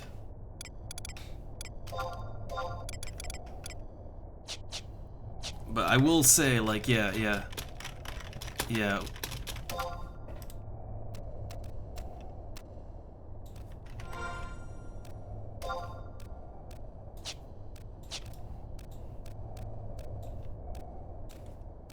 Yeah, I don't know where I'm going.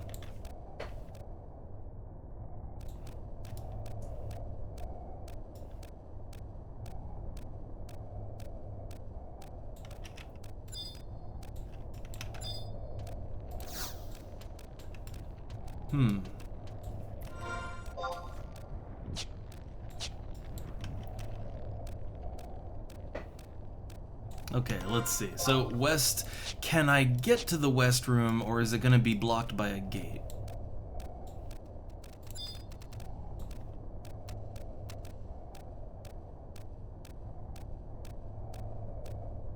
Alright, here we go. So this is the big room on the west end of the map. We got proper enemies here. Utukus. Huh. Alright, so this, okay, so I'm in the big room on the west side, and I guess I drop down then. I still have, I still have sneak on, so.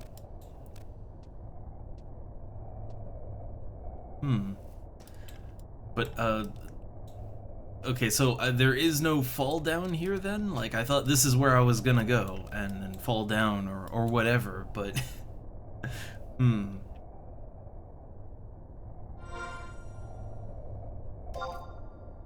I thought this was the big room. I thought this was the big room. Okay, so the bones are the drop. Then I guess I'm at least where I need to be to kill something for this. So Oh, there we go. There we go. So let's see. Yeah, we got Spriggans. We got... Oh, they're all here. Yeah, found them. Okay. So let's see. I don't want to get myself killed here. So let me see which enemies are the easiest to kind of separate and isolate. The Tomb Warriors, that might be a good choice. I mean, they're only level 62, and you know, in the Boyata tree, I've killed groups of enemies of this level in threes. I've just done that. So yeah, these are skeletons, but it'll probably be okay. Maybe get the pet food ready. That Tomb Mage, now the Tomb Mages, they don't like to give chase, so we'll fight on this guy. Fight on him. Make sure he's not gonna get slept. Make sure that... Also, wait, are the other guys not gonna... They're not gonna join in? There we go. It's a party now.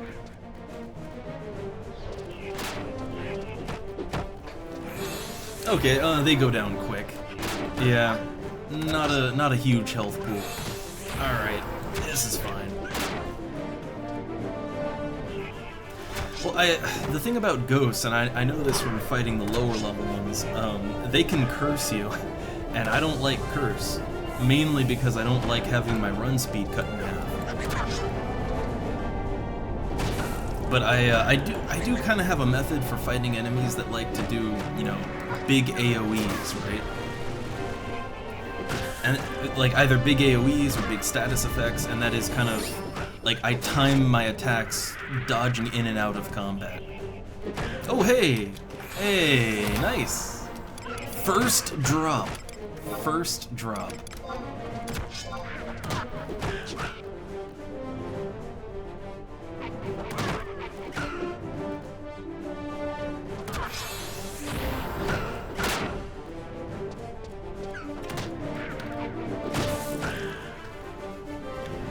Like, very, very nice. Yeah, oh man, I'll just say, yeah, good luck on that one. But that's the, hey, that's the easy part, right? That's the easy part.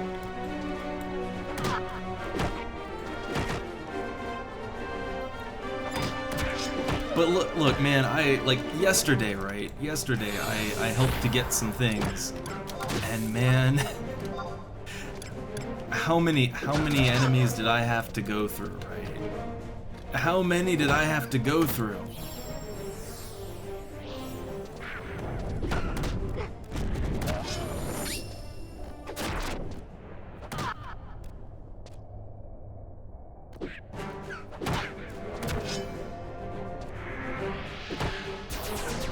But yeah, nice. First blood on this one.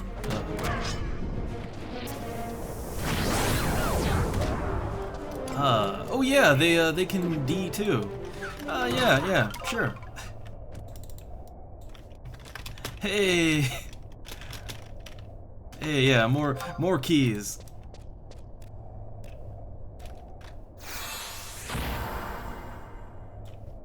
I love that. No.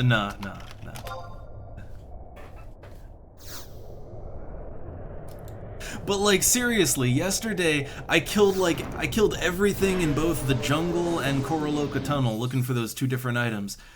Like I killed everything like 10 times over. It took so long to get the items. Coffer keys, just boom, there you go, twice in a row.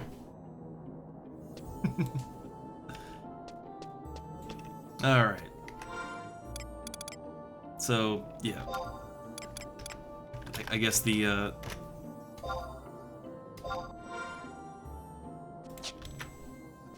old salute and exit. But yeah, that, I mean, I have weird luck, right? I have really, really weird luck sometimes. Okay, oh right, my inventory is still a goddamn mess. I want to fix that. So, I got a Scroll of Thunder 3. And, oh, 2 magic pot shards. I mean, I don't think they're really worth a whole lot, though. Or at least, I think I could probably sell them on the, like the auction house, and the sell price to an NPC are kind of close, if I remember right. But, hold up. Let me check. So I'm just gonna do the standard comparison of prices, right? I always like to prepare. Also, man, I shouldn't have turned that one florid stone in. I didn't even know what I was doing. Okay, so let's see. Thunder 3, you can get apparently more for it here than you can on the auction house. Okay, 656 on the pot shards, 307 on the mercury. I think mercury is, you know, for alchemy, but we'll be dealing in that soon enough.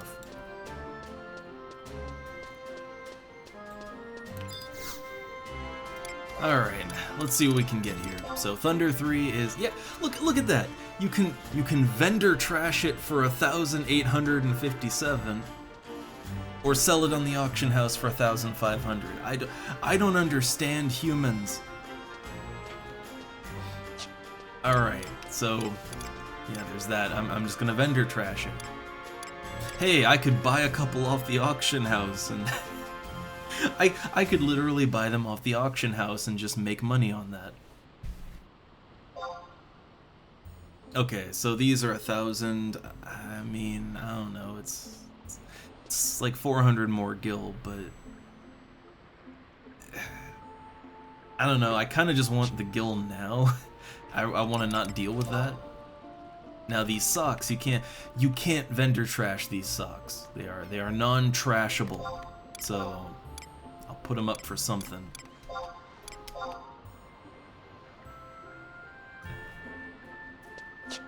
Like I can't vendor trash it, so get any amount of gil. But yeah, like it's not a lot more gil than I could get for just selling the shards. So to not have the hassle of selling something and waiting for the gil, yeah, just vendor trash. I have a light crystal, but I'm not gonna do anything with it. I don't want to waste an auction house slot. The fire crystals I'll keep.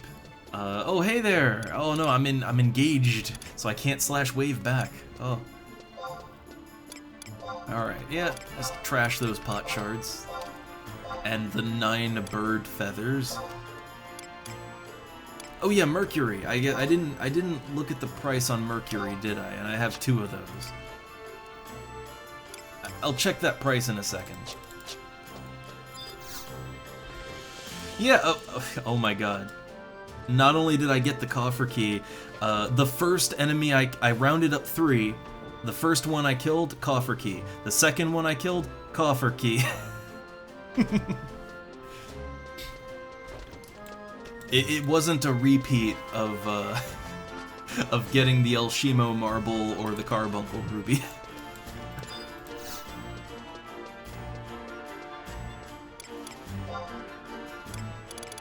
Oh man, still fishing here. Ooh. I mean, there is good fishing to be had in Juno. There is decent fishing. Okay, so this is 700-ish. I don't know. It looks like people buy it frequently, right? It's a frequent seller, so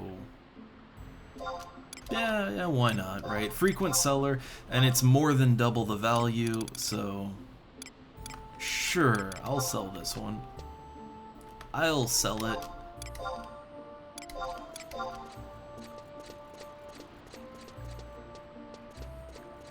But yeah, I am noticing there, like, I can think of a few items where, yeah, you can buy them, like, there's actually, well, okay, there's a couple of instances, right?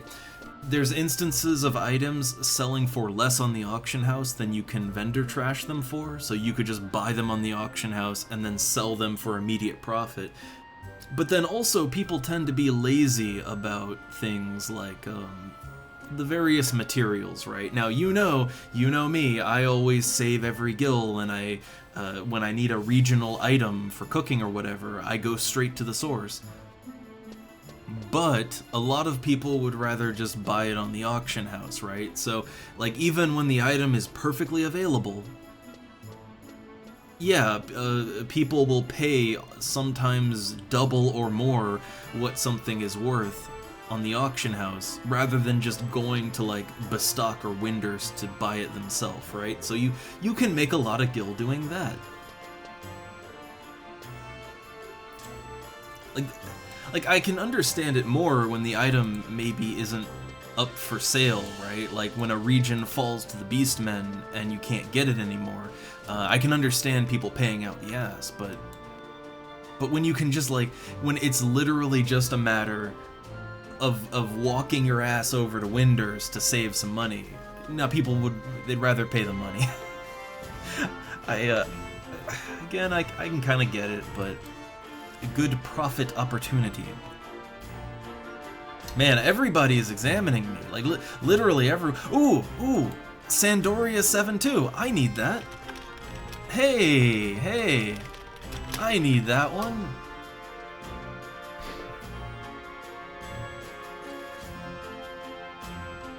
Hold up, what is Sandoria 7-2? Hold up, what is that again? Sandoria 7-2 is... So it is a BCNM fight. Okay, it's a BCNM. I don't think it's level capped, but it's a BCNM against 3 orcs and 2 war machines of unknown level.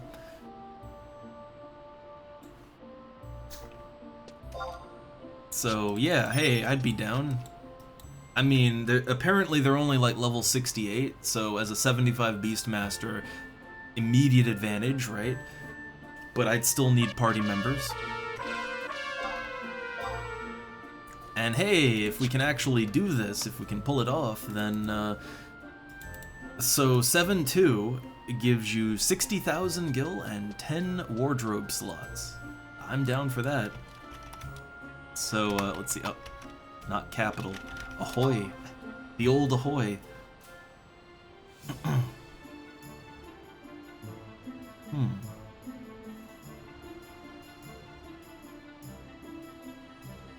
And yeah, I do get, like, travel costs and all that. Like, again, just, look, out of pure laziness, I will sometimes just buy something instead of going straight to the source. I understand it, but still, especially for crafting, I like to keep my margins as close as possible, right? Like, I know I'm gonna lose, but lose less hard, right? So I go to the source for that. Alright, so, yeah, I got a little, I got a little bit. Let's try.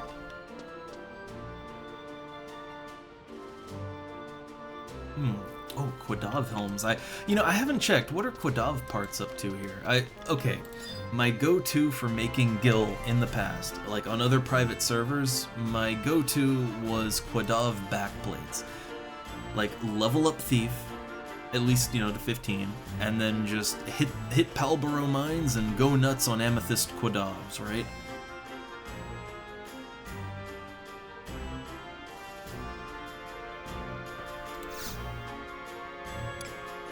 So I wonder, let's see, how much do Quadav backplates go for here? Since that was always my go-to.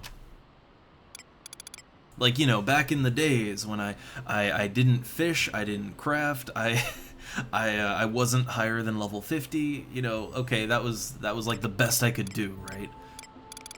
So right now there are no Quadav backplates up for sale. Well, 10K! Ooh, I mean, honestly, the thing is, Quadav backplates are a fairly common drop. Like, they are a common drop. And Treasure Hunter 1, you could get a good amount, but if you have Thief leveled up, if you've got Treasure Hunter 2, let's say, you would get backplates all the time. 10K, not bad. Honestly, I'm tempted, right? So hey, there's a low-level item that you can sell for a good amount of money. It looks like Quadav backplates are in demand everywhere.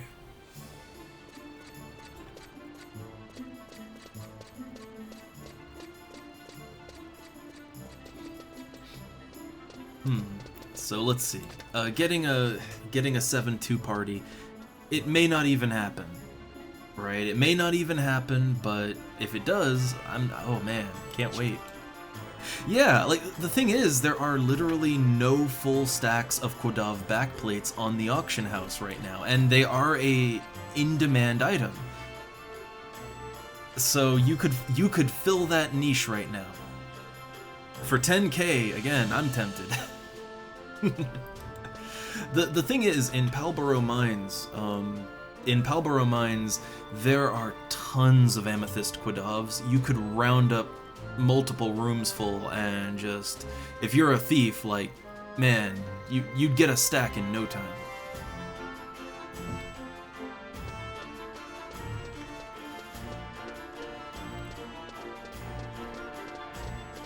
And they're low level too. That's the great thing. They are very low level enemies. Like I think they're less than level, like they're not even level 10, right? Super low. Yeah, they were all bought by one guy. So, yeah, true. But I know that, like, let me check. It's dark steel that melts down into, right? Let me double check that. Quadav backplate. So Quadav backplates. Yeah. So there's 2 smithing recipes, but either way, so you can desynth it down into the worst yield is bronze ingots, nothing special. But the HQ 1 and 2 are iron ingots or iron sheets, which the iron sheet recipe, that'd be worth more. And oh, you can get, so for HQ 3, you can get either dark steel ingots or dark steel sheets. So yeah, I see why people would pay a lot to buy that and kind of, roll the dice on those HQs. I could see it. Also, it's just a level 51 and 53 smithing recipe, so if you're looking to skill up really fast, it's also just, it's good for that. So I see where the value comes from. And I also see how, whether you're doing it for the skill points or you're doing it to go for the HQ, you are going to buy an absolute ton of them. I see it. I can get it.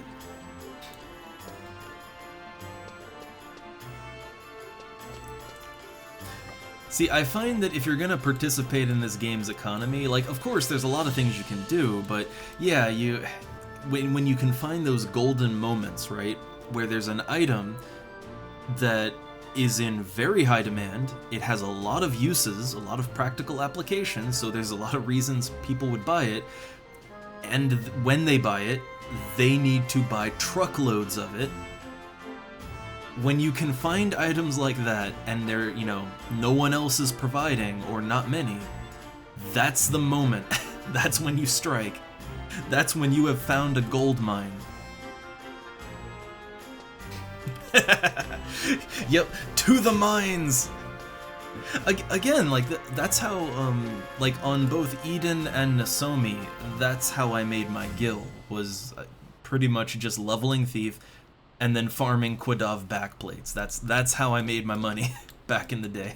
Well, not back in the day. I did too, because I played Bestock back then. So yes, I also did these backplates back in the day, but on other private servers years ago now. It's hard to believe they've been around that long.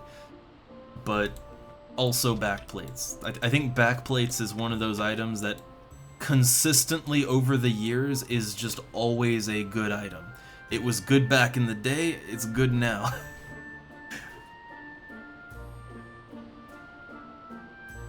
Ooh, huh. Yeah, a lot of the, well, honestly, a lot of the Beastman items you can break down for good things. So, If you're skilling up, they're good, or if you're going for the HQ, they're good. I mean, a great example would be just, it's a low-level thing, but goblin armor. The basic goblin armor that usually sells for like between 10 and 100 gil, right? Super cheap. You use a lightning crystal on that, or it might be wind. It's either wind or lightning, but you desynth it and you get cotton thread. Cotton thread sells for a couple thousand gil a stack, and you get multiples when you desynth. So, like, you can just convert goblin armor into more money. There's a couple things like that with crafting. But it's always the Beastman items. They're always the big sellers, and the items people need a lot of. Alright, so this guy, he's advertising for Sandoria 7.2, which, hey, anybody want in on Sandy 7.2? I don't think, like, again, I can't solo it or nothing, but it's level 68 enemies. As a 75 Beastmaster, I can do some heavy lifting on that. But yeah, we need party members.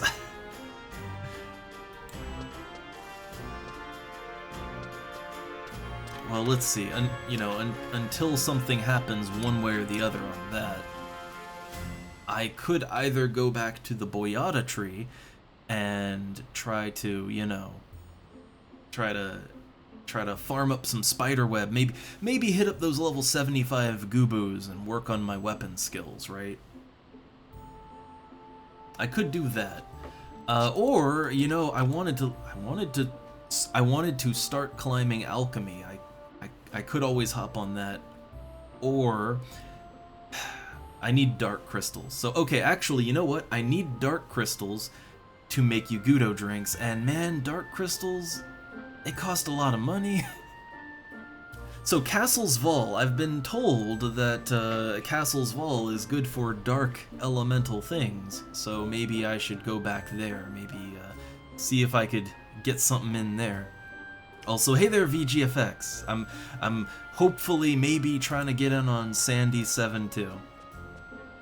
Hopefully, maybe. It's not looking very hopeful, though. It's not looking hopeful. If that doesn't go anywhere, then hey, want to try Petrifying Pear? the level 30 BCNM? If we can get enough people together that it would work, like if we can get the proper classes together that might be able to make it work, we might have something. But it kind of depends on if this 7.2, if anybody expresses interest in it.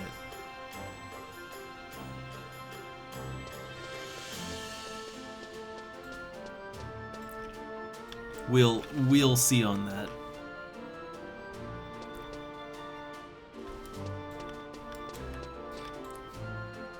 But otherwise, today I was just kind of, I was just getting up into Sky and seeing what that's all about. Got opened 2 coffers. Got 12,000 gil. Yay. A 3rd BST. The thing is, I feel like it's only 2 enemies, right? It's like only 2 enemies. I feel like 2 Beastmasters would be able to duo that, right? Like one pet on each enemy. I would think, but I don't know. I don't know how hard it is. I don't know how much I don't know how tanky they'll be.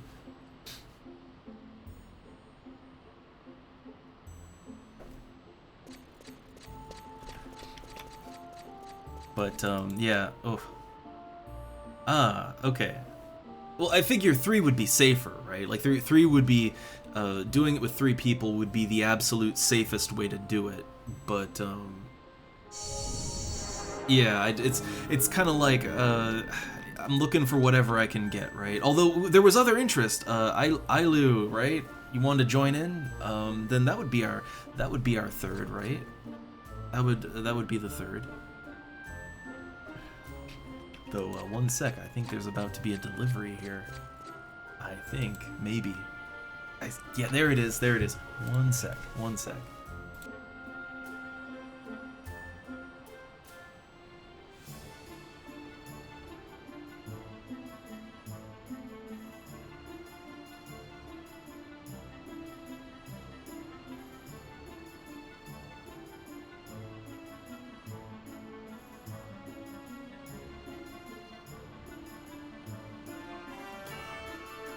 Alright. Yeah, there was a package for the wife. Package for... I'm not sure what she got exactly, but it's a box. Ooh, okay, like Kite the second one with Thief slash Ninja? I mean, I'm not sure. Like, that's the thing. I don't know how it'll go down. I don't know how the whole fight'll go down. I'm not sure. But okay, well, I mean, you know, it's looking like Sandy 7-2 isn't really... It's looking like that might not go anywhere. It seems like no one's expressing interest in it. So, yeah, I guess I might dip out of that in a minute, and politely dip out of it. But, yeah, we seem to have interested parties ready to go, so, I think we might be doing Petrifying Pair.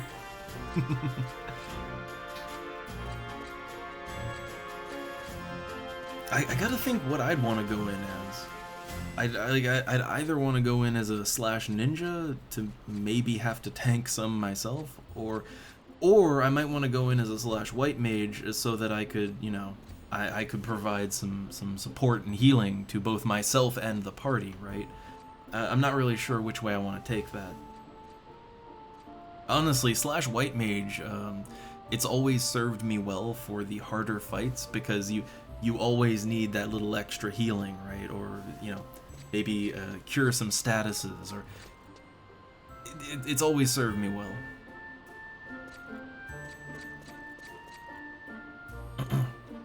But okay, I guess yeah, I might dip out of this one, out of this party. Well, party, quote unquote, but it doesn't seem like anybody wants to do 7-2 right now. So give me a sec. I just realized as I got up and got that package, like, ooh, I need to use the bathroom. So another very quick AFK. All right. I will be right back, and let's see what's going on. Let's see what we can get going. So, BRB.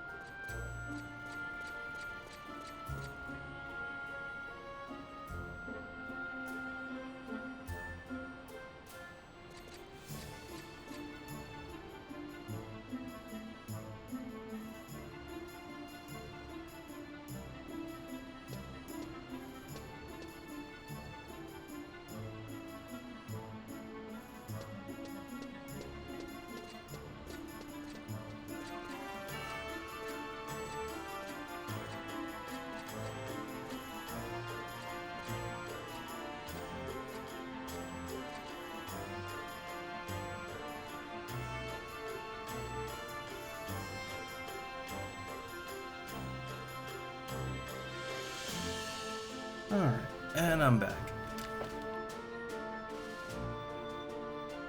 So let's see, is anything... Nope, nothing going on. Nothing going on there. Okay, so I guess, yeah, I guess petrifying pair then. I'm down to BCNM.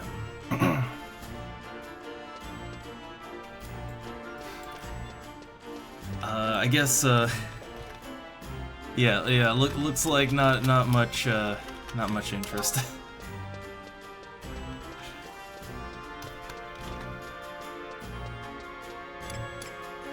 I'll have to plan like pets, gear, all that stuff.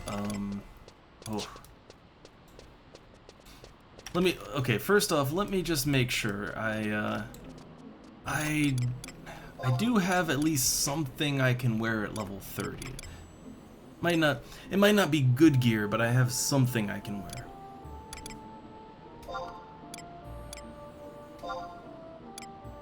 Oh hey, these custom F gloves. Okay, well, I can wear those at level 30. And they give me strength and dex, so okay, stick with those, right? But I think most of my gear is going to be not very good. not very good. But it'll be something, right? Okay, and then I think the battle axe +1. I mean, it's a +1. It's okay. It's okay. Now my gear, okay, you got the balance rings, got the basic beetle. Okay, so like I still have some, yeah. I got my dexterity at least, right? And the spike necklace, that still works. Okay.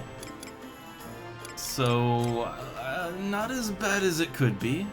Not as bad as it could be, but I will need some pets that can actually sink down to that level, I think. Or rather, not that they can sink down, but it's that I have to be able to use it at level 30 or less. And I don't think any of my current pets can do that.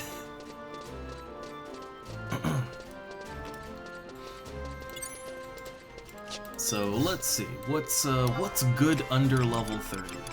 What's good under 30?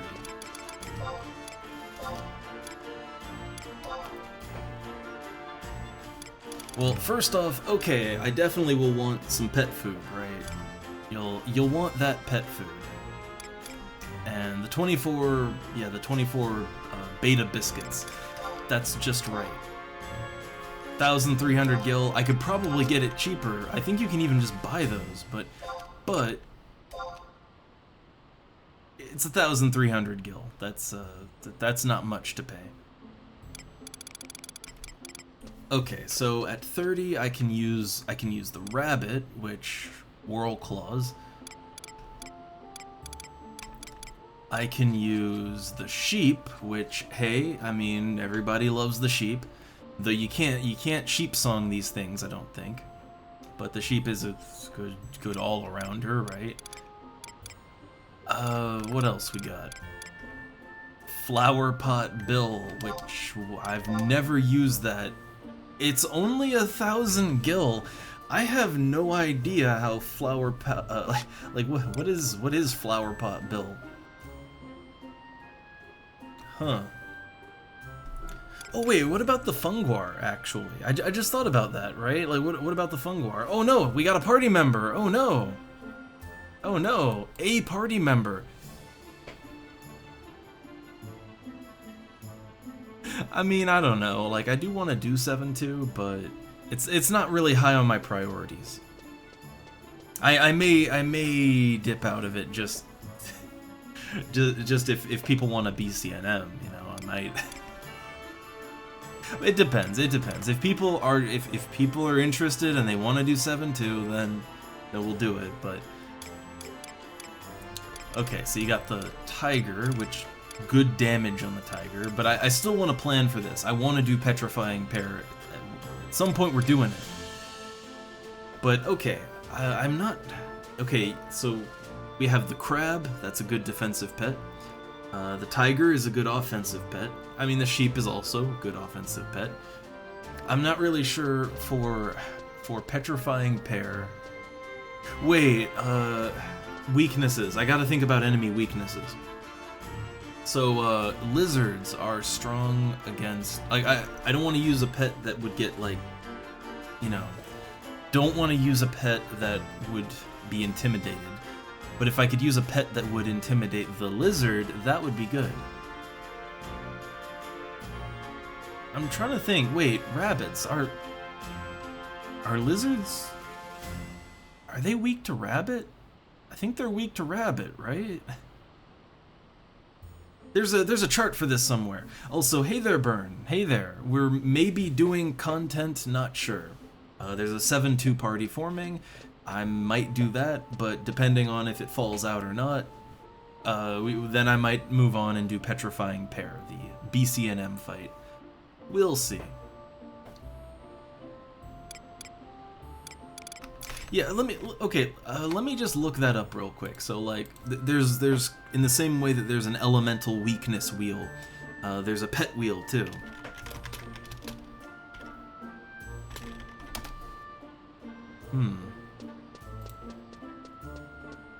Like, I know there's a thing for this.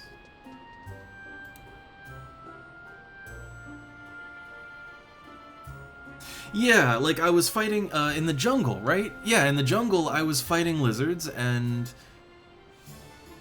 the rabbit was intimidating them. So I'm pretty sure like all lizards are weak to rabbits, I think.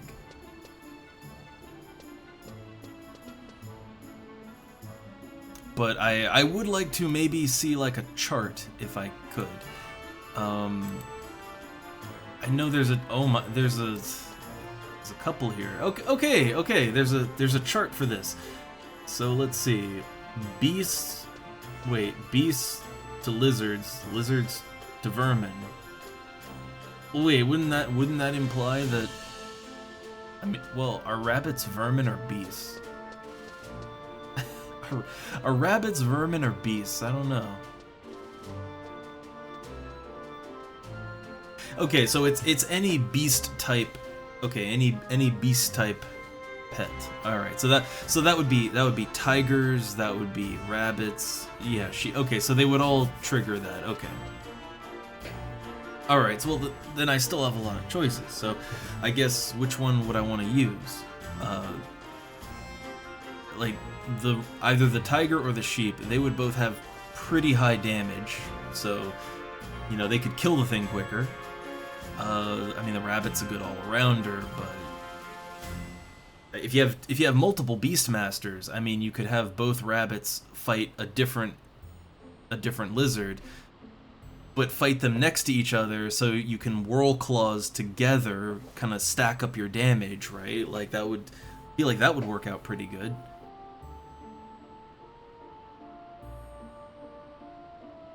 Yeah, I was just having the thought though, right? Like if you have multiple Beastmasters, wouldn't fighting the lizards kind of together and then having everyone whirl claws at the same time like that would crank out a ton of AoE damage.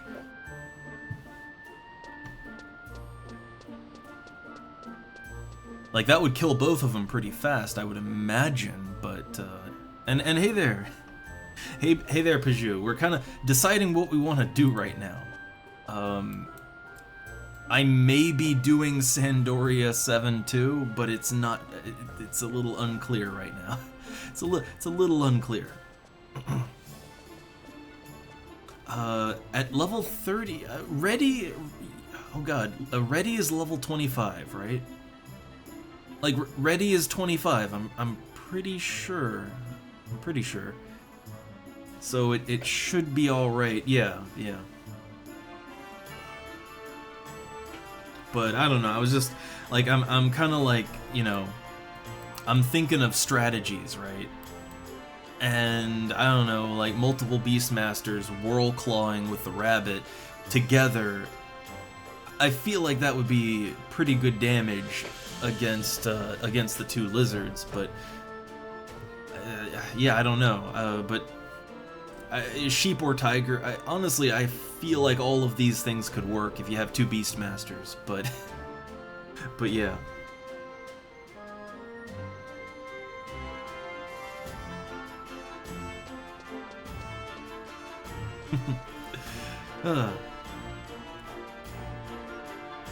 So, yeah, okay. I guess there's multiple ways you could go about it, but we'll see when we try. But I'm not sure what we're doing right now. 3 out of 6 for Sandoria 7-2.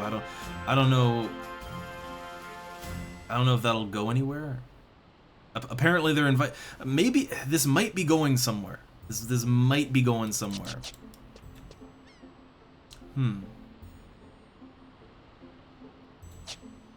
Well, either way, I think I mean I really do want to, before I attempt doing a BCNM,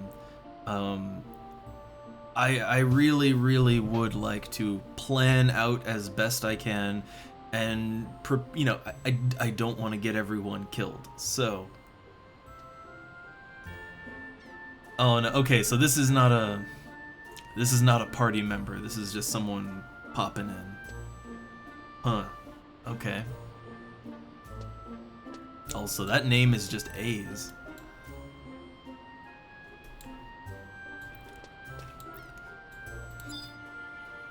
But I don't know. So I don't know which pet I want to go with exactly. I don't know.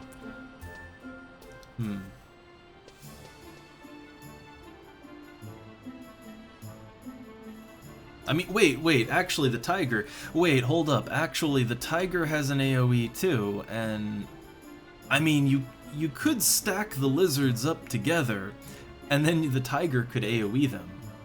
Like, that could work too. If they're stacked. Yeah, you have to, like, the way that it works is that you use your seals to buy an orb, and then you use the orb to enter the fight. So I would assume you've lost that the moment you enter the fight. Like, whether you win or lose, I assume it's spent upon activating the arena.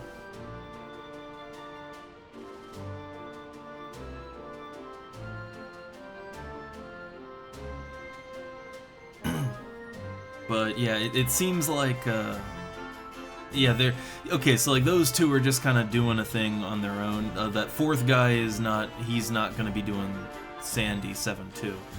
So in that case, there's only 3 people here that are showing any interest.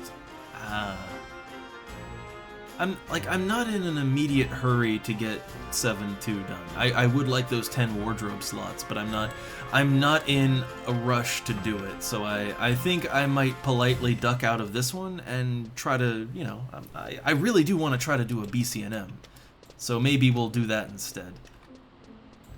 And I can always try to do Sandoria 7-2.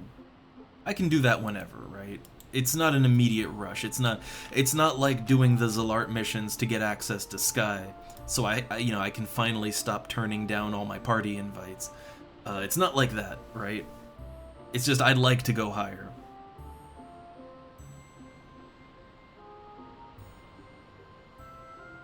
No, I think that 2 Beastmasters would probably be fine. Like, I feel like 2 Beastmasters would have a handle on the situation. It's just 2 lizard mobs.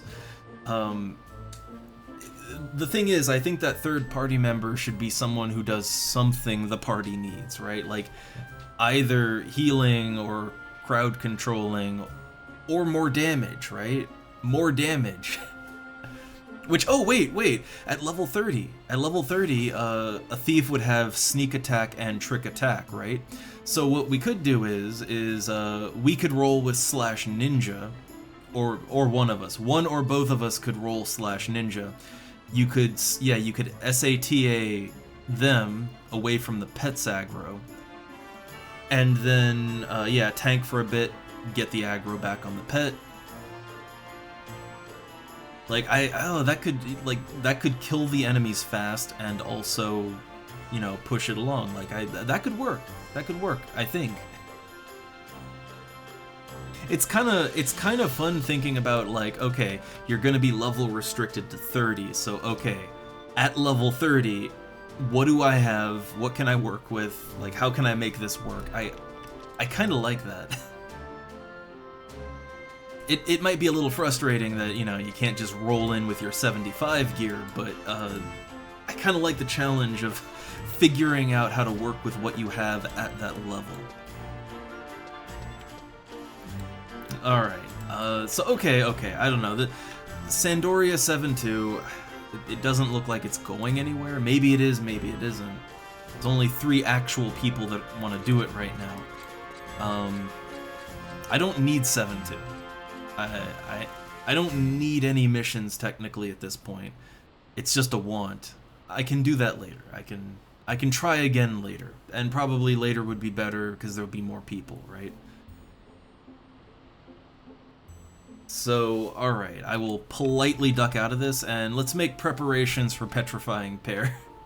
So let me think. Best way to phrase this would be, yeah, I think I'll try later. I think I'll try again later. Yeah, other content. Yeah, I wanted to do too. In the moment. There we go. That's true. That is an accurate statement.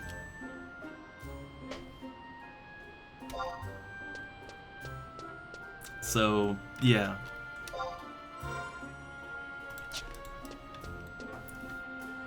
I mean, really, like, there's multiple different things I want to do, like, right now. None of it is things I need to do, but it's things I want to do. So, I am always torn, right? But I would like to do Petrifying Pear. I'd really like to do that. So, okay. Pets.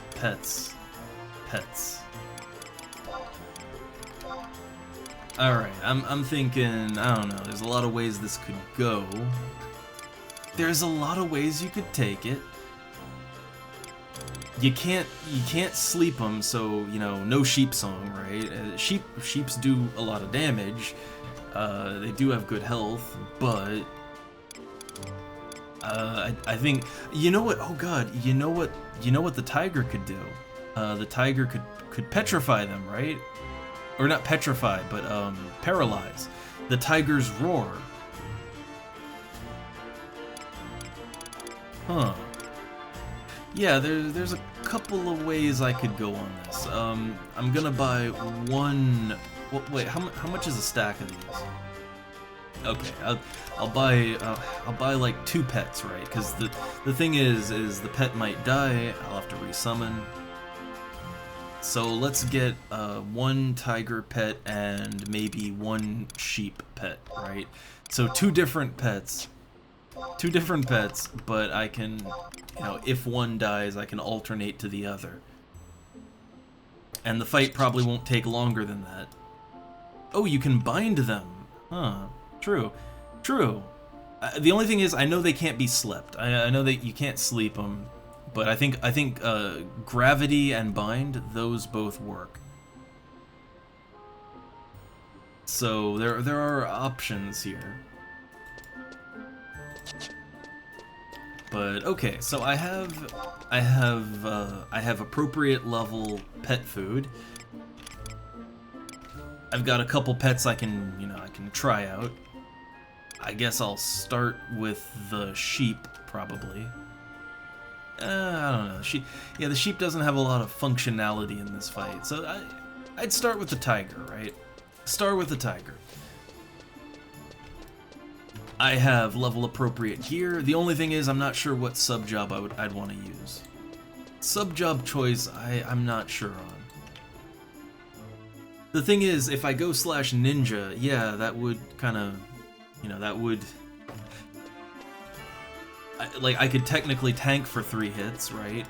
But if I don't, I have no way to pull aggro. So if I don't pull aggro, I won't be tanking, I won't be using those 3 hits, right? So really I wouldn't get a whole lot of advantage out of going ninja. I'm thinking I'd go /white mage, maybe. Like, for me, maybe slash white mage. Alright, let me go over to the seal guy here. I'm setting it up, and I know for, like, whatever I do, I know for sure the first BCNM I want to try is going to be Petrifying Pear. So first off, let me just trade my extra seals over. I've got quite a few. Yeah, I'm sitting on 111 Kindred Seals, and 1,306 Beastman Seals. Now, let me take a look here. I'm just checking what orb I need. So I need the Sky Orb for Petrifying Pear.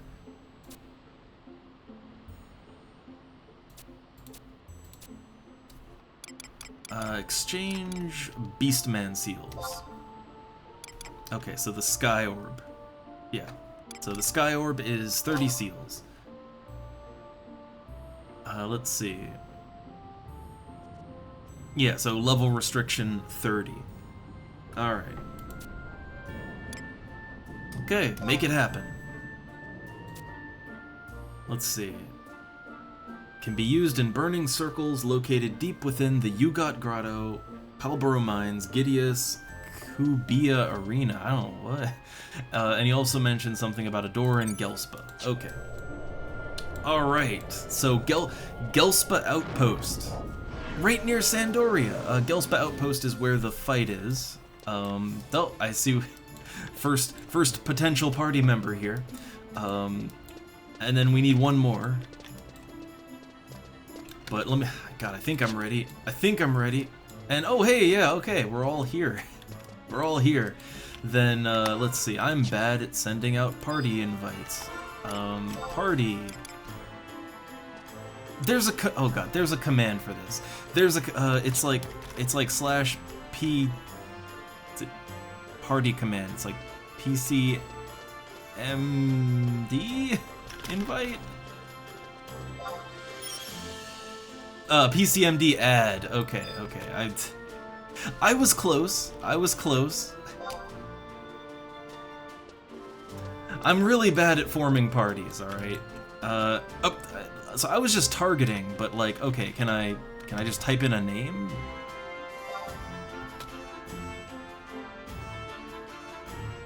Like, can I type names out, and that'll just do it? Okay, there we go. There we go. All right. All right. Yeah. Okay. So, let's see. Game plan. I guess, yeah, have level 30 gear, which I'm decent enough. I'm going in first with the tiger, and then the sheep. That's the second one I got. I got food. Items. What items should I bring in? And also, what sub-job? Oh god. So yeah, the thing is, yeah, if I go /ninja, I mean, I have no way to generate aggro. Like, yeah, I have no means to generate aggro, so the chances of me actually using /ninja is kinda low. Yeah, you don't want aggro. So I think okay, I'll go /white mage. I'll go /white mage, yeah, okay, I'll go white mage and I'll do all the supporting. So if there is damage dealt, I'll try to heal it up. And, you know, Protectra and all of that, whatever I can do. Not sure what I'll have at 30. I kind of forget what, yeah, where white mage caps out for spells at that level. I think Kuraga's 16, but you wouldn't want to use that. So I'm not sure. Okay, so yeah, how does one kite this without without a mage to slow it down or anything? How does one kite these lizards? How does one do that? Like I wonder, would like having the pet attack, could the pet attack and then, no, it just keep getting wailed on, right? Okay, so for the thief, right? So shadows and flee. I don't know how long it'll take to kill these things, but if that'll work, then we can try that. If Flu is down for it, if they're down. Okay, sounds good. Changing to white mage. Oh man, I'm getting that anxiety feeling. I'm getting it. I'm doing content I've never done before, and I don't know what I'm doing, and oh boy, it's on. Oh man, never done without a third Beastmaster or Red Mage. Oh, we're... So maybe I should get one of those scrolls of re-raise while I'm at it.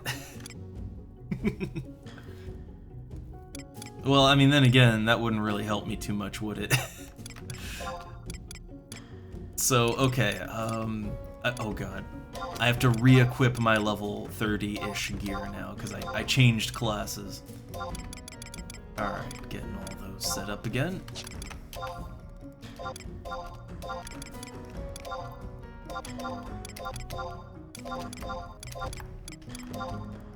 Alright, basic gear, and I'll start with the tiger. Yeah, exactly. If you re-raise in a fight like this, I mean, you're just gonna re-raise straight into death again, so it's, well... Yeah, that's not great. Oh man, back in my trash noob look, but you know what? It's iconic. It's classic. So, okay, items. I mean, alright, I mean, we should bring, like, potions and stuff, right? Like, I feel like, okay, damage might get thrown out, so, I have 2 high potions. I'll bring those along. I should bring some, since I may need to do some healing, maybe a melon juice or 2. And, oh yeah, accuracy, right, accuracy. So for a fight like this, I feel like accuracy would be very needed, more so than like a Myth Kebab's damage. Alright, let's see. So, hold up, I got that in my Mog house. Got it in my Mog house.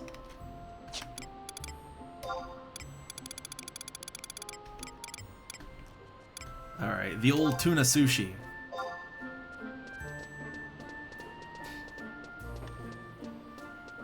Okay, and then I'm just gonna buy, like, yeah, a melon juice. Just have it on me.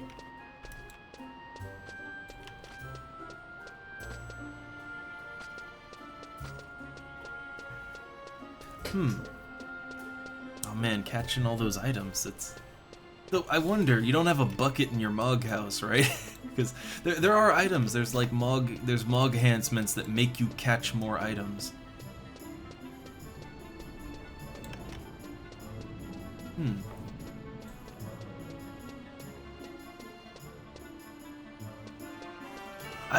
I do notice that there's kind of a random, with, like, random numbers tend to roll the same way a lot here, but I mean, that's, you know, it's the thing that can happen.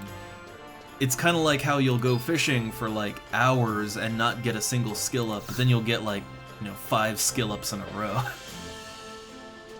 Which, that happens to me even in the 70 range still. Ooh, the second lizard double attacks. Oof. Oof. Then, I wonder, like, okay, let's say that you, at some point, maybe you can't run anymore, no flee, no, like, I mean, maybe it would be a good idea to have some potions. I don't know.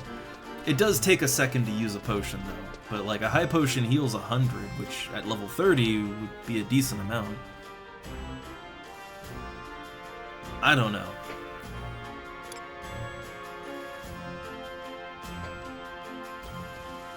Oh no, lost that Sabiki rig. Okay, so, let's see. Okay, I'm just gonna buy a quick melon drink. I feel like I probably won't need 2, because if I need 2, the fight's going on a little too long. It's one of those probably dead already things. Okay. So, I got everything, then the fight, I have the orb, right? Okay, I have the orb. I think I have everything I might need. I have pets, all good. Then, I guess, to Gelspa Outpost. Let's go to Gelspa. Teleport Goblin.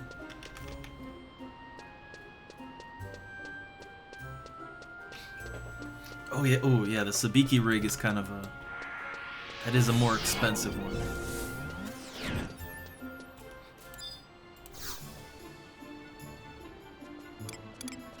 Alright, so to the Runfar, and I mean actually wait, the Runfar is about as close, that's about as close to Gelspa Outpost as you can get, really. I was thinking like go back into Sandy, but like really, even with a Chocobo, the time it would take you to get around in Sandy, like, oh, that'd be a waste of time. So, Outpost to Gelspa. I'm pumped.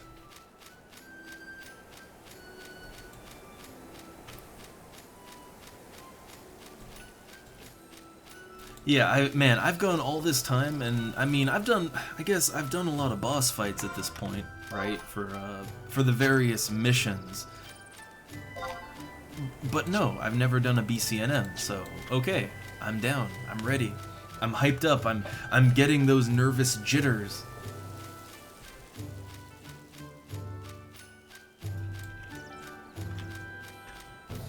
All right. See, this is like I take all this time planning, and I'm trying. I've got all these setups, all these ideas, and man, once we start fighting, it's gonna be, oh god, what's going on? I don't understand. Oh, I fumbled. I hit the wrong button. That's kind of how it always goes. But I'm gonna try here. I'm gonna try.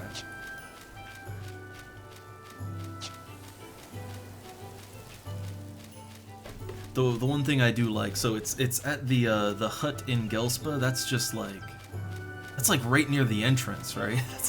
That's an easy one to get to. Yeah, the Bounding Boots BCNM, which I guess I will say now. I mean, I guess we're gonna have to do some rolling, right? I mean, I do intend to I do intend to play Thief a little more, but I guess I don't need the Bounding Boots that much, right? Like compared to an actual Thief player, yeah, like I'd pass on that. I'd want to get him eventually, but I don't need him right now. For me, I just really want to do a BCNM fight and just see how it goes, right? I want to see how things go down.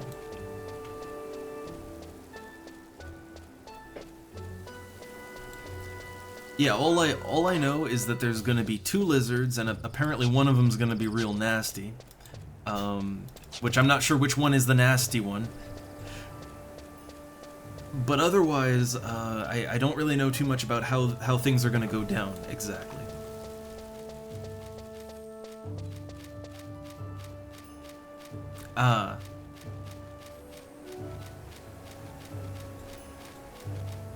I mean, again, I assume, yeah, I assumed that, like, well, the way that the loot will happen, right? Like, I assume it's, like, the loot has to be rolled on, like all other treasure, I assume? And yeah, like, I would like to have the Bounding Boots, but, you know, I don't need it, per se. I mean, the next classes I was thinking of going up were, like, I don't know, like Paladin, Summoner, and neither one of those, well, a Summoner can't use that, but I'm not sure Paladin can either. So for me, like, I don't need it necessarily, right? And as a Beastmaster, I prefer Strength and Dex gear.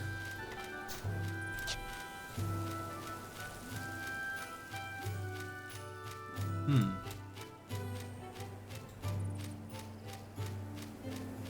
Oh, okay. Okay, well, oh, wait a second. Hold up. Oh, crap. I'll need more pets, right? Crap. Crap. I only bought one, I bought one tiger and one rabbit. Crap. uh, Unless someone else brought some extra pets, then I might have to grab some more in Sandy. Oh, okay, okay. All right. I was thinking we were just gonna do it once. All right. Oh, like wait. So you don't even roll then? Like wait. I was misunderstanding. So then you don't even roll for the loot? Like if it's your orb, you just get everything? Like I was assuming this was gonna work like a normal party, right? And that you'd have to roll on the drops, but okay. Well then, I guess that's one, you know, that's one stress off of my mind.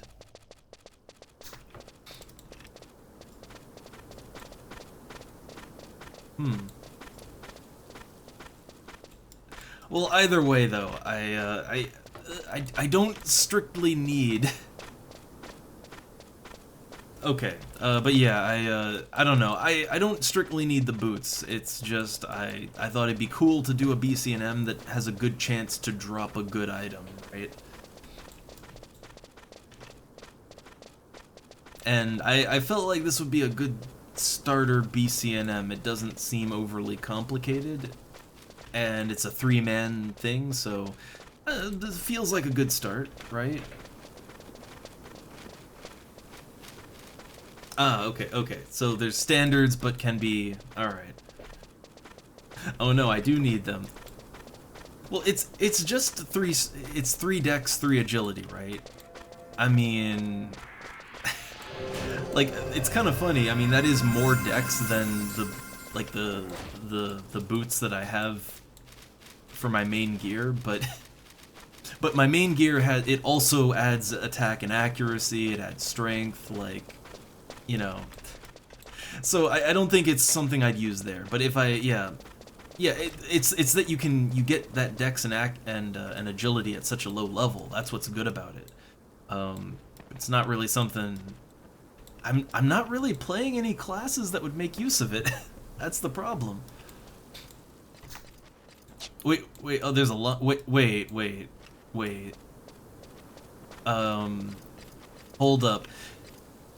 Is like can only one party go in at a time or something?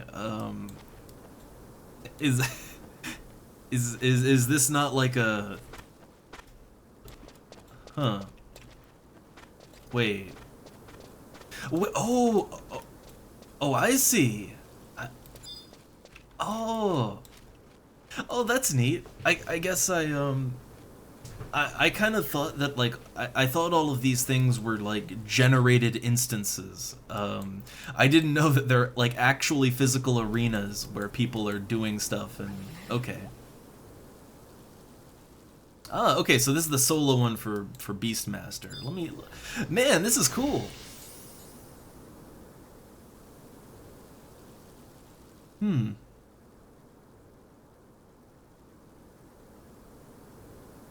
Yeah, like I didn't know. I guess silly me. I thought it was all instances. Okay, so only this one is like it. All right.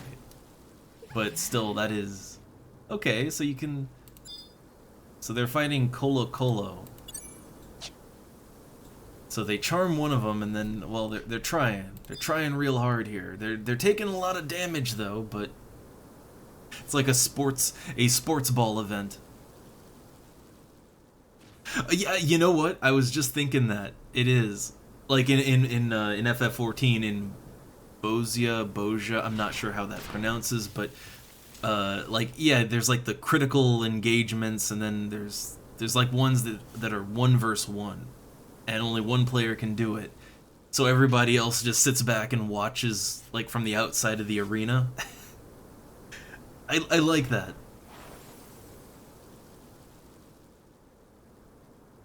Hmm. So I guess they're, I mean, they're duoing it, but, hmm. Oh, okay. Yeah, well, I guess we'll do the dry run first, because man, I'm just, again, I have that like jittery feeling where I'm all anxious because I don't know how this is gonna go down and I don't know exactly what to do and so for me I'm very nervous about just getting everyone killed.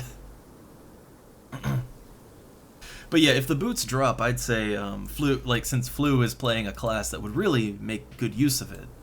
Again, like I leveled Thief up as a sub, not really playing it again. I'm not really playing any classes that need Dex agility boots that couldn't use a better item. So for me, like I would like to have it. Maybe I'll make use of it, but yeah. I'm really here for the fun. I'm here for the fun factor. Hmm.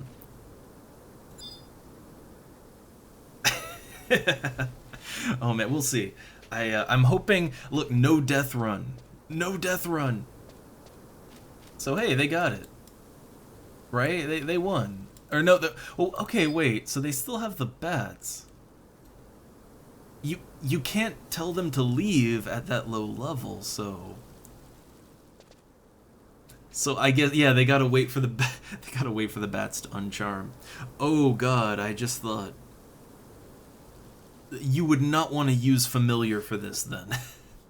Like my thought was for a fight like that you would use the familiar ability so it's locked in for a half hour, but oh no. No, you wouldn't want that.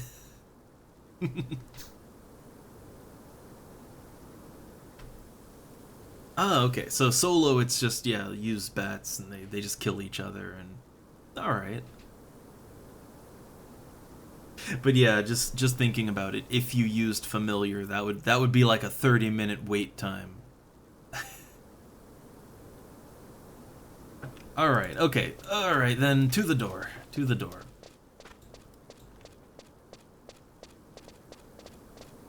It's go time. So I guess that orb first. So I guess you use door and then we wait and click on it, and it's always a little awkward at an arena entrance.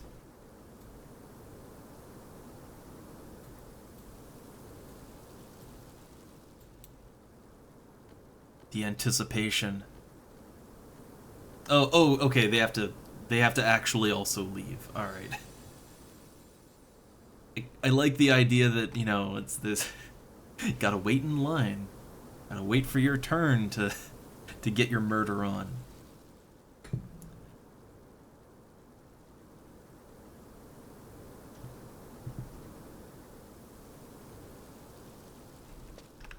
We need a bouncer here. Oh hey, someone exited and immediately got attacked. Okay, we're in, right? We can go in then. I just saw him poof away. So, petrifying pear.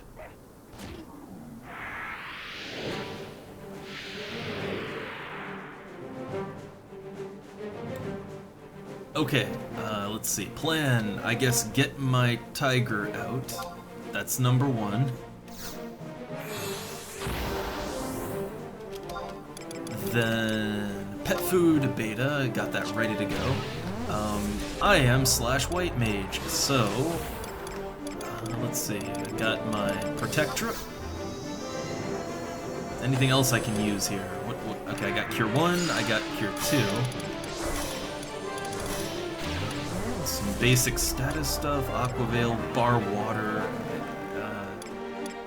Okay, none of that's. I think nothing else is really gonna matter too much. I can Dia.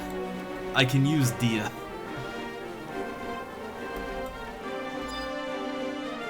Alright, so there's brown lizard, black lizard, or gray lizard. Hard to tell from here. Yeah, I figure that's always a good idea. Kind of wait, wait for the pet respawn.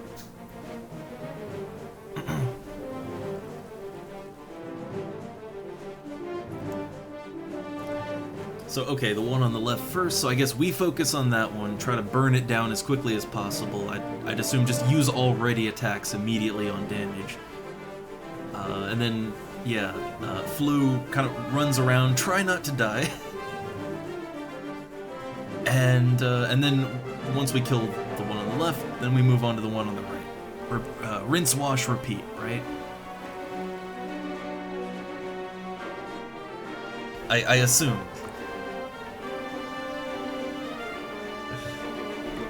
They don't look too intimidating, but they're giving me that, you know, that anxious energy.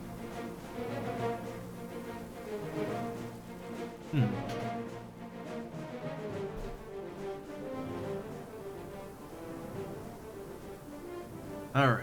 Ooh.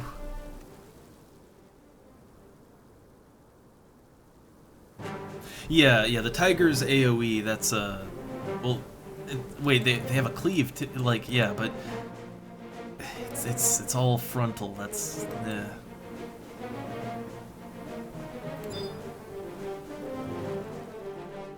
I don't know if having potions would even, like, I guess you don't want to stop running, but, like, I don't know, if the damage just keeps coming in, I do have 2 high potions, it's like 100 healing, right, but, again, I don't know if that works as a last resort, don't know.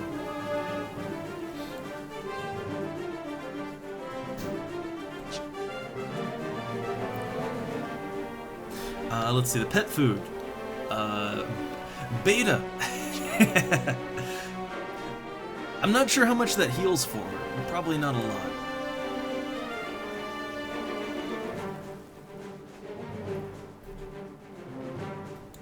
And I can't wear my my gear that can't wear my gear that boosts up reward. Unfortunate. Okay, yeah. So a very moderate heal at this level, since the pets have so much HP.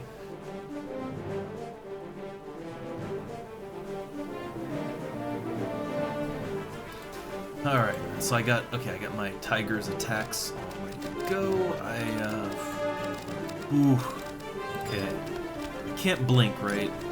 Blink is, it's a little higher level. I don't think I can do that. No, can't blink. Okay. I'm good. I am ready. Oh my god, what the fuck is my Tiger doing? The fuck was that? Okay. The Tiger just freaked right the fuck out. Okay.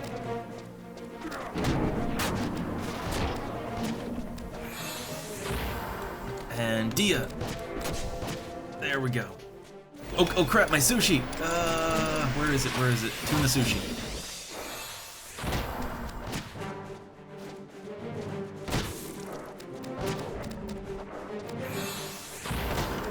Alright, I'll keep one weapon skill on it just in case. And I'll try to keep an eye on the Dia when it wears off. But that might help for damage, I hope. Oh god, we have a time limit, 10 minutes. Shouldn't take that long. The health is going down pretty quick. I worry about everything! I don't want to get everyone killed. I don't want to lose them that XP and everything. Which, okay, I got my cures all mapped. I mean, let's see, I'm ready to throw cures, but I don't want to generate too much aggro, so I'm just waiting a little bit on that. Oh, now, okay, see, now I got aggro. I guess, man, we're dealing damage. Ooh. Well, if I already got aggro, I'll throw a cure on myself.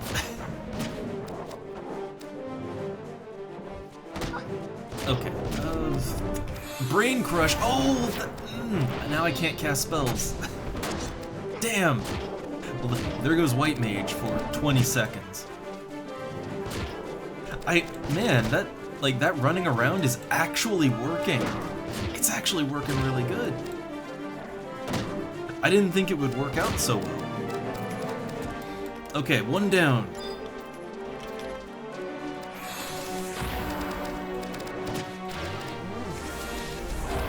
Alright, Dia.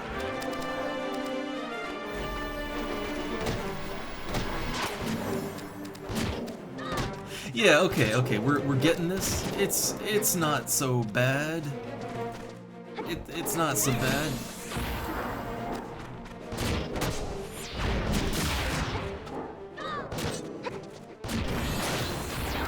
I didn't even really need to. I mean, I'll just pop one in just in case. Pop that pet food.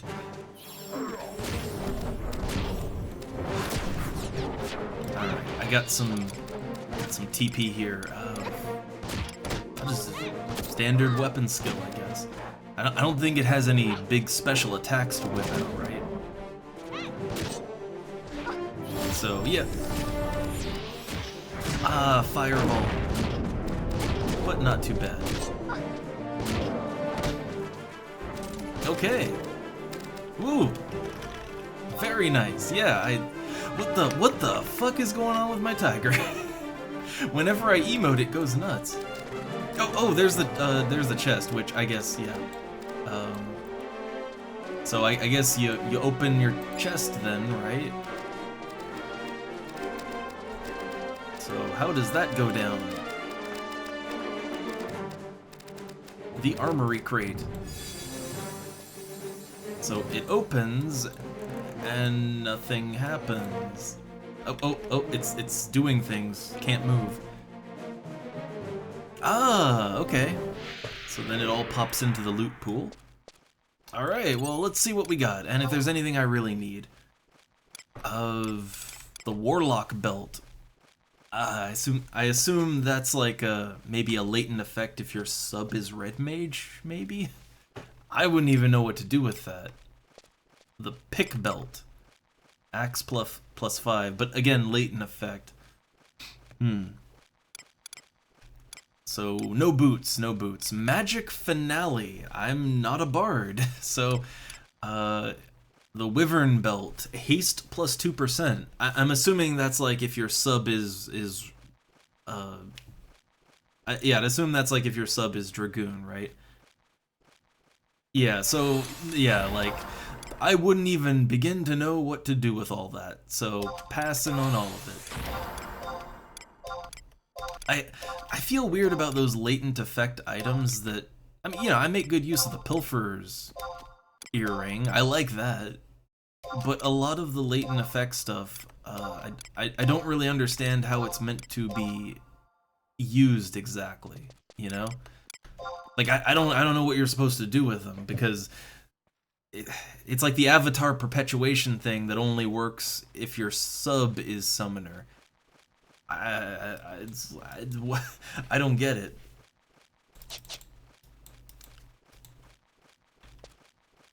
Alright. Oh hey, the tigers are still here. They're still here, huh?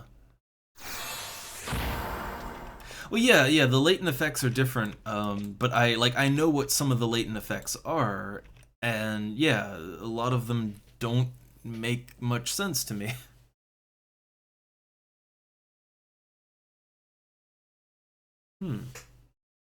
Okay, so I guess the gray lizard is, so it's just a slow lizard then.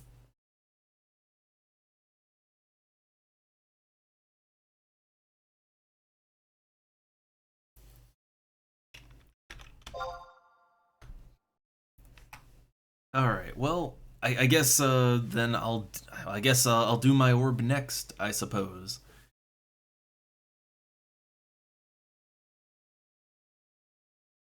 Oh, hey, someone needs help afterwards. I mean, I'd be down to help him. Well, you know, if I would need more pets, I guess, but yeah.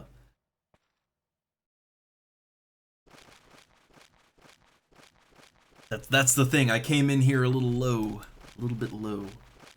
Unless the no, wait, when we go back in, the pets will despawn, right? Like they'll despawn when we enter the arena. Yeah. See that? Yeah. That's what I mean about like the pick belt. Like, oh, plus to axe skill, but oh, only, you know, only when like Beastmaster's your sub.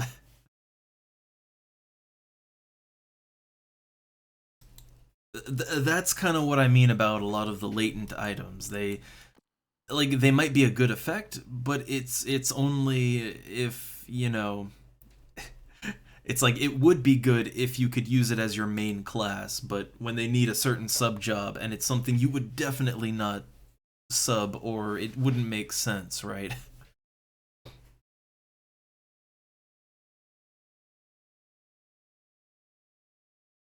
Oh, right. Right. The tigers are lower level than okay. Hmm. Roll for order of, let me see here, random. Oh, Orcish Mesmerizer. So I rolled a 263.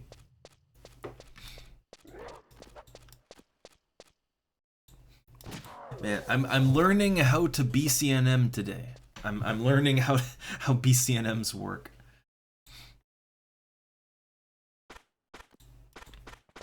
Okay, so then 877. Yeah, you got it. Okay, then that orb next. All right, let's do it. I guess we're ready. I guess we're pumped. Hmm. Yeah, the Warlock earrings I could kind of get. I could kind of get that one. Like, there are instances where you would slash Red Mage and get good use out of it. I could see it. It's more like, you know, the Summoner belt, right? Where it's like lowering your perpetuation cost as a slash summoner. What's the point of that?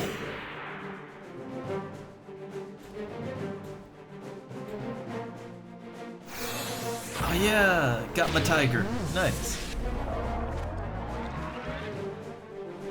Well, yeah, white mage slash summoner is a thing, but the summons, they, like, I could see why you would pull the summon out for a second, maybe for a buff or something, like in the very high levels, but you wouldn't keep it out because the pet, like, it doesn't do any damage. Like a half-level pet does no damage, right? Like, there's no reason to keep it out.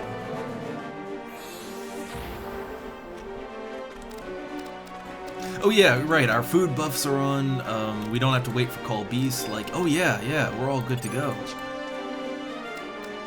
Yeah, I wasn't expecting the pet to stick around either.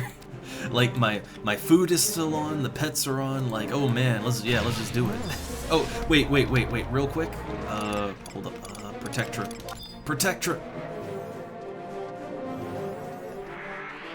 Hope that had the range. I think I missed on that one. There we go. Okay, all good and ready.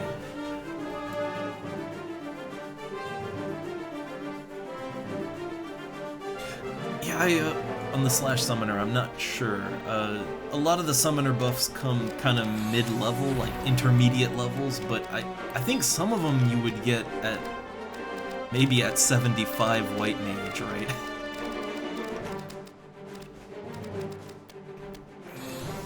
Okay, get in there. Yeah, everyone I've seen slash summoner, it's pretty much just like, it's for the extra MP and the MP refresh. It's pretty much just for that. Which, that is a good reason. That is reason enough, but not much reason to keep the avatar out.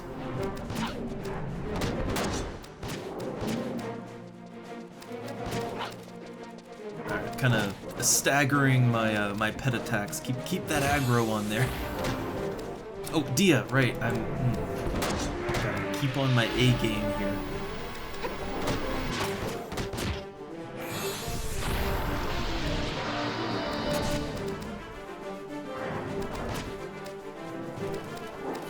Yeah, and I like how the pets have just kind of merged into one here. I like that.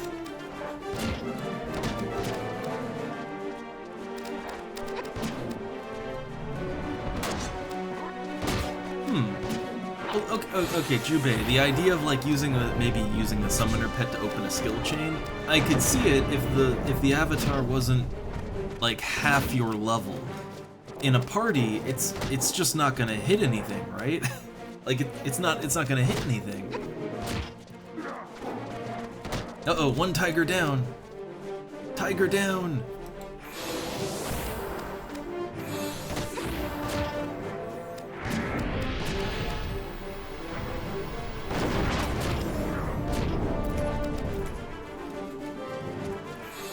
Okay, and on to the next one.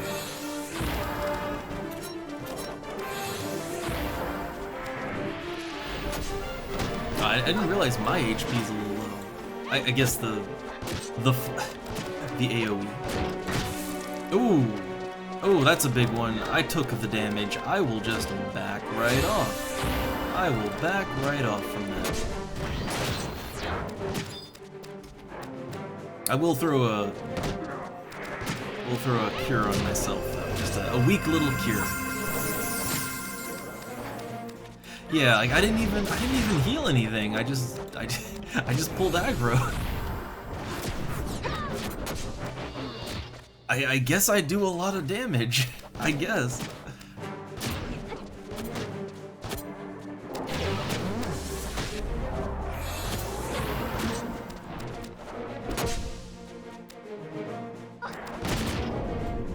All right. Raging axe this. Finish it.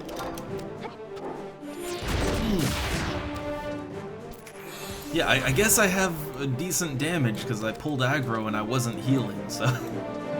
Alright, that's number 2. Crack that box open. Get that loot.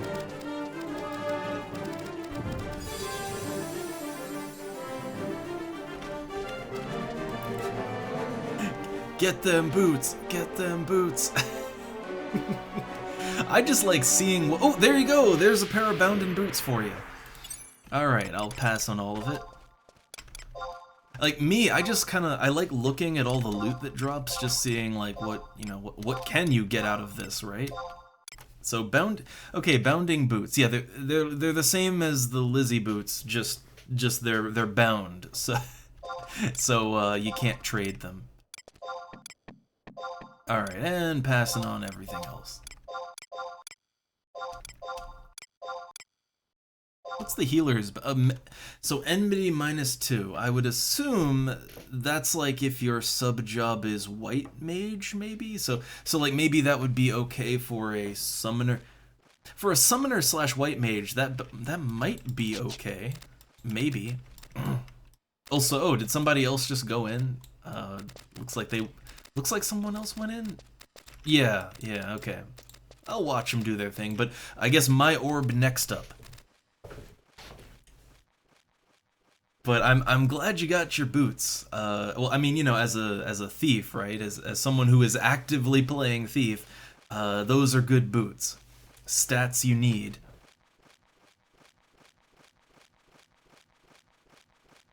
For me, it's like, yeah, I don't really play anything that would, you know, wouldn't benefit more from strength index. That's how I do it with Beastmaster, and I have, you know, higher level gear. But I would like to have those boots maybe to use for stuff like this when I'm sinking down to a lower level. It would be good for that, right? Like when I want to do the level 20 BCNMs, yeah, that'd be a good item. That'd be a good one to wear. Yeah, no, the boots, like, it actually takes a while till you can find an item that is that good. Like my level, they're like 55, right? The level 55 boots I have, it's just 1 strength, 1 dex, 1 attack, 1 accuracy, so, you know, that, but still, it takes a while till you get better, you know, better stat ups than that. Like for me, the agility part of that would just be completely wasted. You know, the strength does more for me in the boots I have. But yeah, very nice.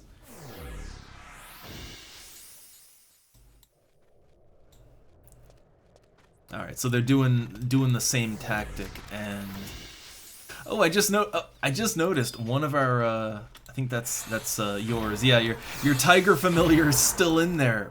It's still in there. I wonder if you could, like, No, they wouldn't let you do that. But like, I was thinking like, wait, could someone on the outside have their pet like help out on the inside? That would be weird. Okay, yeah, can't help. Can't help.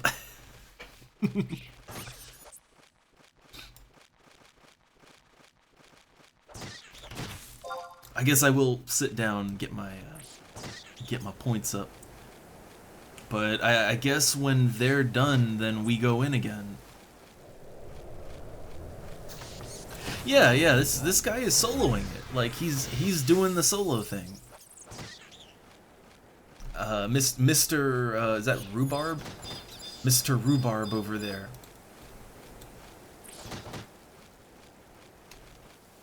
And yeah, he seems to have the situation well under control.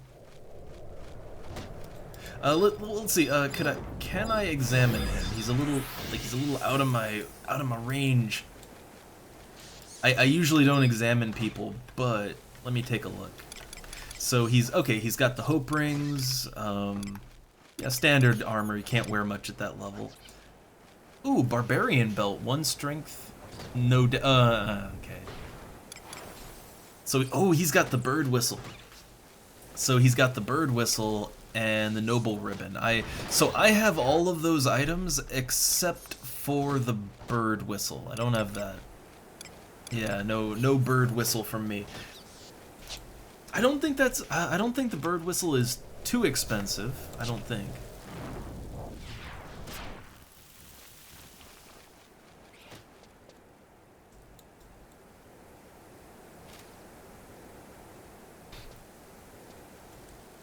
I need to update my charm gear. I could, you know what? I do kind of want that bird whistle. I do kind of want it.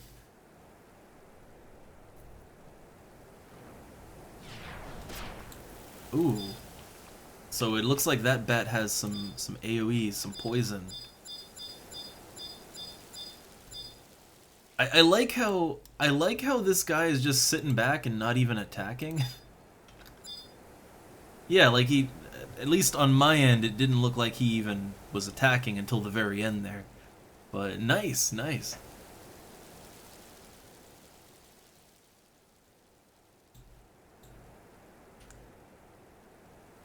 It does, I will admit, it does look fun, right? It looks fun to try and solo something like that. Alright, well, I guess my orb next then, I suppose. Yeah, like with all that charm, I mean, yeah, that's... And again, like the only thing I'm missing, like I don't have the I don't have the bird whistle. That's the only thing I need. Alright, let's do this. If I can? Or, oh, do you, did someone else go in? Did someone else go in first? Because I'm not getting anything. It doesn't look like it. Wait, hold up. Is there someone else in there? I can't tell. No, okay. I see. I thought it worked like a normal NM, you know, or not an NM, a normal boss fight. Okay, so you trade, not use, trade. Yeah, I was trying to, like, I thought it'd work like every other fight I did. Okay, we're good. Petrifying pair. Oh, hold up. Oh god, the timing. 1 sec, the wife is here. I need a quick moment.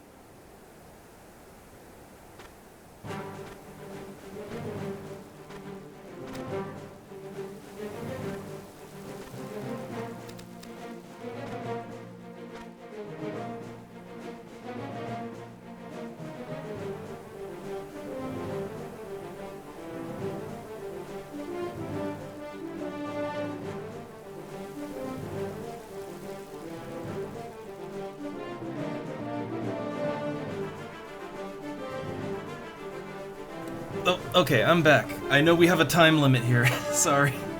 Oh god, that was the worst timing. Sorry. Okay, oh god. Well, I guess we have 12 minutes, so let's try and just focus, make it work. The later it gets and your Yeah. wife isn't home, the higher the chance that your wife is going to come home soon. Yeah. Maybe it's not a smart idea to start a timed thing then. Well, it's very quick. That's the good thing. It's a very quick thing. Alright, so, protect up, and let's do it. Let's get in there. I mean, I'm pretty hungry too. I want my dinner, but yeah.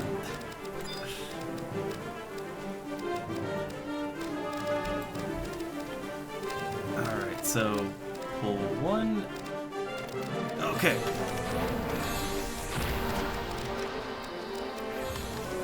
Alright, pulling all the stops out, which, does familiaring do anything for pets like this? I feel like probably no.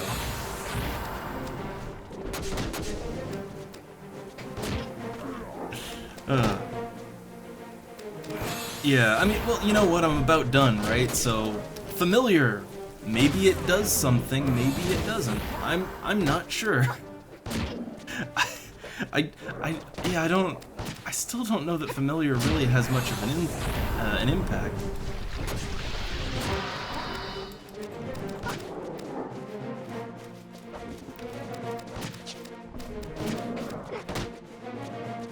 Oh, I forgot to put Dia on.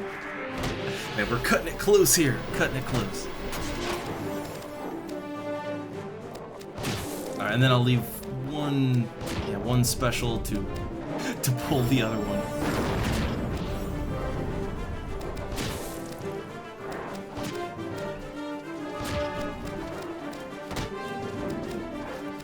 Oh, tiger down. I brought food. So, pop it. Yeah, man, that really doesn't heal for very much. It really doesn't. Okay, and target attack. Man, might actually do this before my food wears off. That's nice.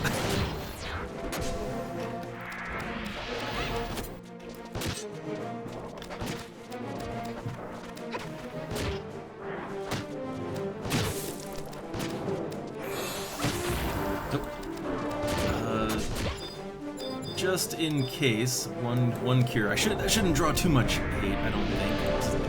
Don't want an accidental death. Oh god! I think the pet's baleful gazed. That's not great. That's not great. And now I have aggro. Very not great. I would follow that weapon skill up, but yeah, my pet is petrified.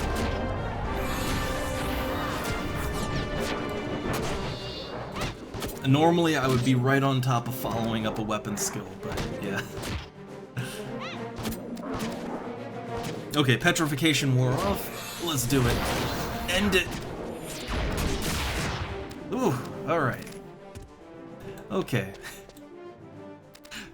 So, let's see. Come on, boots. Come on, boots. There will be no boots. There will be none.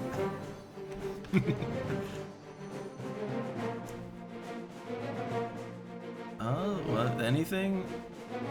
Yeah, no boots. No boots. That's okay. I would be down to do this one again sometime because, yeah, I know. I would kind of like to, just. I never had the leaping boots, and next best thing, right? Well, it is the same thing, so. Oh, I passed on those. Like right, this is my loot. Okay, casting lot. I don't know what I would do with these belts, but I'll take them, I guess. I guess I'll take them.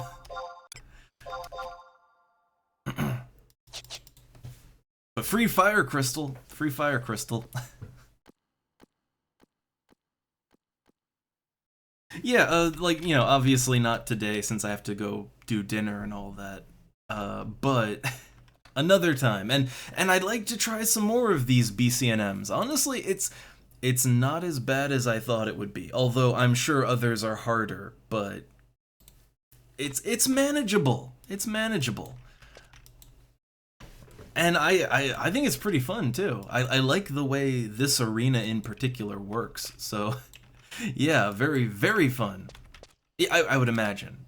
I'd imagine the higher level ones would be tricky, but man, this just seems like a fun activity to do with people, right? Like that's some fun group content right there. And I really like how the loot may not always be good loot, but I like how you just always get a nice amount of loot. Like those treasure chests are proper treasure-filled chests. I like that. Like I love this. And yeah, you did a great job running. All right, champ. Yeah, you ran the best of all of them. But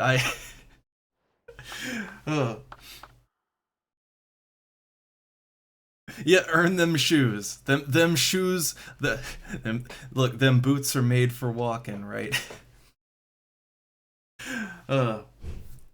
So, yeah, good job, everyone. Good job all around. We'll try to do it again sometime. Try some other BCNMs, but I like this system. My first time engaging with it, I like it. I want more, and I have like 1,200 seals, so we can do more. All right. But right, the wife is very hungry, as she has stated, and I am also very hungry. So, with that, I guess, oh man, I didn't notice there were so many people in here right now. Very sorry if someone just showed up and we're kind of winding down now. Very, very sorry about that. But we have been going for, how long have we been going? Over 6 hours, 6.5 hours. It's been a long stream.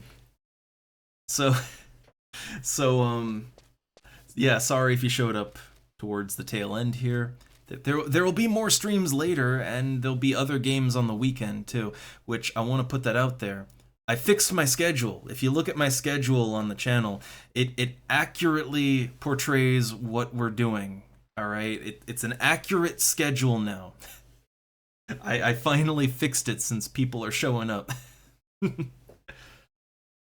All right, with all that, I'm hungry, so let's get out of here. I will see you guys next time. Hope you all have a good day. Hope you had fun here. And many thanks to my party members. But I'm gonna go have some chicken nuggets now. See you guys next time. Later.